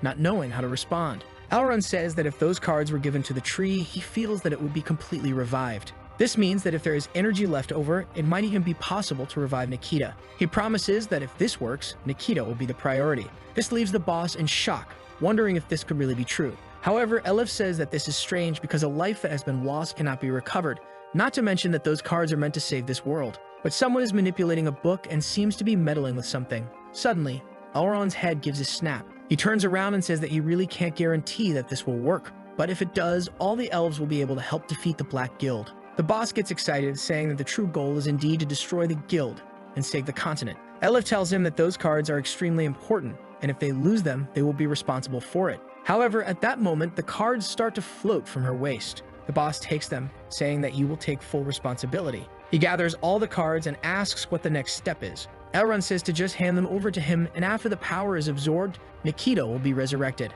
Elif continues to ask her father if he is sure about this. He hands over the deck, saying that he will do anything to bring her mother back. As soon as Elrond receives the deck, he calls the boss an incredible brother-in-law. Suddenly, a branch starts to emerge from the ground, and a bunch of vines wrap around the two of them. Obviously, Elif is trapped with great force, right folks? And the boss asks what the meaning of this is. That evil hand continues to manipulate the book. Elrond starts laughing, saying that it was extremely easy to deceive the two of them. For a long time now, the elves have been part of the Black Guild. Upon seeing the gears, the father and daughter are shocked. Elrond says that, in fact, he hasn't been the real Elrond for a long time. With that, a golden plant emerges from the ground and slowly opens up. Inside, someone is drinking something, and a clown appears, saying that this entire tribe has been puppets for a long time. Elrond kneels and hands over the deck to the clown, who says that the elves have been so well trained that he doesn't even need to do anything else. The boss shouts for Elif, who says it's okay. At that moment, both activate a power in their hands, and Elif says that they will take down these evil guys. The cards start to emerge from the deck.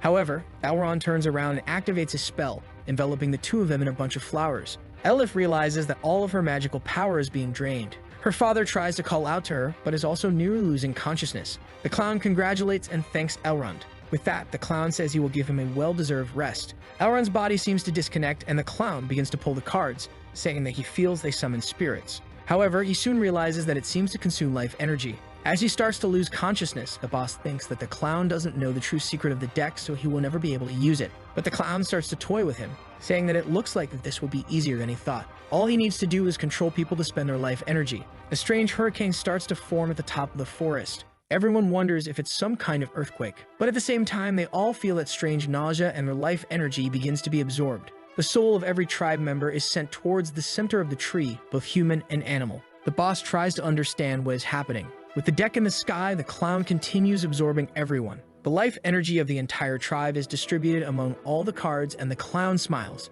telling them to absorb it all. Seeing this, the boss knows very well that there's no way anyone in the Alliance can win against something like this. The clown then gathers all the cards and smiles, saying that he will summon all the invocations. With that, each of the abilities starts to activate, including a torpedo that begins to create a crack in the sky. And the same clown that Li Ping had summoned appears to him. At that moment, the boss starts to lose consciousness. Meanwhile, back home, Elizabeth is saying that they need to clean that pot of instant noodles as something purple is coming out of it. The thing falls to the floor and Li Ping says he wants to talk about something, but the purple mess seems to be approaching him. It gets extremely close, ready to absorb Li Ping, but is suddenly crushed by his little cleaning robot. Li Ping then sits down and says he wants Elizabeth to come with him to the Elven tribe. She asks if he plans to conquer that island. He says no, he actually wants to persuade her people to join them. Besides, he remembers that Elizabeth said she knows a high-ranking elf, so she could help. Elizabeth thinks that since elves live for 500 years, that person is probably still alive. She agrees, but says he'll have to prepare more of that juice for her. Li Ping thanks her, saying that will be easy. She questions what he's going to do with the people outside, and he says to let them play with Ankai. Outside, the little dog is calm, but everyone is around him, getting ready. Chichi says that no one else needs to help because she is now part of the group. Annie says it's incredible that he's there, but she believes that Chichi doesn't know the extent of Li Ping's plans. Alpha, on the other hand, says that he is the most important of everyone. Chichi says that the martial arts manual she received makes it clear that she is more important to him. Annie responds that she also received an incredible gift that she's still learning to use. But Alpha starts laughing, saying it's ridiculous for these outsiders to think they are closer to Li Ping than he is. He has a relationship with this hero that spans over 500 years, and they're just trying to assert themselves. He literally exists for the hero, so it would be best if the two of them left. Annie says that if that's really true, then the two of them shouldn't even be here. But Chichi argues that a true weapon of the hero wouldn't harbor so much resentment. Besides, he doesn't resemble Li Ping's other creations like Ankai. Alpha says that recently he was imperfect, but he was broken and rebuilt by Li Ping. Now he is the true sacred sword Alpha. Annie asks if that's true of Ankai, somewhat doubtful, says maybe. He recalls the time when the sword was broken in half. Li Ping picked up the two pieces and was in shock. He then took an axe and thought about how you would put it back together, but the guy had some super glue. With that, he glued the two sides together, and now it was perfect. Ankai says that the master really used a great invention to resurrect Alpha, who now shows the scar down the middle of his face, saying that it is a symbol of Li Ping's love for him. Chichi says that talk is useless and that only one person can serve Li Ping and the Demon Queen. She is sure that now that she is advanced with their help, she will be able to win this challenge. Annie agrees, although she doubts she has the strength for it, but she knows she has the power of Raphael to defeat Chichi. Alpha gets angry, telling the two to stop plotting to take his place. However, they are already starting to activate their powers, and he says to wait. With that, Ankai raises a sign telling everyone to stand still. Alpha asks for instructions, and Ankai says he's not giving any instructions. Annie says that having too many people around could disrupt Li Ping's life. And Chichi comments that this is why only one of them can stay. Ankai says that the goal is not to disrupt the master, but each one must have their own identity. For example, he is the companion pet who stays at home and never does anything outside of that. When he's away from home, he dominates all the creatures around and makes sure they don't let anyone get close. But ever since that woman arrived, he's been going so far that he can't do anything. Now his plan to be able to take care of Li Ping and get all the attention has been ruined. Confused, Chichi asks what they are going to do in this case. Ankai says that now that he's going to start advancing through the world, he'll encounter various dangers that could disrupt his peace.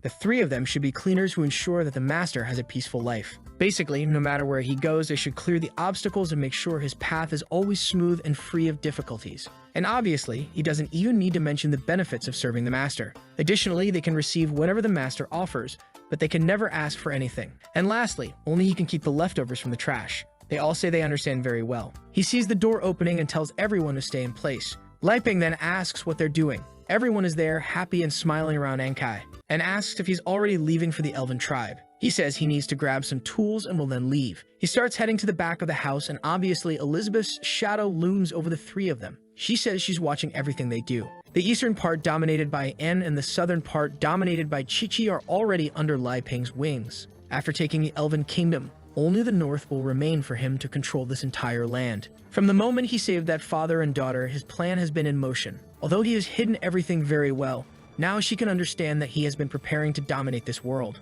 What she wants to know is whether she is also part of this plan. Everyone is scared, wondering why the queen is standing there staring at them. And M wonders if Elizabeth thinks she's unqualified. Everyone looks to Ankai for help. He approaches and says he'll handle it. He starts pulling something out of his back, saying he has a way to deal with this cruel woman. Everyone wonders if a legendary battle is about to take place in front of them. But Ankai pulls out a rattle and starts playing with it, trying to act cute. He was about to say something about a happy dog when something suddenly came at him. The poor thing got kicked and stuck to the wall. Elizabeth says that realizing all of this already makes her angry, and that dog still tries to be funny. Everyone says that the dog was indeed wrong and they would never do anything like that. Elizabeth says that if they really want to accompany the two, they need to understand that their lives will be at stake, and they won't always be able to be saved. Everyone says they understand very well what the Demon Queen said, and just then, Li Ping arrives with a chainsaw, saying he's ready. It's clearly another spiritual weapon, with a little girl clinging to its handle. She asks if they're ready and what he's created this time. He says that since Alpha is going back to being a real sword, he needed something new to cut wood. Not to mention that the pocket spatial magic she created for him is very cool. In fact, she's always had that power. It's just that now that she's a bit stronger, she's able to make it work with what he creates. Suddenly, Alpha is startled and asks if it's her. He seems to be able to see the spirit clinging to his leg. Annie can also see spirits and says that one looks much more complex than Alpha. He says it doesn't matter because Li Ping can only see him, so that's his big advantage. Li Ping is eager to go to the Elven Kingdom and picks some plants to put in his garden. He says it's time to go, and Elizabeth asks who the two people are that he's taking with him. He turns and says that the purpose of this trip is to persuade the Elven tribe. Chichi says she's the best option because she's been there countless times and knows the current leader. Annie, on the other hand, says that the eyes she awakened will be much more useful in a negotiation. Alpha pushes the two aside and tells them to give up because there are only 2 spots. As the hero's exclusive weapon, he has to be with a boy at all times. But Li Ping tells him to wait a moment. For a mission like this, it's better not to take a sword because it could appear hostile. Annie gets excited and Chichi knows her chance is over. Elizabeth says to stop chatting because they need to get going.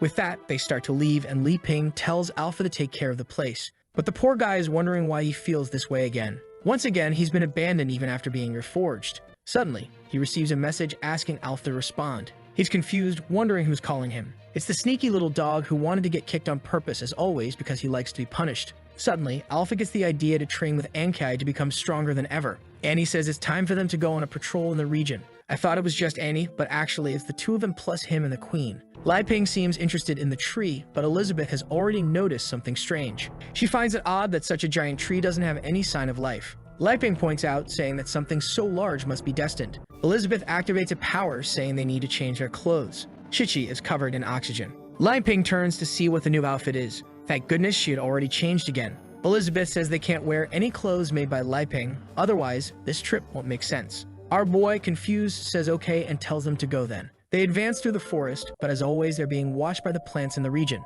The clown already knows about everyone's arrival. He kidnapped Bosker, the Alliance's representative, and now Chichi appears like this to him. If that's the case, it seems the war with the Black Guild is finally going to start. Moreover, he has to observe these 3 people beside the Shin sword. He seems to notice something and wonders if there's something in the memory of the 2. Father and daughter are having their minds abducted. A plant connected to them starts projecting everything they've been through. The moments they had with Li Ping and Elizabeth, but then something startles him.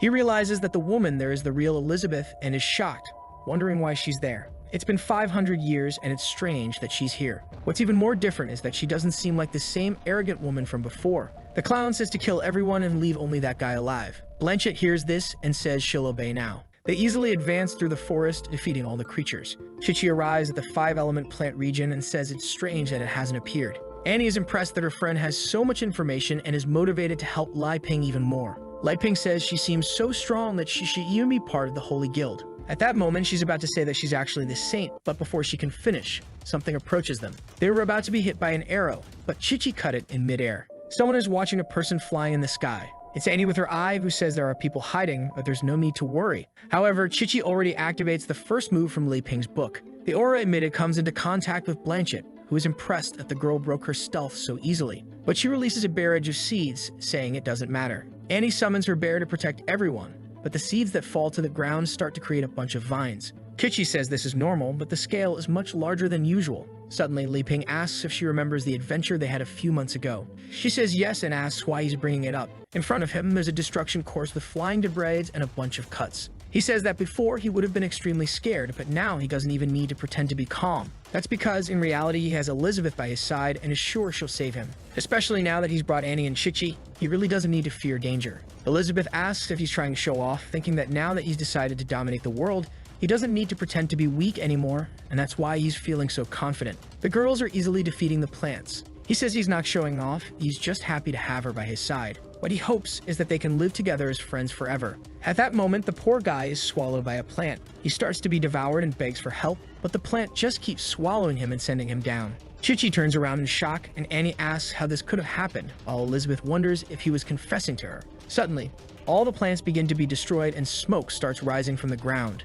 Annie comments that Lai Ping has disappeared, and Chichi says they should just interrogate that woman. But at that moment, Blanchett says the mission to capture him is complete, so now it's time to self-destruct. With that, all the plants start to glow and the entire forest explodes. Slowly, someone descends to the ground. It's Blanchett, who says that sacrificing 35 plants is better than facing the Sword Saint. However, Annie managed to save the two of them. She says that now it's going to be difficult since the two strongest puppets are injured. Blanchett thinks that the other one's energy has vanished, so now only the strongest swordsman of humanity remains. She plants more seeds in the ground, saying she'll have to solve this quickly. Behind the creatures, a new plant starts to grow with insane growth happening, and 6 more appear around, once again activating destruction. The forest is destroyed again, and this time Chichi activates the sword's shield. But something catches her attention. A gigantic plant was aiming at the two of them, and from a distance, the explosion could be seen. Blanchett said it really wasn't as simple as she thought, but now it's resolved. Then she trembles. Elizabeth was behind her and said that she would have to start explaining herself. Blanchett tried to turn around, wanting to know why the woman didn't die in the explosion, but Elizabeth said she didn't need to speak since she would look for herself. Blanchett felt that being caught by that hand was worse than death, and she quickly pulled something from her wrist, activating a self-destruction of arrows from within her. Her body fell, and Elizabeth said that was indeed the best choice, but she already knows that there might be some connection to the Black Guild here. She continues walking, but it seems like she's being watched. She says it's ridiculous that no one respects her anymore after just 500 years. On the ground, in another place, a little plant is sprouting. It emerges in the middle of the forest and spits out Lai Ping completely covered in goo. The poor guy is confused, not knowing what happened until he looks up. The little plant is blushing and strangely bearded. Our boy tells this weirdo to get away from him, but the monster once again comes while he calls for Elizabeth's help. Strangely, the monster collapses to the ground. He's confused and slowly opens his arms to take a look. The plant seems to be eating something that fell on the ground. That's when he realizes that the thing he brought is coming out of his pocket. He pulls it out to take a look and sees that it's organic fertilizer he made himself. The problem is, this was the gift he was bringing to the elven tribe.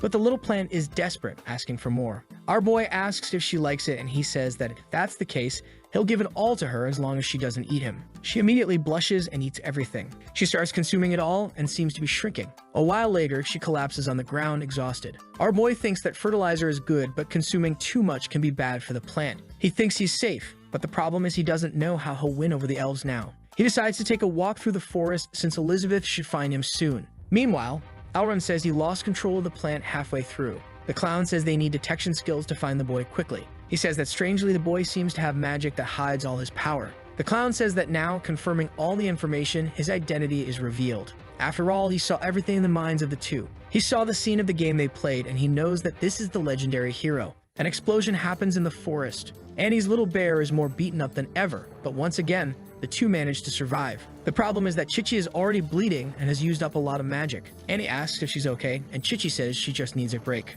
Suddenly, Annie feels the like on this. And do you guys remember that the last chapter ended when Annie and Chissy were in the middle of that fight? Annie suddenly looked to the side and said she had a feeling that a strong magic was approaching. A flood of magical attacks was heading towards the puppets. In a second, the two creatures had turned into a pile of exploded plushies. Annie asked if that was the plant's doing, but Chissy said no. There was something in front of them that was much more dangerous. A creature called the cartoon little mage number 33,333. Annie asked if her friend noticed, and she replies that she did. The strange monster had the aura of a hero, but also an evil energy. The monster raises its staff and seems to start gathering energy. But in a second, Chissy already attacked it using the third move. However, when she looked down, she saw that her branch had broken a piece. The cartoon little mage had activated the Matrix Guard. She turned around confused, but seemed to be hit by a charge and thrown far away. Luckily, Annie's Yagda plushie ended up saving her. The problem is that she had used the demon's red eye too much and feared losing control. Then the little mage casts a spell, and a cartoon skeleton appears on the field too.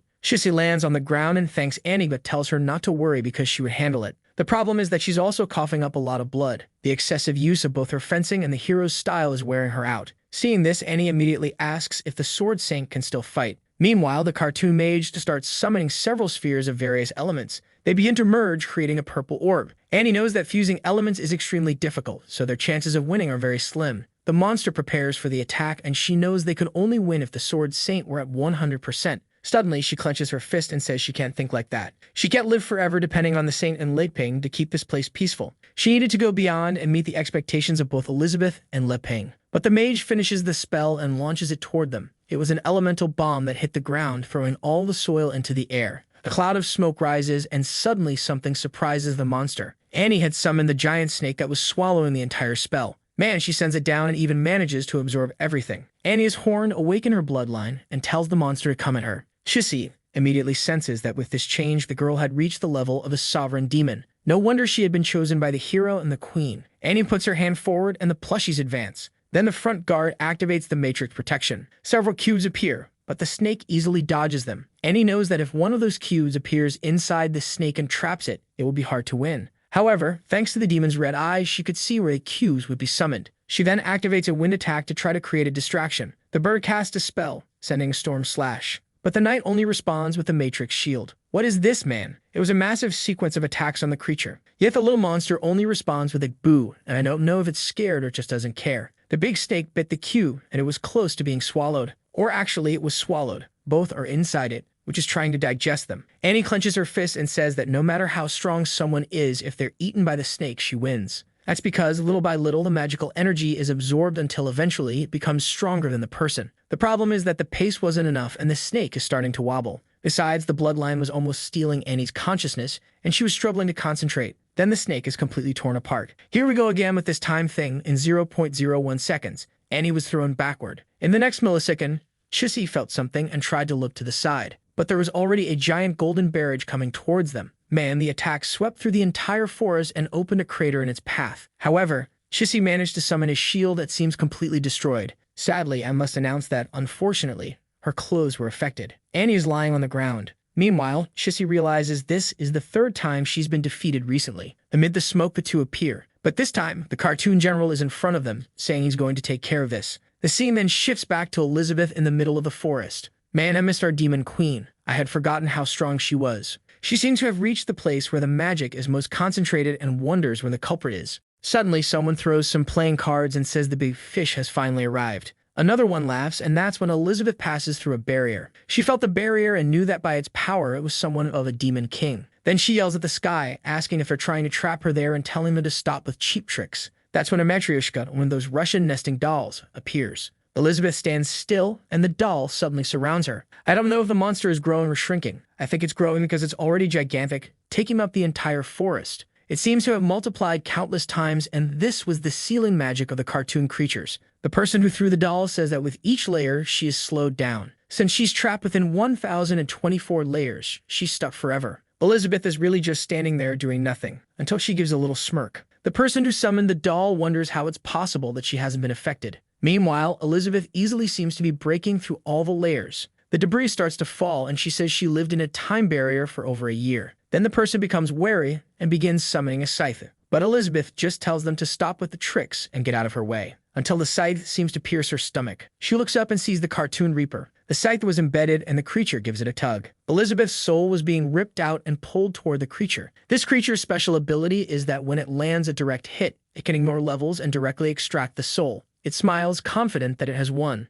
until suddenly, the soul grabs it by the neck. Even in spiritual form, Elizabeth says it's too arrogant. She commands to know who ordered it to do this and commands it to answer quickly. That was the only way it would end a quick death. At that moment, the Reaper felt fear of death for the first time. Suddenly, it disintegrated. The cards then fell into the hands of the mysterious figure, confused that not even a soul extraction worked on the girl. Elizabeth's consciousness returns, but now she's furious. She says she can feel that this is Li Ping's aura and wonders if this visit to the Elven tribe was another part of his plan. Dark auras start emerging as she says it was fine to test others, but not her. Two hands appear and begin tearing through space as she says that she is a chess player, not a piece on the board. She looks up and tells the person that their best option is to take their own life, because their death will be miserable. But the purple creature says the queen is too arrogant, and it wants to see if she can really handle everything. Then she is teleported into a cartoon maze. Elizabeth realizes the creature wants to trap her there. But with a simple stomp on the ground, the entire maze crumbles. She looks up once again and says the creature is incredibly ignorant. The cartoon queen then appears, saying she will handle this,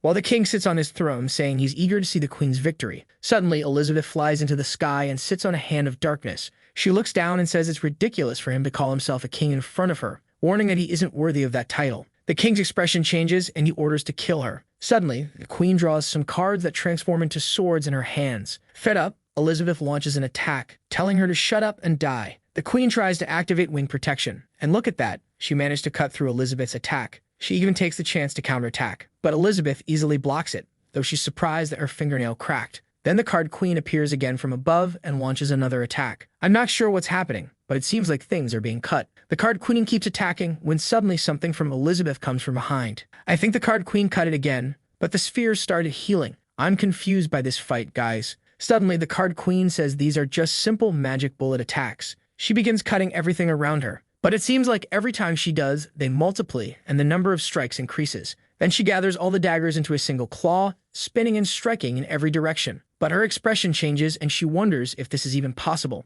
Elizabeth was continuously summoning more and more magic bullets. She even raises a finger and says that a simple spell like this is enough to deal with her. Then she commands an attack and the card queen is pierced. She disintegrates in the sky, and the cards begin to fall. But Elizabeth notices something strange and says they really are full of little tricks. Something is spinning and absorbing all the energy around. The queen reappears, and behind her was the cartoon dinosaur 999. Elizabeth knows these are the last two cards, one for magic absorption and another for resurrection. The card queen laughs, saying Elizabeth will die from arrogance. What she doesn't realize is that the dinosaur is struggling to absorb so much energy. The magic bullets weren't decreasing, in fact, they were multiplying and twisting the entire monster. The card queen then says she will double it. The dinosaur opens its mouth and launches an attack at Elizabeth. Its power wasn't just to absorb magic, but also to return it doubled. But of course, Elizabeth easily defends herself, telling them not to forget their place. And the card queen can't understand how it didn't work. Elizabeth says that if it was created by her, even multiplied hundreds of times, it wouldn't cause any damage. She then clenches her fist, creating a heavy punishment. The three of them start being crushed by what seemed like an aura.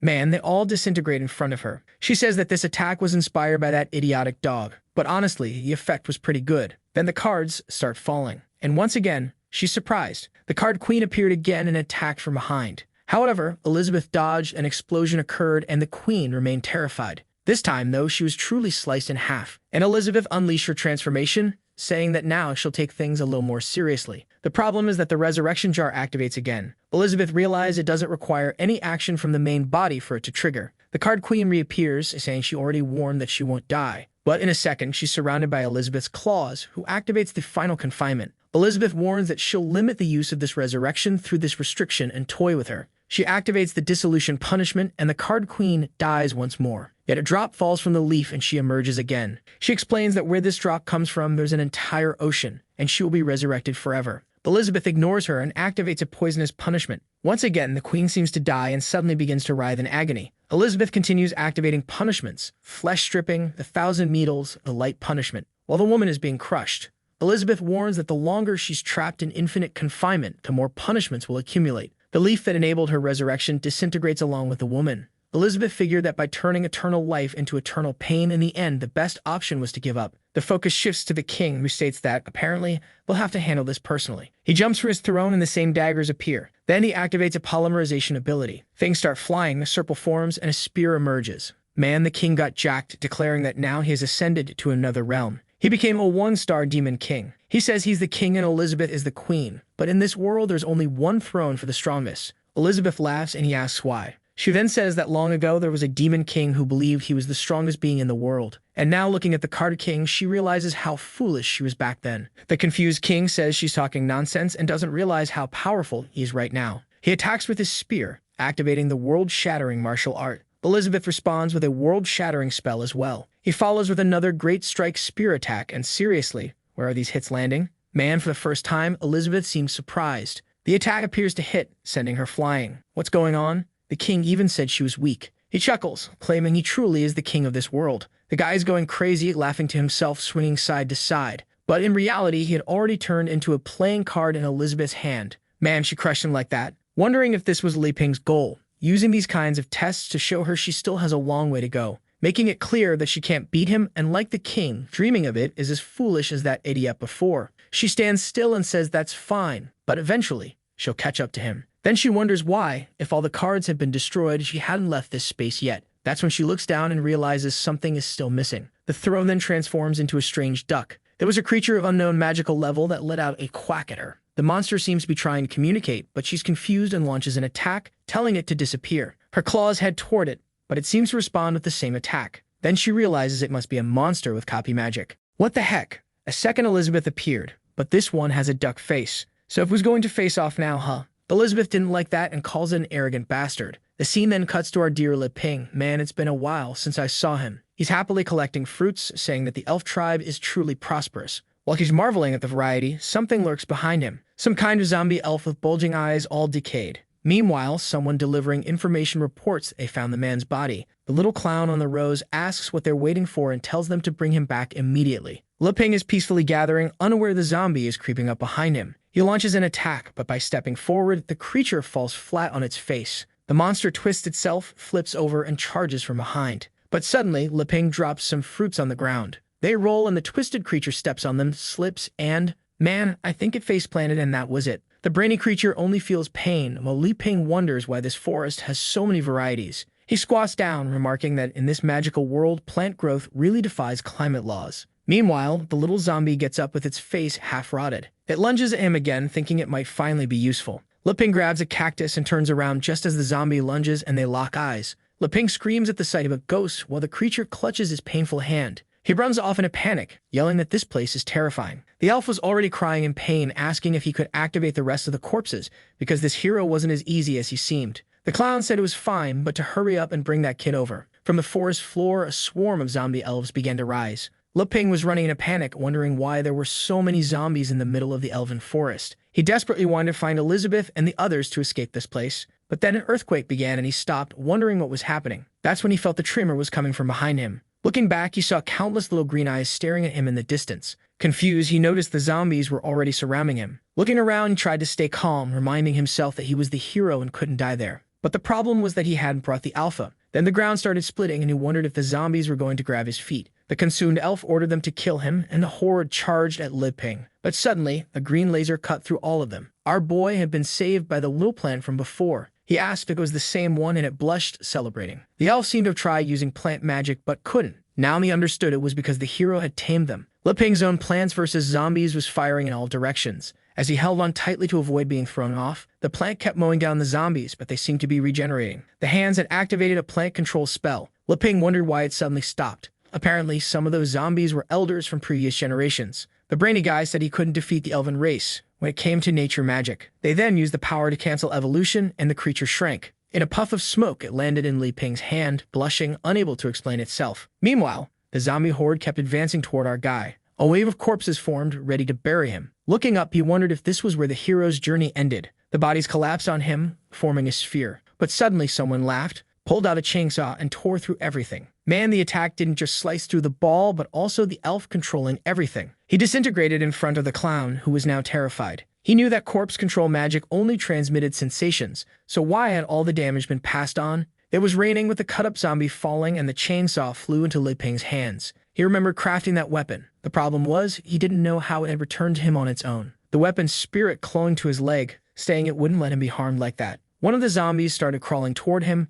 but more rose and one leaped from behind to attack. Our hero, all twisted, swung wildly, yelling for them to stay away. This time, it was the clown himself controlling them, and his finger got sliced. He realized Li Ping's chainsaw had a true damage effect and would harm him. Then one of the zombies fired an arrow, or rather, many did. They launched countless attacks while our boy simply raised his chainsaw. The outfit he had stitched had the effect of returning 100% of received damage. The zombies were all pierced by the arrows, and the clown's hand was harmed too. He couldn't understand how even reflected magic caused real damage. Truly, the legendary hero had mastered magic use. But here, the clown had territorial advantage and infinite magic to exploit. So eventually, he would find a way to win. In front of Li Ping, a clown head formed from corpses. He slashed wildly, telling it to stay away. His strikes created a massive shockwave that shredded the head and the forest, or rather, even tore through planets in the galaxy. What the heck, man? The big clown was split in half and collapsed, realizing he was killed in a single move. Bodies rained down as Li Ping raised his chainsaw, saying these zombies were terrifying. But suddenly, they seemed to regain consciousness.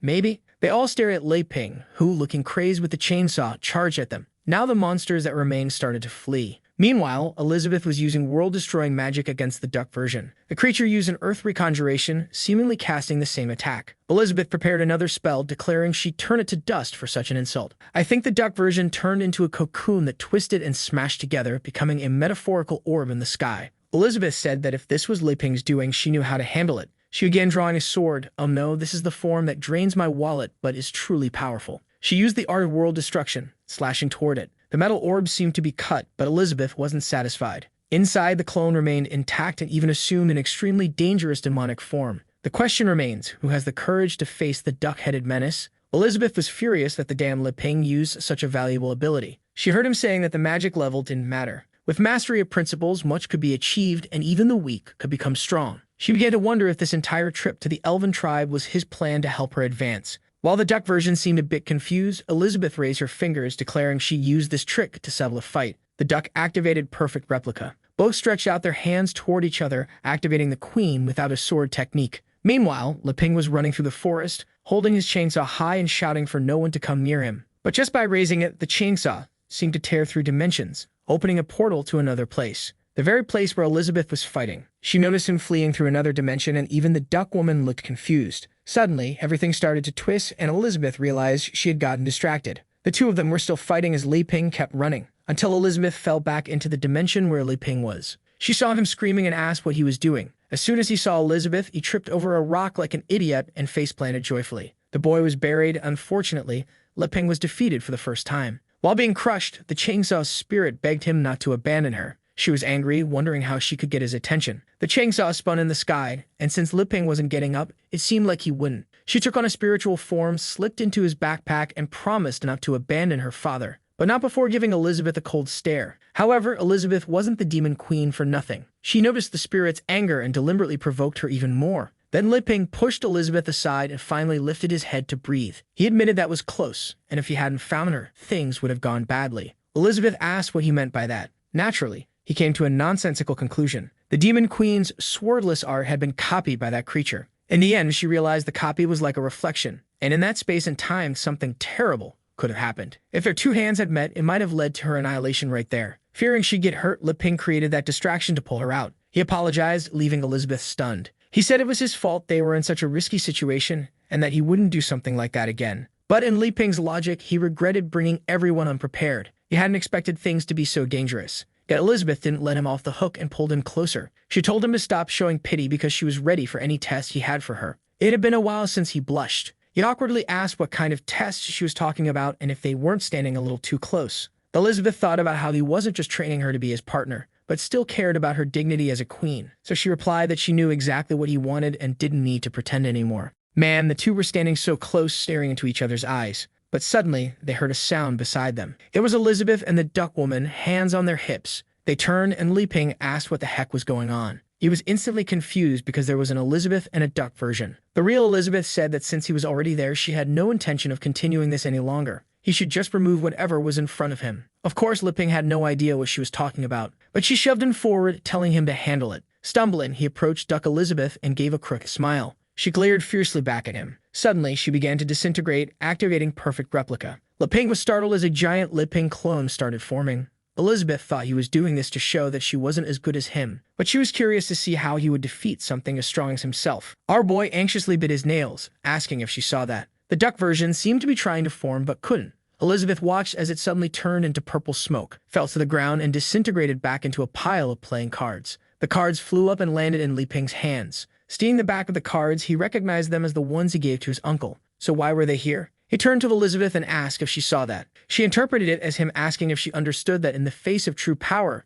cheap imitation abilities would fail. The only way to win was to become so strong that you couldn't be replicated. Elizabeth wondered how it was possible for him to be so much stronger, especially since she was a 7-star demon queen. Li Ping said he still had a long way to go. She lowered her head, saying she already knew. Though she thought he might want her, she doubted she could handle it. At the same time, he wanted to train her but was afraid she'd get hurt. His indifference constantly confused her because whenever he got serious, it seemed like he could genuinely challenge her. He then raised a finger and asked why she didn't just use teleportation to take everyone to the sacred tree. She simply raised her hand and activated a magic circle. The scene then shifted to an isolated place. Man, Chissy was torn in half with playing cards scattered around. Anne was also in bad shape. Honestly, when I said she was cut, I didn't think it was this bad. There was a crater between the two of them. But suddenly, a golden hand stretched out between them. An angel appeared in the sky, glowing as it lifted Chissy and Anne's bodies toward the heavens. A boy with white wings descended, activating the Resurrection of Life ability. These cards are starting to feel a lot like Yu-Gi-Oh, aren't they? Both of them regained consciousness,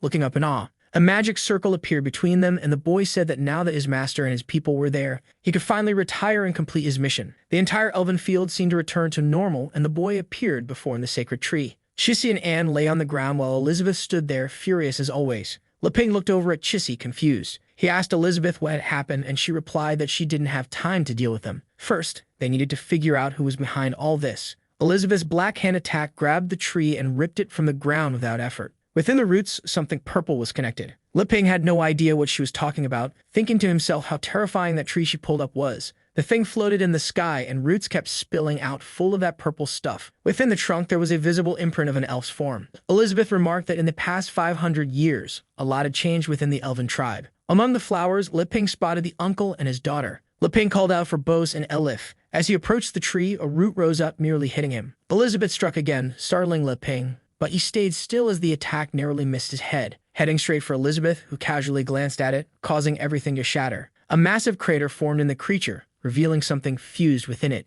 The clown on the ground muttered that they had destroyed the plant defenses, wiped out the entire elven tribe and the cartoon cards. Not to mention they disabled the corpse magic, causing his entire plan to fail. Hiding behind Elizabeth, Leping asked if this crazy guy was an elf. The clown finished by saying he didn't expect the first person he'd meet to be the one he hated most, and he called out Elizabeth by name. Confused, Leping asked if they knew each other. Elizabeth, looking puzzled, replied that she had no idea who he was. The clown covered his face, saying it was obvious because he used this clown facade to hide his identity. He then removed his hat and threw it to the ground. Wiping off his makeup, he said she should remember him now. Then we saw a bald old man and a little robot preparing to start something. A 100,000-volt current was activated, electrocuting the old man. A strange organ appeared, and the old man confirmed this separation had been successful. The robot asked if it would go to a certain room, but the old man replied that this sample was different and needed further study. When the thing hit the ground, it began to rise, covered in a strange slime. The robot remarked that it just seemed like another clone and asked what made it different. The old man explained that this time he gave part of his own nature to the creature. In a way, it was truly a piece of his existence. That's when the clown boy emerged, questioning whether he was the old man or if the old man was him. They stared at each other, and another figure appeared. His twisted clone asked if it was true that winning this fight would free him from this place. The robot simply ordered the battle to begin. Immediately, the creature stretched its neck, calling this the perfect opportunity. But the other clone dodged and activated corpse magic. Before he could do anything, he was crushed by the other clone. The robot commented that it was anticlimactic but expected from someone who had already won battles. The old man said survival of the fittest was most important, but it wasn't over yet. The hand that had crushed him started being surrounded by slime. The strange clone wondered why he couldn't move. It was as if the other had taken control of his cells. Then the hand was destroyed by a corpse magic attack that tore through the body. The old man remarked it was good to see he had completely mastered it. The hand returned to normal as the figure walked toward the old man. He knelt, and the old man said that since he had fully inherited corpse magic, he would now teach him how to control black tool technology. With that, he would finally become the perfect clone with the mission to invade the elven tribe. The robot suggested creating multiple perfect clones to invade other places, but the old man explained that was the problem with a perfect clone. If he kept splitting to create more, he'd eventually cease to be himself. He decided to make this first one because he had given it his humility, something he had long wanted to discard. By removing that part, he finally became perfect and believed himself worthy of the master. The clone knelt before Elizabeth's clone, who, thankfully, hadn't awakened yet, but he seemed full of rage toward her. The robot warned of a strange electric current within this body. Suddenly, he lunged to attack the clone, but the old man simply ordered him to know his place. The clone felt something, and in the next second, he was on the ground. The old man said he understood his humility and loveless nature, and the hatred he carried, but he still needed to understand the purpose of living on. I'm just as confused as the twisted clone, not fully understanding the old man's words. He simply said that he was a tool designed to help him achieve his goals. The clone continued dissolving, wondering if he was truly just a tool. Back in the present battle, the clown declared that after decades in hiding, he could finally emerge and reveal his true purpose. He was himself and would replace the original and kill Elizabeth, his two greatest desires. Leping asked if Elizabeth remembered this person, and she replied, unfortunately, she did not. No one really cared about the guy. But Leping figured this must be some kind of enemy Elizabeth made back when she ruled the entire world. The problem was, if she had attacked so many people, now that he was under her protection, he would also become a target for many. Elizabeth then commented that it seemed the elven tribe had become nothing more than this. She was curious to see what Leping would do now that the tribe had no one left qualified to help him. He replied that he wouldn't waste time thinking about trivial things. After all, the only useful thing he could do here was fix the soil. So he suggested maybe it would be better if she handled it. Angrily, she asked if he was expecting her to clean up the mess from the start. While they argued, the clown just listened in silence. Then the clown spoke up, demanding if she really didn't remember him was Malfoy. Unbothered, Elizabeth asked if he was with the Black Guild now. That caught Li Ping's attention. Malfoy declared he was a new person now, no longer needing to prove himself to her. Even though his corpse magic had been cut down by the legendary hero, he still had the power granted by the elves and the black tools. He activated the sacred tree whip. Elizabeth calmly raised her hand and said that if he was truly Malfoy, then she had to take action. In a blink, he was already caught by her black hand. Li Ping warned her to be careful not to hurt Bose and Elif. Elizabeth effortlessly teleported them to safety and told him not to worry. She wouldn't harm his pieces. Meanwhile, Malfoy realized he couldn't move a single inch. Elizabeth questioned why he was there and where Amelia was. She also mentioned hearing rumors about attempts to revive her. So what was happening? Malfoy rambled, explaining he was created from the destruction of love and humility of the original. But he believed that if he could deliver her broken body to that other man, it would cause a mental collapse.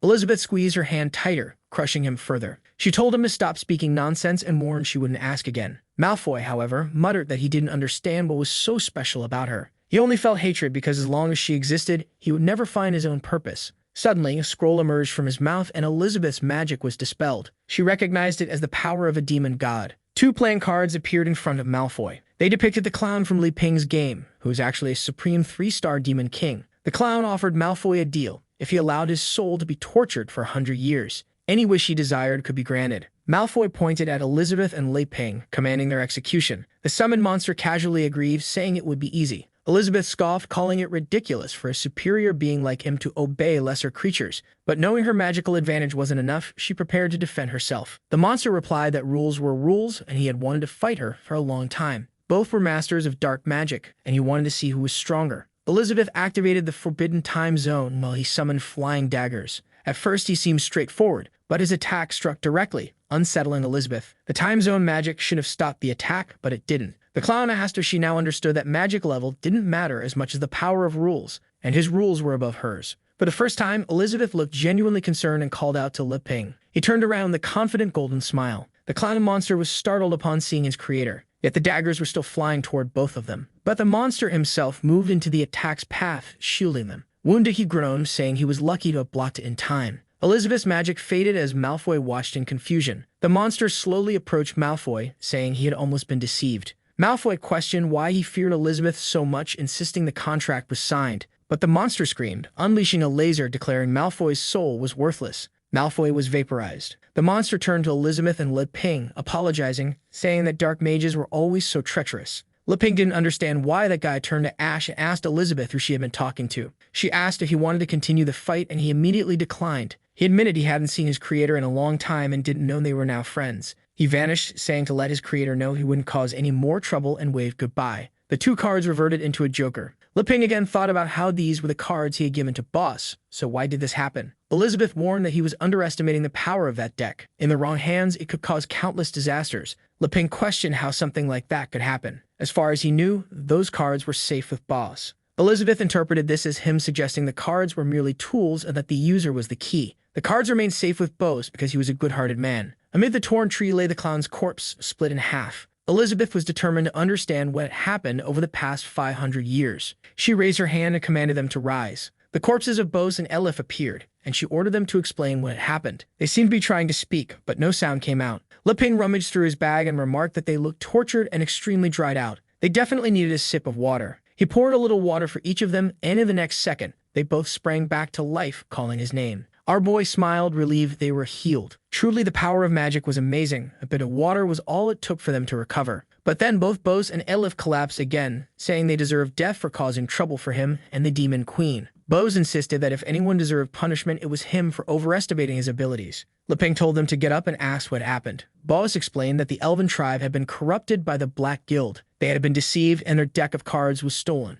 Elif added that her magic had been drained, and after that, she remembered nothing. Boz recalled that the clown seemed to have sacrificed much of his life force, and that's when he lost consciousness. Elizabeth commented that their mental confusion was likely because someone tampered with their memories. She extended her hand toward them, saying she would need to fix this mess. Li Ping thought they might have a moment to recover, but Elizabeth had already performed a memory extraction. Both fell to the ground as she absorbed their memories, and Li Ping questioned why she did that to them again. But Elizabeth simply changed her expression, saying she now understood everything. Li Ping asked for an explanation. Elizabeth replied that they hadn't lied. They truly didn't know anything. As Liping continued splashing water on everyone, Elizabeth wondered where she could get information now that the entire tribe was gone. Suddenly, a head emerged from the ground offering to tell her. Elizabeth turned and Liping recognized this was the one who had attacked them before. The elf woman then fully appeared, explaining that after they killed Malfoy, she was freed. Liping thought that was good news, but Elizabeth questioned why they should trust her. The elf placed her hand on her eye patch and said, because of this. When she lifted it, a black gear was revealed and it immediately exploded, though it wasn't clear what had happened.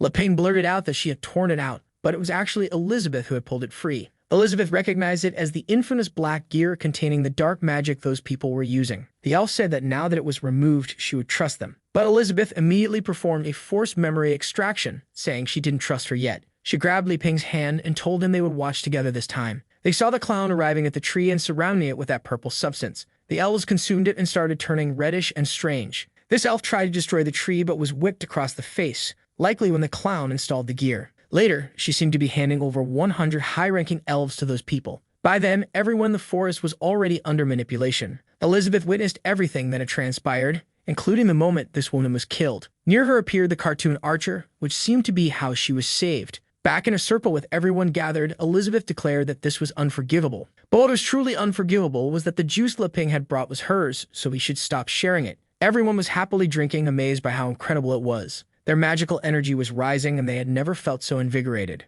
The elf then handed over some cards, explaining she had kept them to try to save Bose and Elif, but everything worked out in the end. Elizabeth looked and realized it was the archer card. Suddenly, a towering elf woman appeared behind everyone. She was probably Elif's mother and Ba's wife. The scene shifted to the skies. The woman looked back and said they had finally reunited. Bas asked if she was Nikita. Both ran toward each other, overjoyed. He hugged her tightly, asking if it was a dream and saying how much he missed her. He told Elif to come speak with her mother, but Elif hesitated. After all, her mother was supposed to be dead. Nikita explained that in the real world she had indeed died, but she had been reborn within the sacred temple. She gently stroked Elif's hair, marveling at how beautiful her daughter had become. Elif cried as her mother said there was much to tell her. But suddenly, Nikita seemed alarmed. She mourned that they were running out of time and didn't know where to begin. She began telling the story of how her father had forced her to return to the tribe to help. But by the time she arrived, many souls had already been stolen, gear was installed, and chaos had erupted. Bose and Elif watched her, thinking how cute and energetic she was.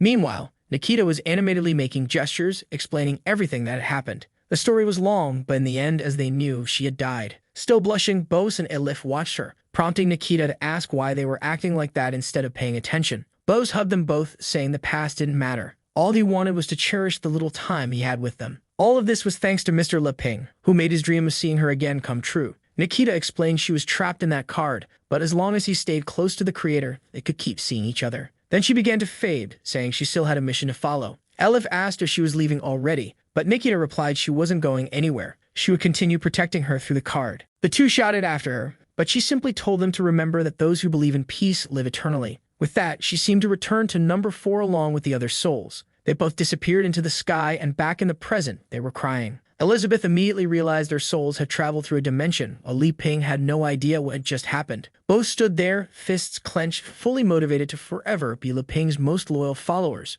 Meanwhile, Elizabeth was trying to understand how Liping could cultivate power in another dimension, save souls like that, and create such connections. But of course, he had absolutely no idea what she was talking about. Sissy didn't really grasp what had happened either. She only noticed that while everyone drank the juice, that father and daughter gained significantly more power. Anne suggested it might be some kind of reward for their fight against the Black Guild. Sissy, however, muttered to herself that even though she was the strongest, she had disappointed the hero. Suddenly, the blonde raised her hand and made a selfish request. She wanted him to save the elven tribe. Elizabeth immediately responded with a blunt no. Liping awkwardly suggested that since Elizabeth probably had some resurrection magic, she could handle it. Elizabeth explained it was impossible. First, because she could only resurrect 10 people and thousands of elves had died. Second, their corpses would still be affected by the Black Guild's magic. Third, there was no longer a sacred tree, which was essential for the elves' survival. Liping brushed off the third issue, saying they could just plant another tree. He even quoted a proverb, "It takes 10 years to grow a tree and 100 years to grow a person." The meaning was that even if it didn't seem like much now,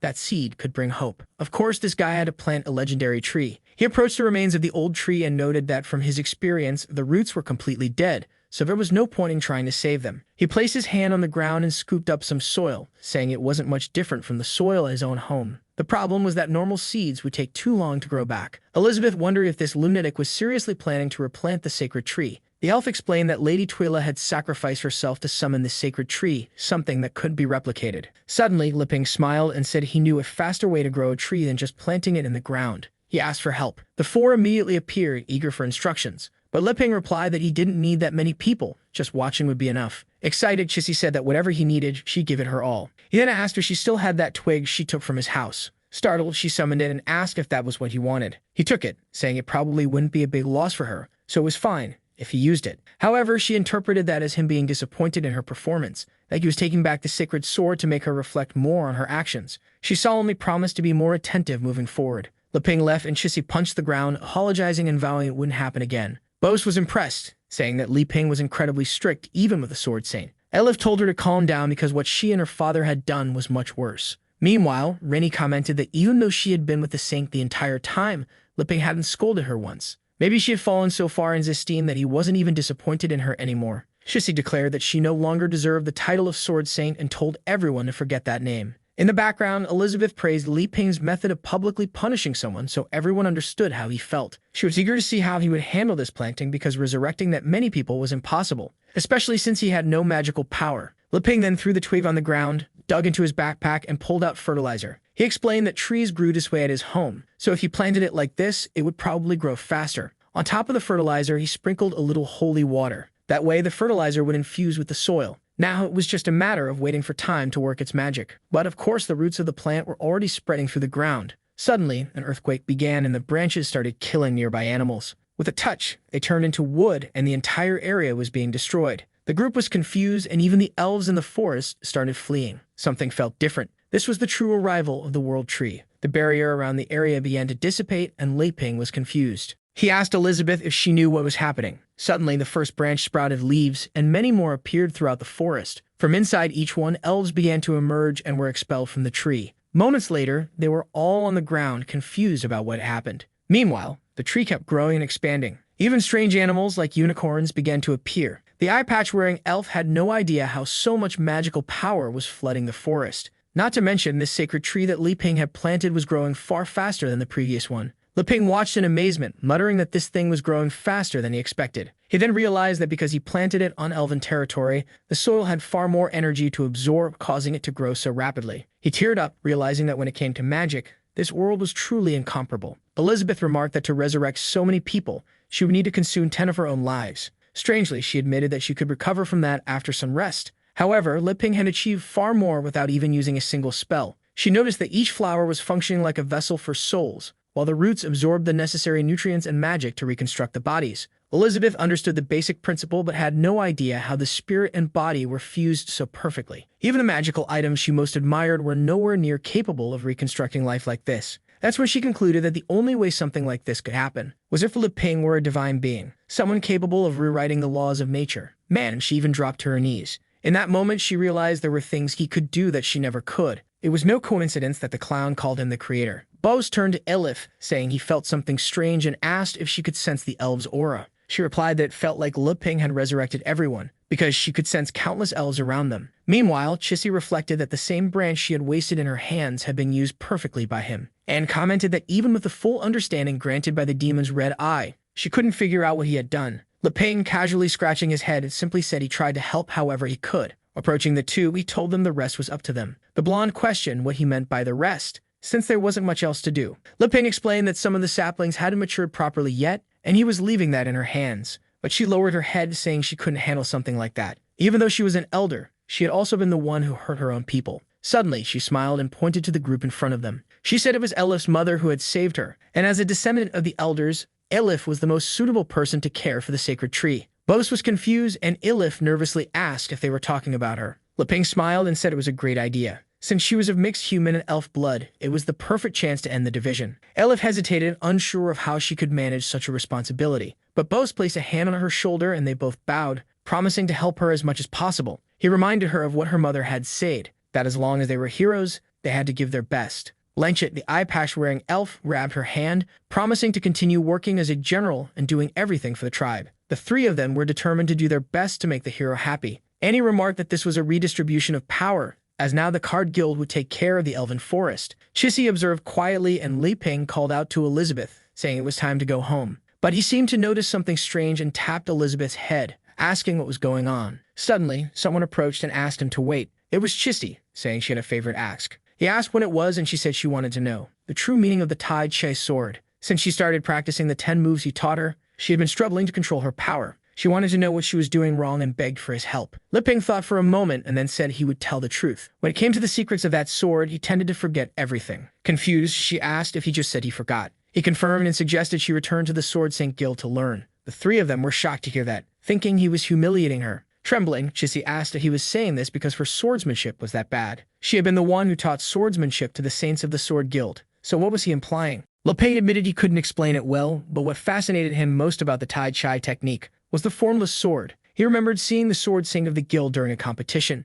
using something similar that extended from his finger. He figured that if Chissy went back, she might find the answer she was looking for. The moment he pointed his finger at her, her soul literally left her body. She was instantly transported to the mountains. What was happening to her? Suddenly, she was being carried away, and when she opened her eyes, she was in front of the Kunlun Mountains. Or rather, no, she was flying on a sword through the skies, traveling toward the so-called Kunlun. Yeah, my friends, I'm just as lost as you. But she finally arrived at a temple, where a sword appeared in her hand. There were some children practicing, and in front of them stood an old bearded man. He seemed to stretch out a brush, and with that, the children attacked Chissy. But in the next second, her sword fell to the ground. She was beaten and now looked younger. Apparently, she was there due to report practice. I don't know if she got younger, if this was the past or the future, but I know she cultivated by the waterfall. The children attacked her again. She looked back, but the old man did nothing. Once again, she face-planted into the ground, landed on her butt, was tossed into the air. Then she sat at a table with the old man, in front of a giant incense burner. He served tea and extended his hands toward her. She took it from the table, took a sip, and observed the place, asking if this was the meaning of the formless sword. She looked at her reflection in the tea, and suddenly found herself floating over water, sword in hand. Man, things are getting really abstract here. I'm doing my best to understand. She performed a graceful movement, slashing the water, crouched down, and blood started dripping from her mouth. But suddenly, she calmed down, and the place became peaceful. She gazed at the horizon, relaxed again, closed her hand, and the sword sank into the water. She looked up, raised her hand, moved it to the side, performed another gesture, and small plants began swirling around. I think this meant that a lot of time had passed because the leaves fell, and someone was already sweeping the courtyard. Man, it was Chissy herself, now an old woman, all those same devilish kids were still practicing around her. But with a simple sweep of the broom, she created a tornado that flung the kids into a corner, all buried under leaves. Tea was served once again. She sat with the master. He asked if she had finally learned about Tai Chi. Chissy lowered her head and asked what he meant by that, explaining that she had forgotten why she had come to this place. The old man responded that if that was the case,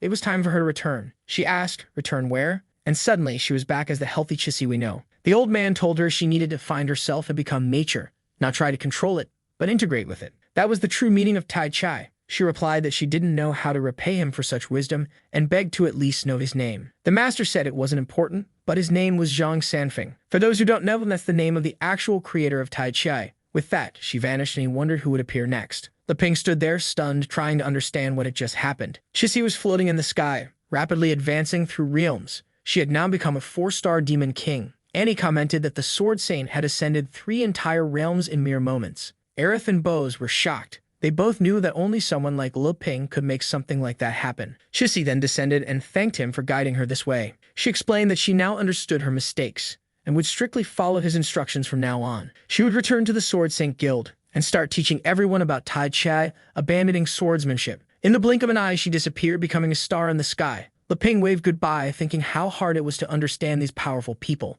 They changed their minds out of nowhere. He then asked what everyone else wanted to do, and if they needed Elizabeth's teleport. Illa said she would help rebuild the tribe. Boaz said that after recovering the cards, he would help the guild and return to support the tribe. Annie replied that she preferred to return alone because the teleport made her nauseous, but in truth she decided to go somewhere else. Li Ping commented that since everyone had personal plans, he and Elizabeth would head back first. He started poking Elizabeth, asking what her problem was, telling her to hurry home. She just stretched out her finger, activated the teleport, and meanwhile, Chissy was soaring through the skies. Looking down, she saw 2 men standing in front of a gear. They were 2 members of the Sword Saint Guild, named Ash and Bali. Ash, the one in the suit, said it all made sense now. How the guild members had transformed into these apostles. The creature in front of them was the six-pillar demon, Faradizag. Faradizag declared that he would show the strength of the beast race. He lunged forward, activating 100% muscle release. Ash quickly dodged and asked Elder Bally what they should do. Bally replied, telling him never to underestimate himself and to remember that the old man had already reached the rank of a demon lord.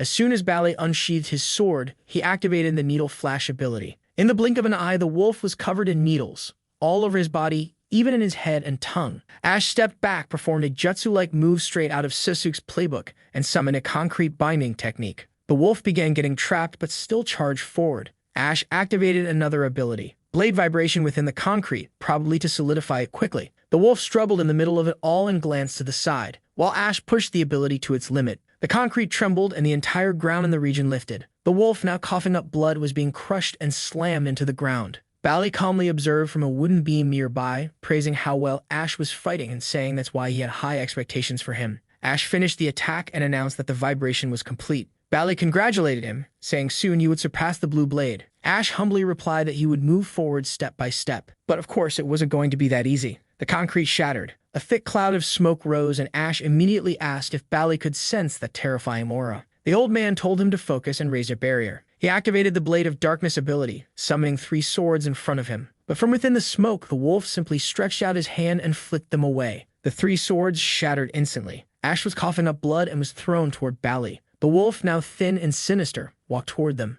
Man, I thought they'd last a bit longer than that. The wolf muttered that the other guy was right. These gears only served as conduits. He needed to dive into chaotic power to find infinite energy. He spread his arms wide, boasting that he had now surpassed the power of Lord Malfoy. But suddenly, 2 slashes cut through him. Bally instantly recognized Chissy. Man, there was no drama. The wolf was already on the ground and she casually asked Bally what he was doing there. Wow, I thought this little wolf would be a tough opponent, but he barely lasted a panel. The old man explained that he had gone south, hoping to find a small nation that could help them fight the Black Guild. Chissy acknowledged this, but insisted they all return to the guild first. Before continuing with any plans, she had an important announcement to make. The scene shifted to the demon realm inside a goblin cave. A minotaur-like man remarked that he had heard these goblins were different from the ones outside, because they had never made contact with humans. The green-haired man reassured him, saying that besides having the green sword in the group, they also had Mr. Travy, so if any goblins appeared, they'd just wipe them out. The pink-haired man, who I assume was Mr. Travy, said that if it weren't for a favor he owed the Holy Guild, he'd never be there. Meanwhile, the mage admitted that the idea of barbaric goblins made her uneasy.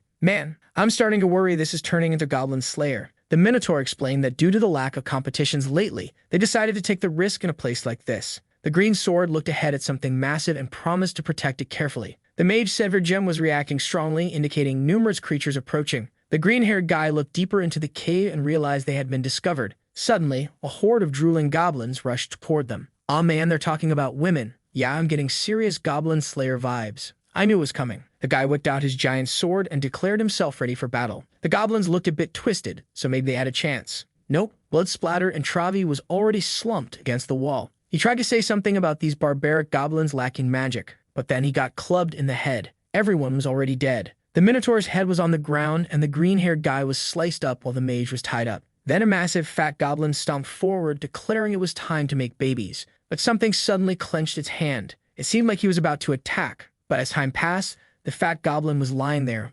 lifeless. Actually, he had been turned into slime and appeared to be trapped in an illusion. The mage was licking her fingers. Oh yeah, she's definitely evil. She said it didn't matter how barbaric someone was. They always turned into a dog before her. She was holding a gear in the middle of the mountains. Her name was Ruth Bader, a 5-star sovereign demon. She leveled up and declared that now that they had witnessed this, they could show themselves. Then a bald-headed, bug-like creature emerged, laughing. Hands burst out from inside it, and guess who appeared? If I'm not mistaken, this guy is Dargor. He told her that if she wanted the power of the gear, there was no need to hide her identity. She wouldn't even need to hunt for Malfoy, because he could get it for her if she did him a favor. She wouldn't even need to hunt for Malfoy, as he could handle that for her if she did him a favor. She responds that she's noticed he and the president aren't on good terms and asks if he's planning to betray the guild. Some heads start wrapping around him, seemingly her ability of fatal attraction at work. He tells her to stop wasting that ridiculous magic because he has no interest in such desires. And he's also not interested in betraying Malfoy. Confused, Ruth asks what he actually wants, while wondering if he's at Demon King level for her ability to not work on him. Before he can answer, she tells him to forget it since she has no idea how she could help him and calls him Lord Exitote. He says she's a very perceptive woman and questions if she's afraid he won't offer satisfactory terms. He then explains that the gear she desires so much is just a transitional tool. If she accepts his contract, she could gain 10 times more power. Suddenly, something called chaotic power emerges from his mouth. He explains that it's enough for her to skip the Demon Lord level entirely and jump straight to Demon King. She would become stronger with that than by absorbing 1,000 gears. The reason, he says, is that her charm ability is incredibly effective, which is why she was chosen. As she observes the chaotic power, she's dazzled by the idea of reaching Demon King level so quickly. She says that if that's the case, then the deal is done. Back at our dear Lei Ping's house, his little plant is on the ground recovering. He comments that the magical world is amazing and that plants can even understand humans, which is unusual for him. However, he tells the plant that he has to go back home and wishes it a long life. But as soon as he leaves, Lei Ping's other plants are already staring at it. Then he tells Elizabeth that he's back and asks if she wants some freshly sliced apples. She's still in her chibi form and says no. She mentions that apples aren't as good as these snacks. He says that's obvious, but that she shouldn't eat so much and tells her to relax while he makes a snack. She puts the snack aside and grabs a Coke. She takes a big gulp, while he wonders what happened to make her so depressed. As soon as she finishes drinking, she lets out a burp. She seems to get angry, throwing Coke everywhere. Lei Ping starts wondering if she's that mad because his performance as a hero didn't please her. He truly has no magic and can't learn swordsmanship properly. She's probably upset because he was so foolish. Meanwhile, Elizabeth is thinking how ridiculous it is that he might be above the world's laws. If that were true, there'd be no reason for her to suffer and train. She concludes that none of this matters. In the end, she's just another step for him to become more famous. Or maybe not even that, since he doesn't seem interested in defeating her. Apparently, she underestimated herself once again. She falls onto the couch, thinking she used to rule the world. But now, even as a 7-star demon queen, life has no meaning anymore. Lei Ping has no idea why she's so angry, sad, moody, anxious, lazy, and still eating so much. He then figures she must be on her period. But after living together for a year, he's never seen her go through this. Maybe human cycles are different from humans. So he calls her to eat since she usually comes flying when she's lazy, and she smacks her face on the table. He says he not only made curry, but also a stew. She asks what that's about, says she's not interested, and shovels the curry into her mouth. Then she turns around, telling him to eat that stuff and that she'll have more snacks later. But when he lifts the lid, he tells her it would be good to take a look first. She turns, and a bright glow hits her face. It was a soup of red dates with eggs and some kind of tremella, whatever that is. He explains how he made it, takes a little spoonful, and offers it to her as she stares at him. Obviously, she finds him creepy. But her expression doesn't change, and he's all smiles, politely asking her to try it. Not caring much, she decides to accept and taste it. Immediately, her expression changes, and she seems to be teleported inside a sauna. Looking down, the thing was really hot. Someone in front of her says this was the brown sugar sauna. 3 little people in the corner say it's extremely good for circulation and restoring strength. Each of the 3 represented a spice, and they said they were there to serve her. A towel is thrown. Thank goodness it arrived just in time as Elizabeth asks what kind of service they mean. The little woman on the right says it's a full-body massage that would nourish her yin and make her skin more beautiful. With that, the soup broth starts moving and Elizabeth is floating peculiarly. The 3 spin the little towel, and she falls face first to the floor. She tries to get up, asking what they think they're doing. But one of them approaches and takes her hand. She tells her not to worry and just close her eyes and enjoy the massage. Elizabeth wanted to break free, but at the same time realized the feeling was very pleasant. Another one works on her back and says not to worry, that this would bring her calm and she didn't need to resist. It was an egg white massage that would make her skin extremely youthful. With that, the 2 continued helping until, after a while, the red-faced one said it was his turn. The little girl turned and said she still wasn't relaxed enough. But maybe it was fine since she got a solid foundation and could probably handle it. All 3 little people were women. Elizabeth was confused about this talk of resistance, especially since the woman was trembling and it didn't seem possible that she could do anything to her. Then the old lady said she would have to stretch her muscles. In a split second, she turned into a buffed-up version like Chris Bumstead. Elizabeth was startled, but before she could react, her calf was grabbed. The old lady said she couldn't be gentle. Elizabeth wanted to get away, but the other woman said this massage was perfect for opening her meridians and improving blood circulation. And so the chiropractic session or myofascial release began. Elizabeth was suffering, or at least it seemed so. The one with tightly curled hair, Miss Tremella, was a 9-star saint. The one known for perfect skin beauty was an 11-star saint, and the red-headed one was a 17-star saint. Elizabeth was there as always in her transcendence.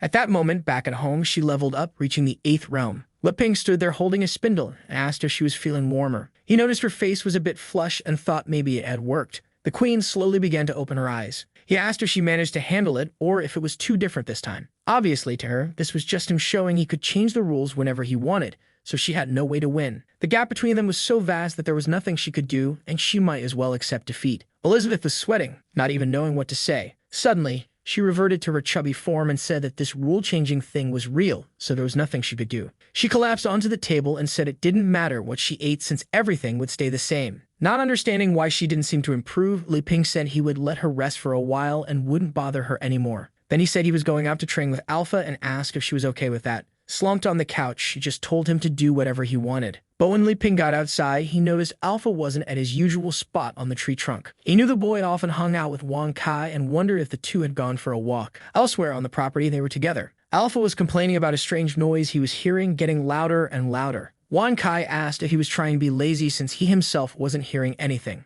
Alpha insisted he was, saying he had a buzzing in his ear for days and couldn't even sleep properly. Suddenly, Wang Kai stood up and told him to get ready because something suspicious was approaching from 3 kilometers away. Nearby, someone was fleeing from some fat goblins. Here comes that cursed mage again with her little plan. She claimed she never expected to find such valuable information. Now she knew the exact location of the legendary hero and the demon Queen Elizabeth. This information had been passed on by Tagore. She was certain he must be much stronger than Malfoy. After all, he had easily helped her level up. Now she had the perfect chance, as her charm ability allowed her to defeat enemies even if she was weaker. Even though the demon Queen Elizabeth might be nearby and the hero was a man, so she had a way to win. What she didn't expect was a torpedo crashing into her back. A bit confused, she turned around and saw the 2 goblins had been obliterated. The problem was that they both had dark gears, so they shouldn't have been defeated so easily. Suddenly, she found herself trembling after another explosion. Wang Kai had aimed all his weapons and immediately asked what her purpose was there. Ruth was shaking, unable to speak properly. She knew that if she said the wrong thing, she would die.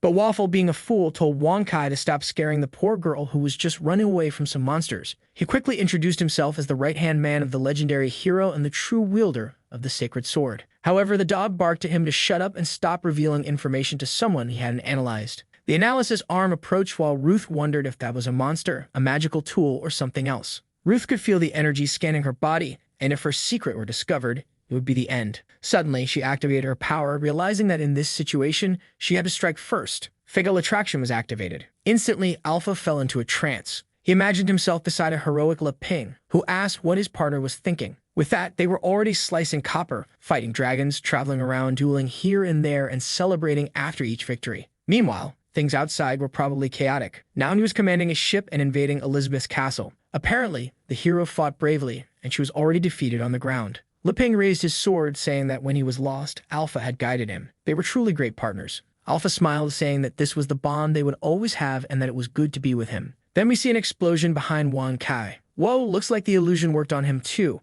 and now he's running across the field, fleeing from Li Ping. He throws a frisbee, and Alpha catches both and has fun. Elizabeth closed the snack bag, but Li Ping kept petting Wang Kai. The gum is then disarmed. Ruth said that as long as the desire existed, it was impossible to resist her charm, no matter how strong the person was. But at that moment, Wang Kai's system started beeping about virus detection. Some files were updated and a vulnerability patch was installed. Immediately, the weapon pointed back at Ruth, leaving her confused, not understanding why her charm wasn't working. Wang Kai then ordered her to explain who she was and why she invaded his system to make him happy. He realized she wasn't a threat at the moment, but since he didn't know her intentions, he decided it was better to eliminate her. Ruth was trembling, unable to understand how things had escalated so quickly, until someone arrived calling for Wang Kai or Alpha. Everyone froze and the little dog immediately had hearts in his eyes. He disarmed everything and started hopping toward our boy. Li Ping said he heard a loud noise coming from that direction. At that moment, Ruth realized it was the legendary hero. At least this was a normal man, which would be much easier to deal with. The perfect story of a hero saving a princess always worked, so she would play along with that fantasy. She collapsed on the ground far away while Li Ping asked Alpha what he was laughing about. The fool was laughing in confusion, and Li Ping kept calling him. He gave him a slap, wanting to know if he was okay. Instantly, Alpha snapped out of it, confused about where he was. Li Ping said he was scared because Alpha was acting like a lunatic and asked if he had been sleeping well. With that, they started leaving, abandoning Ruth, with Li Ping advising Alpha to get better sleep and chop some wood. When Ruth noticed they weren't going to help her, she stood up playfully and asked if anyone could help. Li Ping turned and asked who she was. Meanwhile, at home, Elizabeth was eating chips and gaining weight. Then Alpha arrived with someone falling on his head, and our boy was carrying the woman in his arms. Elizabeth got furious and he asked Ruth if she was hurting anywhere. She replied no, just a bit dizzy and needing to rest. He gently placed her on the couch while Elizabeth was ready to kill this woman. Li Ping told Ruth to rest a bit while he prepared some tea. Elizabeth was radiating a dangerous aura from the couch. Alpha and Anka were trembling with fear, saying they hadn't done anything. But Elizabeth already launched a flying kick into the dog's face, and Alpha was ready to draw his sword. The poor thing was thrown far away. The screen was glitching, indicating she had misunderstood something. But she grabbed Alpha by the head. He asked why he kept bringing people home, and if he didn't take her words seriously. From inside, Ruth realized that this was the legendary Queen Elizabeth. She didn't fully understand why, but she was sure she had stirred up trouble between Elizabeth and that weapon. All she needed now was to capture the hero Le Ping and use him to kill Elizabeth. She activated Fatal Attraction, which immediately targeted Le Ping. However, nothing seemed to happen, and he approached her while she was scared, not understanding why the effect failed. He calmly came closer and told her there was a cup of tea for her. She used Fatal Attraction again, certain it was impossible to resist as long as the target was a man. Le Ping's eyes were spinning, or rather, he noticed her eyes spinning, and asked if she wasn't feeling well. The girl was struggling to keep her power active. He handed her the tea and told her not to be so nervous and to relax a little. Once she recovered fully, they would send her back to the city. As she took the cup, Ruth felt it had enormous magical power. She decided to drink it to see its effect, took a big sip, and was overwhelmed. At that moment, she advanced to a 2-star demon king. Le Ping asked how she was feeling, but the cup fell to the floor. She clutched her stomach, wondering what he had given her to drink. Suddenly, purple veins began appearing on her stomach. Her neck itched as she scratched herself. Le Ping was confused, wondering if she was allergic to wheat. Elizabeth, however, explained that this woman was like Chissy and had been infected by a contract from the Dark Sea. Le Ping then asked Elizabeth to save her like she did with Chissy that time. But Elizabeth refused, saying there was no way she'd do that. She had already figured out that Le Ping gave her that tea on purpose to force Elizabeth to cancel the contract, and she wasn't about to work for free. Agonizing, Ruth said he must be trying to witness the greatness of the creator. Something started crawling up her throat, and she spat it onto the floor. A purple slime appeared, and Le Ping said it was the same strange magic from the insects. The creature said it had infiltrated extremely secretly, so how had it been discovered? It threatened that one day it would destroy Elizabeth with chaotic power, only to be cleaned off by the little robot. Le Ping said he was scared but relieved it was just a bit of dirt. Elizabeth immediately demanded that Ruth explain her purpose for being there. Ruth told them not to misunderstand and claimed she was forced into this. After all, she realized that the contract with Azathoth had been broken and their combined power exceeded expectations. But Elizabeth simply told her not to think she could lie like that. Suddenly, Ruth found herself in the world of skeletons.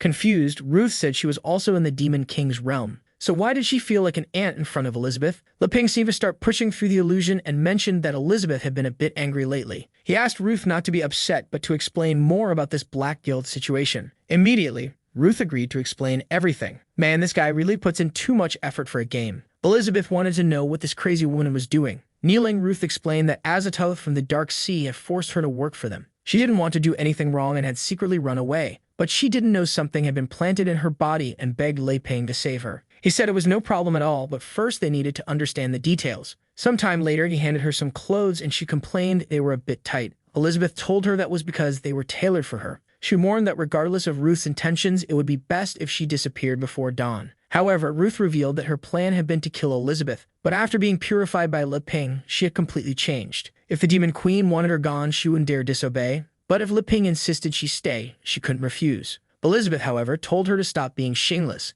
and warned that this wasn't a place to live for free eating and drinking at will. Ruth claimed there was a saying that a hero could only be tempted by a maiden. Maybe it was because of her perfect body, something Elizabeth couldn't understand. Elizabeth grabbed her stomach and asked Ruth if she truly thought this was her real form. Then she snapped her fingers, activating attribute conversion. You know who's back. Elizabeth then asked if this was the perfect body Ruth had mentioned. She slowly approached Ruth, who began backing away. Elizabeth got up close and demanded to know where all that confidence had gone, warning her to look carefully because she was nothing in front of this demon queen. Elizabeth threw a mountain over her, but this woman enjoyed a fight. Ruth reacted quickly and unbelievably overpowered Elizabeth. She laughed in the queen's face, who couldn't believe it. Then Le Ping showed up, asking what was going on. Suddenly, Ruth turned, grabbed Elizabeth's arm, and got slapped in the face. She dramatically claimed that if she had done anything wrong, she was willing to make it right. Elizabeth didn't seem moved at all. Le Ping asked why she did that. Still crying, Ruth told him not to blame Elizabeth and that the punishment was fair. Le Ping told her not to cry, saying it must have been a misunderstanding. He turned to Elizabeth and asked if that wasn't true.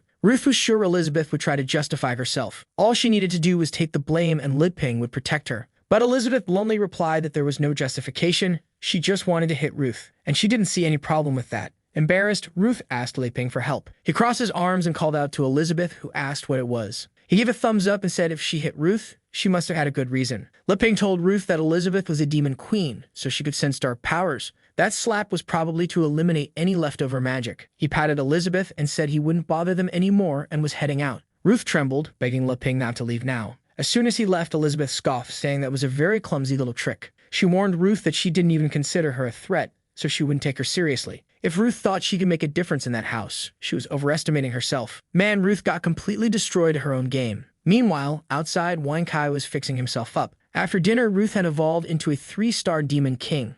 Ping asked if she wanted a bit more rice with pork, but her nose was already bleeding. She said no, she had eaten more than enough. The truth was, she knew she was advancing too fast and her body was struggling to keep up. Meanwhile, Ping served a massive portion for Elizabeth. She wondered how they could eat that as if it were a casual meal. The problem was that she was in the realm of a demon king, supposedly the highest in this world, yet the gap between them was massive. Now she was determined to stay with this Ping because it explained why the demon queen gave up on the entire world. She commented that Elizabeth had quite the appetite, but maybe Ping wouldn't like her as much if she ate that much. However, Ping said he was happier than ever when he saw her enjoying his cooking. Ruth rested her head on the table, saying she also wished she could be someone who got to eat meals made just for her every day. At that moment, Elizabeth slammed the table, saying she was losing her appetite, because she was wondering if the only thing she was good for was being this guy's food tester. She sat on the couch and Ruth asked if she didn't like Ping's cooking anymore. Elizabeth looked at Ping and said there's a saying that when people get what they want, they stop appreciating it. But she still thought it was the best food she ever had. Elizabeth, however, didn't seem to care about all this drama and continued munching on her chips. Meanwhile, our hero was just thinking that Elizabeth's mood had been swinging a lot during her period. But seeing her this sad somehow made him feel strange. The scene then shifted to the bathroom, where Ruth was enjoying the bath. Man, this place even had Ping's liquid soap. Just by applying it to her body, she advanced to a 4-star demon king. She told herself how amazing it was that simple things like drinking water, eating, and bathing were incredible in this place. She used to follow the strong because she thought it was the best way to evolve in this world. But she never dreamed of owning everything. Now with Ping nearby, she was sure she could achieve something like that. If she had him, she could have the whole world. From now on, she would abandon who she once was and become someone solely focused on conquering Ping. Our boy was in the living room when she shouted from the bathroom, asking for clothes. He thought about fetching some, but she suddenly appeared in a towel, telling him not to worry. Ping tried to explain that the towel she was using was his, but she sat between the two of them, saying it was fine. It's just that Elizabeth's clothes were too tight on her. Then she asked if he was watching something called Icky, whatever that was. She clung to him, saying that whatever it was, she wanted to watch it with him. But she bumped her head on the couch when he moved away. He told her not to worry and that he'd go grab some clothes for her. Ruth, annoyed, thought he was trying to escape again. She stood up and said it was fine. She'd still have plenty of chances to keep pursuing him, and eventually he'd fall. Until suddenly, her mouth was covered. Elizabeth said her plan was to avoid dealing with a minion like Ruth. Ruth couldn't react, and Elizabeth said she was curious about a friend who was part of the Black Guild. Ruth panicked, and Elizabeth told her to fix that towel or their channel might get shut down. Elizabeth assured her she wouldn't die as long as she cooperated. Ruth told herself that to conquer Ping, she couldn't afford to lose. She activated Fatal Attraction, saying she'd show the power of a 4-star demon king. But suddenly, she was in prisoner clothes in a room full of torture devices. Girl, you better run from there. Oh no. Someone was approaching, and even I was getting scared of what would appear next. The door slowly creaked open, and Ruth was terrified. She asked what was going on because this person should have fallen into her illusion. Elizabeth was surprisingly calm, considering her standards, holding a whip. She said Ruth had indeed fallen into the trap on purpose. But at the same time, Elizabeth had brought her here for this. Ruth questioned if Elizabeth wasn't afraid of what Ping would do when he returned and saw her like this. But the queen explained that she had made some adjustments to this primitive illusion. 1 hour here equaled 10 seconds outside. Once the time ended, she'd return and nothing would have happened. Ruth laughed and asked if Elizabeth was doing this to make her give up on Ping. But she could be sure that would never happen. She had already realized that with just small favors from him, she was advancing. So her future was limitless. But she immediately took the first lash. Elizabeth said she was going too far and all she wanted to know was where Amelia was. Another round of strikes hit her thighs, face, and neck. Elizabeth said it had been a while since she last heard from Amelia, and clearly the Black Guild wasn't destroyed. So she wanted to know if Amelia had been captured. Through the pain, Ruth tried to say she didn't know anything about that. Elizabeth kept whipping her, saying all Ruth had to do was endure it.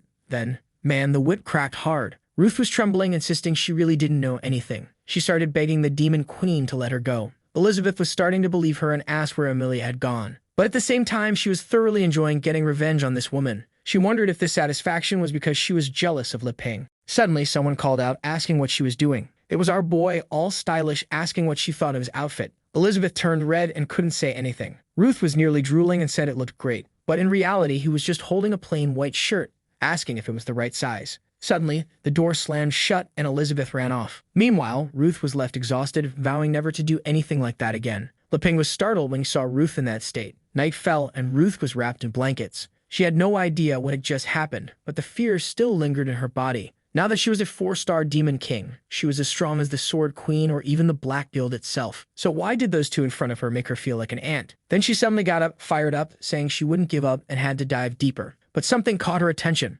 Elizabeth was standing at the window staring at her. She pointed to her eyes and told Ruth she was watching her. With that, Ruth dove back under the blankets. Elizabeth remembered that she had forced Lei Ping to promise he wouldn't let anyone else sleep in her bed. He probably agreed to bring this woman in as some sort of competition. He might be able to alter the world's rules, but he couldn't change people's emotions. Slowly, she would defeat this woman in this competition, and, in a way, defeat him too. Morning arrived, and our boy woke up. Something caught his attention. There was Ruth cleaning the floor, and he told her there was no need for that since they had a little robot that would take care of everything. He asked Elizabeth what she did, and she immediately replied that she didn't force Ruth to do anything, so it wasn't her problem. All glowing, Ruth said that she had made a mess on the floor yesterday and just wanted to clean up a bit. But in truth, the Demon Queen was staring her down, and Ruth was just looking for something to distract herself with that morning. Lei Ping approached and told her to get up. As he helped her, Elizabeth just watched from the corner, until she slammed her juice on the table and shoved Ruth. Elizabeth grabbed Lei Ping's cloth and said that cleaning the floor was an extremely simple task, and he didn't need to look so alarmed.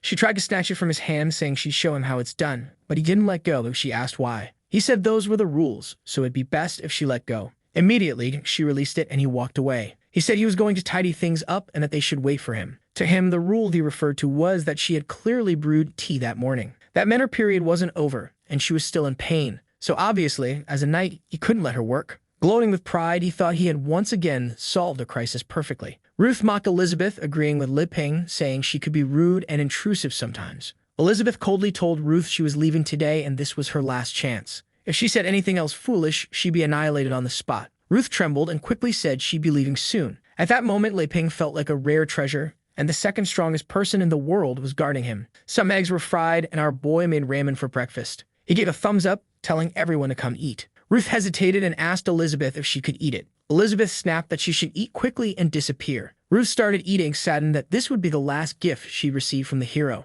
At first, Lei Ping asked why she was leaving so soon. Elizabeth simply said she'd open a portal as soon as Ruth finished eating and questioned why Lei Ping cared so much. He said he just wanted to ask Shissy and Mr. Bose for help, since everyone was against the Black Guild. Ruth asked if he meant that Shissy and Bose from the Card Guild. Elizabeth told her to shut up and reminded her that Ruth had already decided where she was going. Ruth knew she had no more chances to stay, but now she realized the growth of the Card Guild and Shissy's disappearance were connected to this place. Lei Ping suggested they could keep discussing it for now. Ruth sipped some water and started eating eggs. Elizabeth asked why she was making so much noise while eating. Lei Ping told her to stop putting so much vinegar on her food. It seemed like a saying to stop being jealous, but at the same time she was actually using vinegar. Obviously, the queen was embarrassed, thinking he was calling her out for being jealous. He explained that too much vinegar would ruin the food. She looked down and realized it was indeed terrible, but she slammed the table, claiming it didn't matter because she liked it anyway and kept eating. He asked if it was really good, and despite suffering, she said it was delicious. But obviously, it was overwhelmingly sour.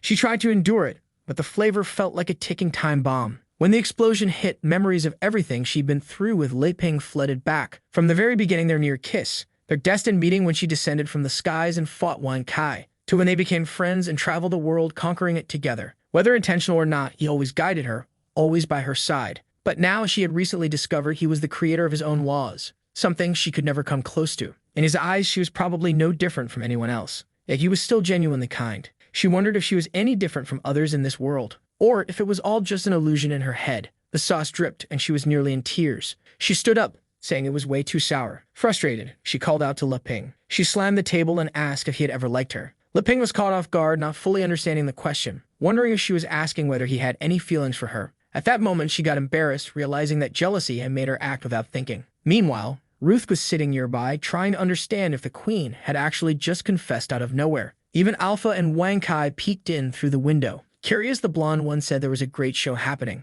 Elizabeth told them to get lost, and they immediately whistled as they left, saying they had a courtyard to patrol. Elizabeth ordered Ruth to go back to eating her ramen, startling her into turning around. Lei Ping looked a bit awkward, but Elizabeth insisted she had asked a question. He nervously asked if she meant that she wanted more eggs and ramen, and if so, he could cook more for her. Tired of it, Elizabeth told him to stop playing dumb and answer her directly. The question had been obvious, so she wanted an obvious answer. Man, Lei Ping's heart was pounding out of his chest. 1,000 thoughts ran through his head. Should he keep acting clueless? Had he finally been found out? He didn't know if he should run or if he could even say yes or no. The problem was he didn't want to offend her, but he also needed her reputation to survive in this world. Or maybe she liked him too, but he thought that was impossible. After all, they were from different worlds, and she was far stronger than him. In the end, he concluded that even though this question put his life at risk, he should answer with his heart. Blushing, he hesitated until Elizabeth slammed the table and demanded a yes or no answer. He finally admitted that he liked how she got mad at him sometimes, how eager she seemed to eat what he cooked, how they explored the world together, and how she protected him when things got tough. He tried to say more but kept thinking that in the end, he was more of a servant than a friend. Meanwhile, she was the most powerful being in this world, the Demon Queen. Elizabeth grew anxious and urged him to answer already. Then he decided he needed to cheer her up, so it was time to bring out the perfect dish. He told her he had made pudding and went to get it, but as he stood up, he said he was really happy about the year they spent together. If she hadn't shown up, he might still be living alone in the world he created. He brought back the pudding and told her that once she finished eating it, she would naturally understand his answer. Excited, Elizabeth claimed she understood the meaning behind it. He couldn't say it directly because it would go against his role as the creator of the laws. That's why his way of answering was giving her the perfect pudding. And if she accepted it, it was like saying yes to his love. She reached out to take it, but then he pulled it back and told her to forget it. Confused, she asked why, and he said there were rules. Poor Elizabeth was already imagining their wedding, wondering why he still wouldn't express his feelings. With his hand in his pocket, he said it was simple, and he didn't understand how she couldn't see it. He leaned closer and placed his hand on the wall. He explained that whether he liked her or not was determined by the rules. As the president, he was the one who created the 10 rules. Holding her chin, he asked if she understood. Back in the house, Elizabeth muttered that those rules were stupid. She told herself that these weird illusions kept invading her mind. Liping explained that in the world he came from, the rules worked that way. Oh man, he was getting nervous. Because on Earth, women aren't supposed to eat cold food during their period. That was the rule, and Elizabeth was crying, saying she understood this whole rule nonsense. She concluded that, in the end, she wasn't any different from anyone else to him.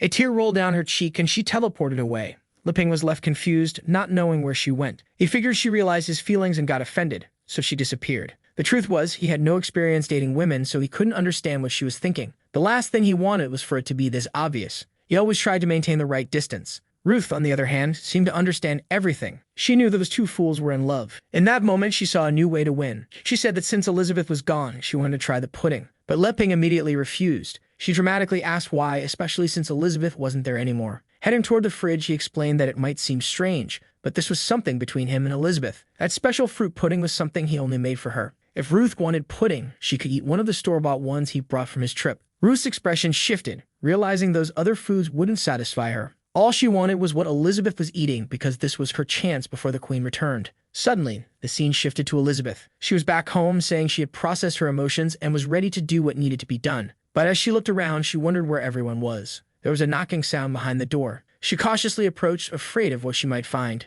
She opened it and demanded to know what they were doing. It better not be what she was thinking. The Pink stood there blushing, and Elizabeth collapsed to the floor, begging them to stop whatever it was they were doing. Meanwhile, Ruth was muttering that it was too late now. The fruit had ripened and Leping was hers. She was losing it when someone suddenly brushed a hand across her face. It was Leping, and apparently she had fallen into an illusion. He asked what she was laughing about and if she was still hungry. She said no, just feeling a little dizzy after breakfast, probably still affected by the Black Guild's lingering power. Leping got worried when she nearly collapsed, saying she might faint again. He placed a hand on her shoulder and told her it was okay to rest on the sofa. She asked why, and he questioned if she didn't want to.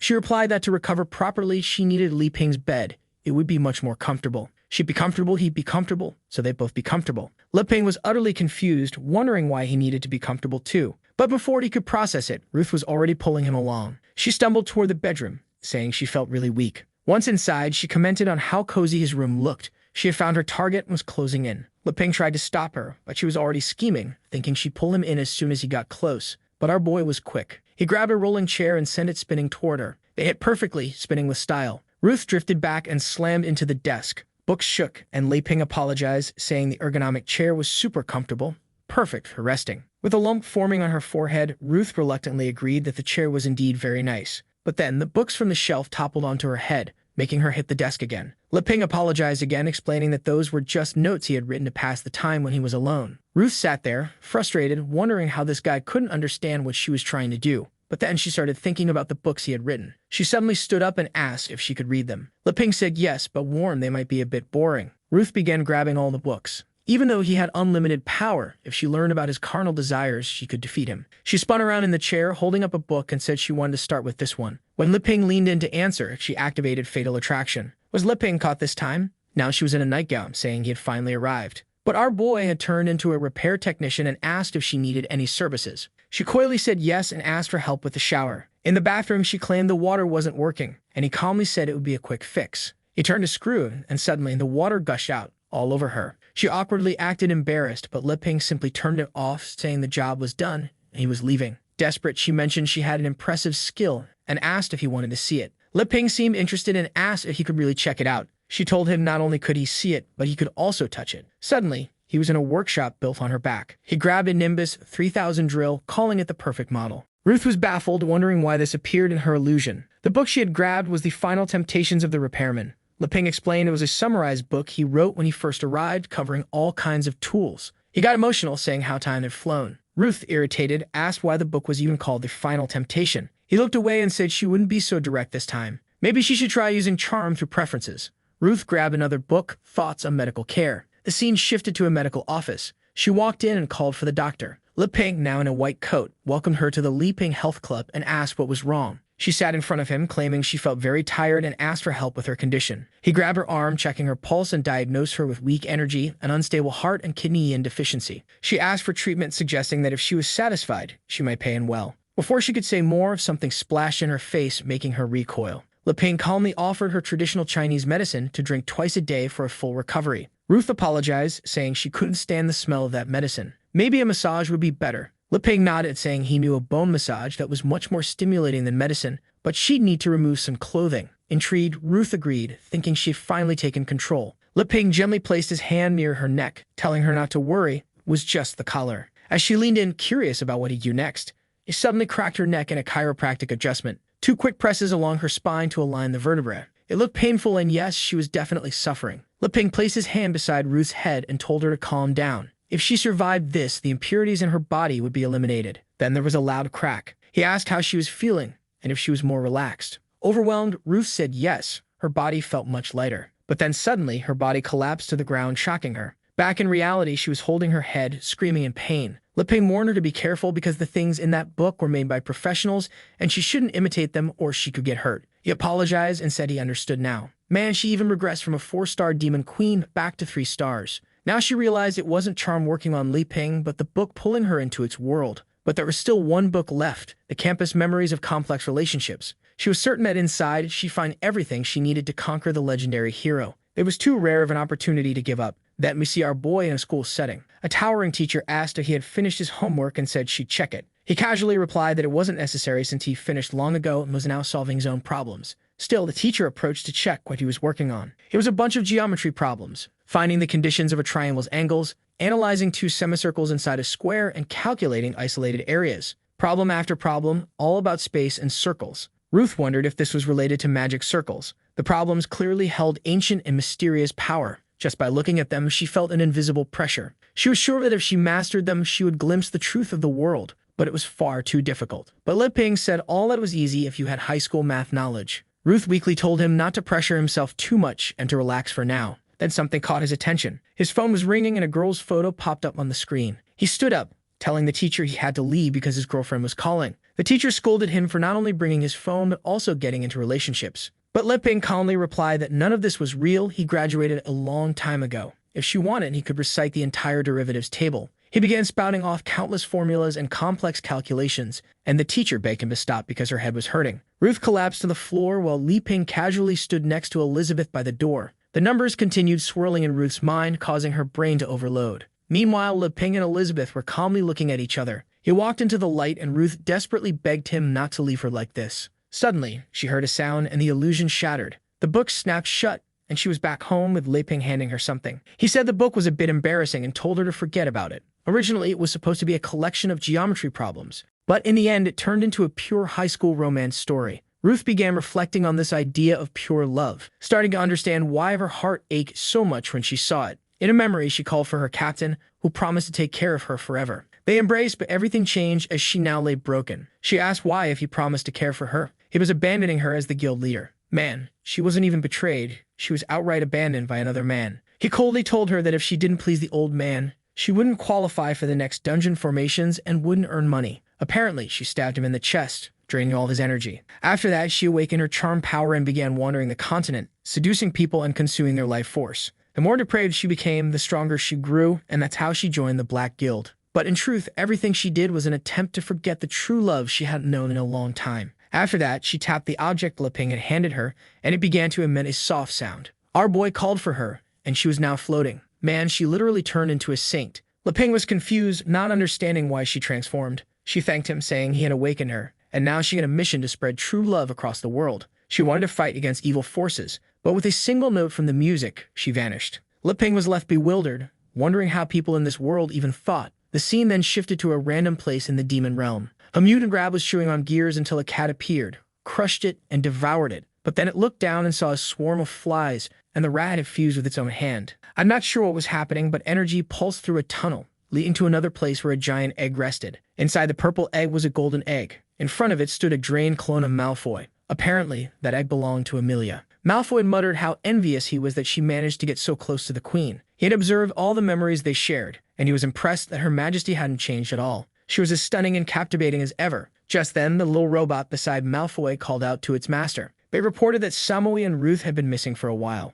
They had probably betrayed him, so what was he going to do? Malfoy replied that none of that mattered. If they wanted to leave, they could. He didn't need to do anything. The robot persisted, saying that the person Malfoy had sent to the Elven Kingdom had also disappeared. On top of that, there were rumors that the Card Guild had taken over that place. The robot knew Malfoy had already drained all the magical power from that egg, so why wasn't he dealing with the Demon Queen? Malfoy coldly repeated that none of this mattered. What was lost was lost. In the end, he had successfully caught Elizabeth's attention, since she had sent Amelia to kill him. The robot wondered if Malfoy's sudden devastation was due to losing all the power he had built up. It decided it had to do something to help its master recover. Suddenly, the egg began to tremble, and Malfoy asked what that pressure was. The robot warned him she was back. Malfoy admitted he knew, but in his current state, there was nothing he could do. Outside the demon realm, Elizabeth appeared, crying. She thought about the rules about the creator and how her emotions meant nothing. Her tear touched the ground, which began to bloom with life. A field emerged, and she sat down, consumed with self-hatred for one in all of this.